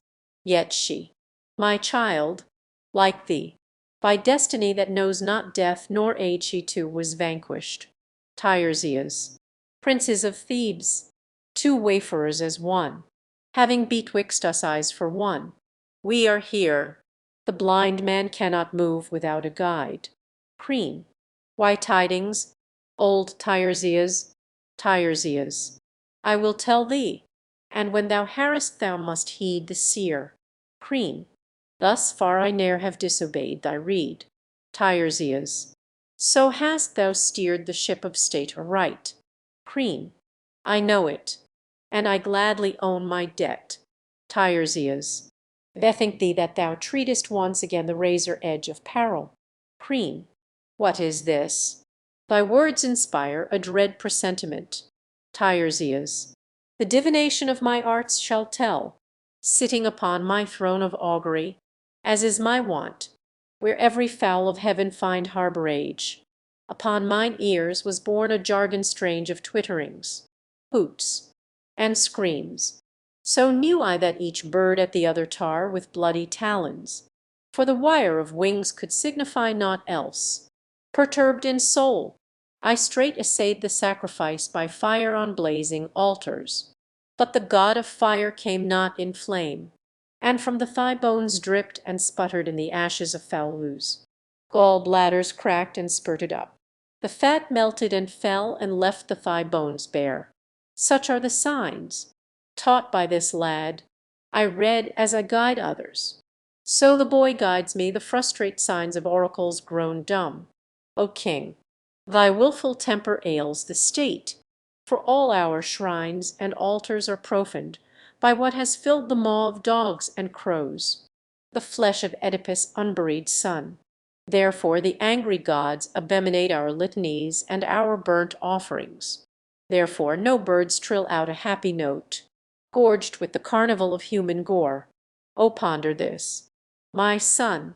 To err is common to all men, but the man who having erred hugs not his errors, but repents and seeks the cure, is not a wastrel nor unwise.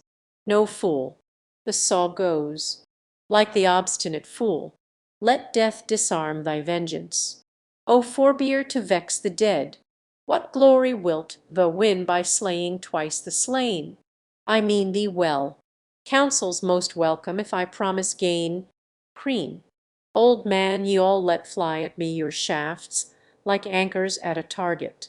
Yea, ye set your soothsayer on me, peddlers are ye all, and I the merchandise ye buy and sell. Go to, and make your profit where ye will. Silver of Sardis change for gold of Ind, not though the winged ministers of Zeus should bear him in their talons to his throne.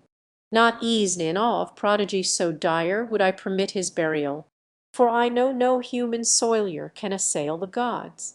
This too I know, Tiresias. Dire is the fall of craft and cunning when it tries to gloss foul treachery with fair words for filthy gain. Tiresias. Alas!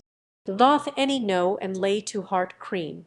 Is this the prelude to some hackneyed saw? Tiresias. How far good counsel is the best of goods? Cream. True, as unwisdom is the worst of ills. Tiresias. Thou art infected with that ill thyself. Cream. I will not bandy insults with thee. Seer. Tiresias. And yet thou say'st my prophesies are frauds. Cream. Prophets are all a money-getting tribe. Tiresias. And kings are all a luckery-loving race. Cream. Dost know at whom thou glancest? Me thy lord. Tiresias. Lord of the state and saviour. Thanks to me, Cream. Skilled prophet art thou, but to wrong inclined. Tiresias. Take heed. Thou wilt provoke me to reveal the mystery deep hidden in my breast. Cream. Say on, but see it be not said for gain. Tiresias. Such thou, methinks, till now hast judged my words. Cream. Be sure thou wilt not traffic on my wits. Tiresias. Know then for sure, the coursers of the sun not many times shall run their race, before thou shalt have given the fruit of thine own loins in quittance of thy murder, life for life, for that thou hast entombed a living soul, and sent below a denizen of earth, and wronged the nether gods by leaving here a corpse unloved, unwept, unsepultured. Herein thou hast no part, nor ease the gods in heaven, and thou usurpst a power not thine. For this the avenging spirits of heaven and hell, who dog the steps of sin, are on thy trail. What these have suffered thou shalt suffer too. And now consider whether bought by gold I prophesy. For yet a little while, and sound of lamentation shall be heard, of men and women through thy desolate halls, and all thy neighbor states are leagues to avenge their mangled warriors who have found a grave by the maw of wolf or hound, or winged bird that flying homewards taints their city's air. These are the shafts that like a bowman I provoked to anger, loosen at thy breast, unerring, and their smart thou shalt not shun. Boy, lead me home, that he may vent his spleen on younger men, and learn to curb his tongue with gentler manners than his present mood. Chorus. My liege, that man hath gone, foretelling woe, and, oh, believe me, since these grizzled locks were like the raven, never have I known the prophet's warning to the state to fail. Preen. I know it too, and it perplexes me to yield is grievous. But the obstinate soul that fights with is smitten grievously. Chorus. Son of Menoeus, list to good advice. Chorus. What should I do? Advise me, I will heed. Chorus. Go. Free the maiden from her rocky cell, and for the unburied outlaw build a tomb. Preen. Is that your counsel? You would have me yield. Chorus. Yea, king, this instant. Vengeance of the gods is swift to overtake the impenitent. Preen. Ah, what a wrench it is to sacrifice my heart's resolve! But fate is ill to fight. Chorus. Go. Trust not others. Do it quick thyself. Preen. I go hot-foot. Bester ye one and all. My henchmen, get ye axes. Speed away to yonder eminence. I too will go, for all my resolution this way sways. 'Twas I that bound. I too will set her free. Almost I am persuaded it is best to keep through life the law ordained of old. Chorus. Stir, one thou by many names adored, child of Zeus the god of thunder, of a Theban bride the wonder, fair Italia's guardian lord, in the deep embosomed glades of the Eleusinian queen haunt of revellers, men and maids, Dionysus, thou art seen, where Ismenus rolls his waters, where the dragon's teeth were sown, where the Bacchanals thy daughters round thee roam, there thy home. Thebes, O Bacchus, is thine own, and won thee on the two-crested rock lurid, flaming torches see, where Chorician maidens flock, thee the springs of Castaly, by Nisa's bastion ivy-clad, by shores with clustered vineyards glad, there to thee the hymn rings out, and through our streets we Thebans shout, all haul to thee, Evo, Evo, stir, Tuo, as thou lovest this city best of all, to thee, and to thy mother Levin stricken. In our dire need we call, thou seest with what a plague our townsfolk sicken. Thy ready help we crave, whether adown Parnassian heights descending, or o'er the roaring straits thy swift was wending. Save us, O save, and, too brightest of all the orbs that breathe forth light, authentic son of Zeus, immortal king, leader of all the voices of the night, come, and thy train of Thyiads with thee bring, thy maddened rout who dance before thee all night long, and shout, thy handmaids we, Evo, Evo, messenger, attend all ye who dwell beside the halls of Cadmus and Amphion. No man's life as of one tenor would I praise or blame, for fortune with a constant ebb and rise casts down and raises high and low alike, and none can read a mortal's horoscope. Take Crean. He, methought, if any man, was enviable. He had saved this land of Cadmus from our enemies, and attained a monarch's powers, and ruled the state supreme, while a right noble issue crowned his bliss. Now all is gone and wasted. For a life without life's joys I count a living death. You'll tell me he has ample store of wealth, the pomp and circumstance of kings. But if these give no pleasure, all the rest I count the shadow of a shade. Nor would I weigh his wealth and power gainst a dram of joy. Chorus. What fresh woes bringst thou to the royal house? Messenger. Both dead, and they who live deserve to die. Chorus. Who is the slayer? Who the victim? Speak. Messenger. Haman. His blood shed by no stranger hand. Chorus. What mean ye? By his father's or his own? Messenger. His own, in anger for his father's crime. Chorus. O prophet, what thou spakest comes to pass. Messenger. So stands the case. Now 'tis for you to act. Chorus. Lo, from the palace gates I see approaching Croon's unhappy wife. Ridis. Comes she by chance or learning her son's fate? Ridis. Ye men of Thebes, I overheard your talk, as I passed out to offer up my prayer to Pallas, and was drawing back the bar to open wide the door. Upon my ears there broke a wail that told of household woe. Stricken with terror in my handmaid's arms I fell and fainted. But repeat your tale to one not unacquaint with misery. Messenger. Dear mistress, I was there and will relate the perfect truth, omitting not one word.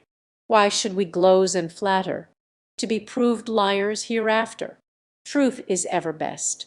Well, in attendance on my liege, your lord, I crossed the plain to its utmost margin, where the corse of Polynice, gnawn and mauled, was lying yet. We offered first a prayer to Pluto and the goddess of cross ways, with contrite hearts, to deprecate their ire, then laved with lustral waves the mangled corse, laid it on fresh lopped branches, lit a pyre, and to his memory piled a mighty mound of Mother Earth. Then to the caverned rock, the bridal chamber of the maid in death, we sped, about to enter. But a guard heard from that godless shrine a far shrill wail, and ran back to our lord to tell the news. But as he nearer drew, a hollow sound of lamentation to the king was borne. He groaned, and uttered then this bitter plaint: Am I a prophet, miserable me? Is this the saddest path I ever trod?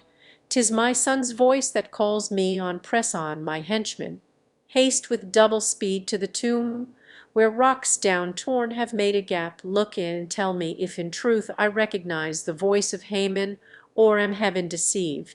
And in the craven's vaulted gloom I saw the maiden lying strangled there, a noose of linen twined about her neck, and hard beside her, clasping her cold form, her lover lay bewailing his dead bride death wedded, and his father's cruelty. When the king saw him, with a terrible groan he moved towards him, crying, O my son, what hast thou done? What ailed thee? What mischance has reft thee of thy reason? O come forth, my son, thy father supplicates.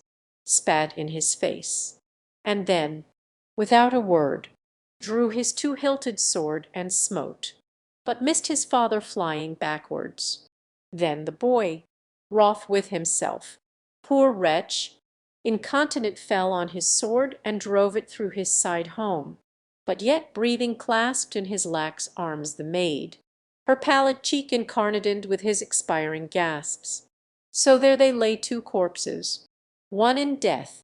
His marriage rites are consummated in the halls of death. A witness that of ills waits or befall mortals unwisdom is the worst of all. Chorus. What makest thou of this? The queen has gone without a word importing good or ill messenger. I marvel too, but entertain good hope. 'Tis that she shrinks in public to lament her son's sad ending, and in privacy would with her maidens mourn a private loss. Trust me, she is discreet and will not err. Chorus. I know not, but strained silence, so I deem, is no less ominous than excessive grief. Messenger. Well, let us to the house and solve our doubts, whether the tumult of her heart conceals some fell design. It may be thou art right. Unnatural silence signifies no good. Chorus. Lo, the king himself appears. Evidence he with him bears gainst himself on me. I quake gainst a king such charge to make, but all must own the guilt is his and his alone. Cream. Stir. One woe for sin of minds perverse, deadly fraught with mortal curse. Behold us slain and slayers, all akin. Woe for my counsel dire, conceived in sin. Alas, my son, life scarce begun, thou wast undone.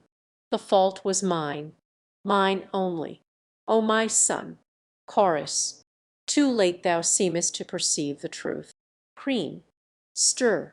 Too by sorrow schooled, Heavy the hand of God, thorny and rough the paths my feet have trod, humbled my pride, my pleasure turned to pain. Poor mortals, how we labor all in vain! Second messenger, sorrows are thine, my Lord, and more to come, one lying at thy feet, another yet more grievous waits thee, when thou comest home. Preen, what woe is lacking to my tale of woes? Second messenger, thy wife, the mother of thy dead son here, lies stricken by a fresh inflicted blow. Preen, and one how bottomless the pit does claim me too. O death, what is this word he saith, this woeful messenger? Say, is it fit to slay anew a man already slain? Is death at work again? Stroke upon stroke, first son, then mother slain? Chorus, look for thyself, she lies for all to view. Preen, and two, alas, another added woe I see. What more remains to crown my agony? A minute past I clasped a lifeless son, and now another victim death hath won. Unhappy mother, most unhappy son, second messenger, beside the altar on a keen-edged sword she fell, and closed her eyes in night. But erst she mourned for Megareus who nobly died long since. Then for her son, with her last breath she cursed thee, the slayer of her child. Preen, stir. Three, I shudder with affright for a two-edged sword to slay outright a wretch like me made one with misery. Second messenger, 'tis true that thou wert charged by the dead queen as author of both death, hers and her son's. Preen, in what wise was her self-destruction wrought? Second messenger, hearing the loud lament above her son, with her own hand she stabbed herself to the heart. Preen, stir. 4, I am the guilty cause. I did the deed, thy murderer, yea, I guilty plead. My henchman, lead me hence. Away, away. A cipher, less than nothing, no delay. Chorus, well said. If in disaster aught as well his past endure, demand the speediest cure. Preen, and 3, come. Fate, a friend at need, come with all speed. Come, my best friend, and speed my end. Away, away. Let me not look upon another day. Chorus, this for the morrow. To us are present needs that they whom it concerns must take in hand. Preen, I join your prayer that echoes my desire. Chorus, O pray not, prayers are idle. From the doom of fate for mortals refuge is there none. Preen, and 4, away with me, a worthless wretch, who slew unwitting thee, my son, thy mother too. Whither to turn I know now, every way leads but astray, and on my head I feel the heavy weight of crushing fate. Chorus, of happiness the chiefest part is a wise heart, and to defraud the gods in aught with perils fraught. Swelling words of high flown might mightily the gods do smite. Chastisement for errors past wisdom brings to age at last.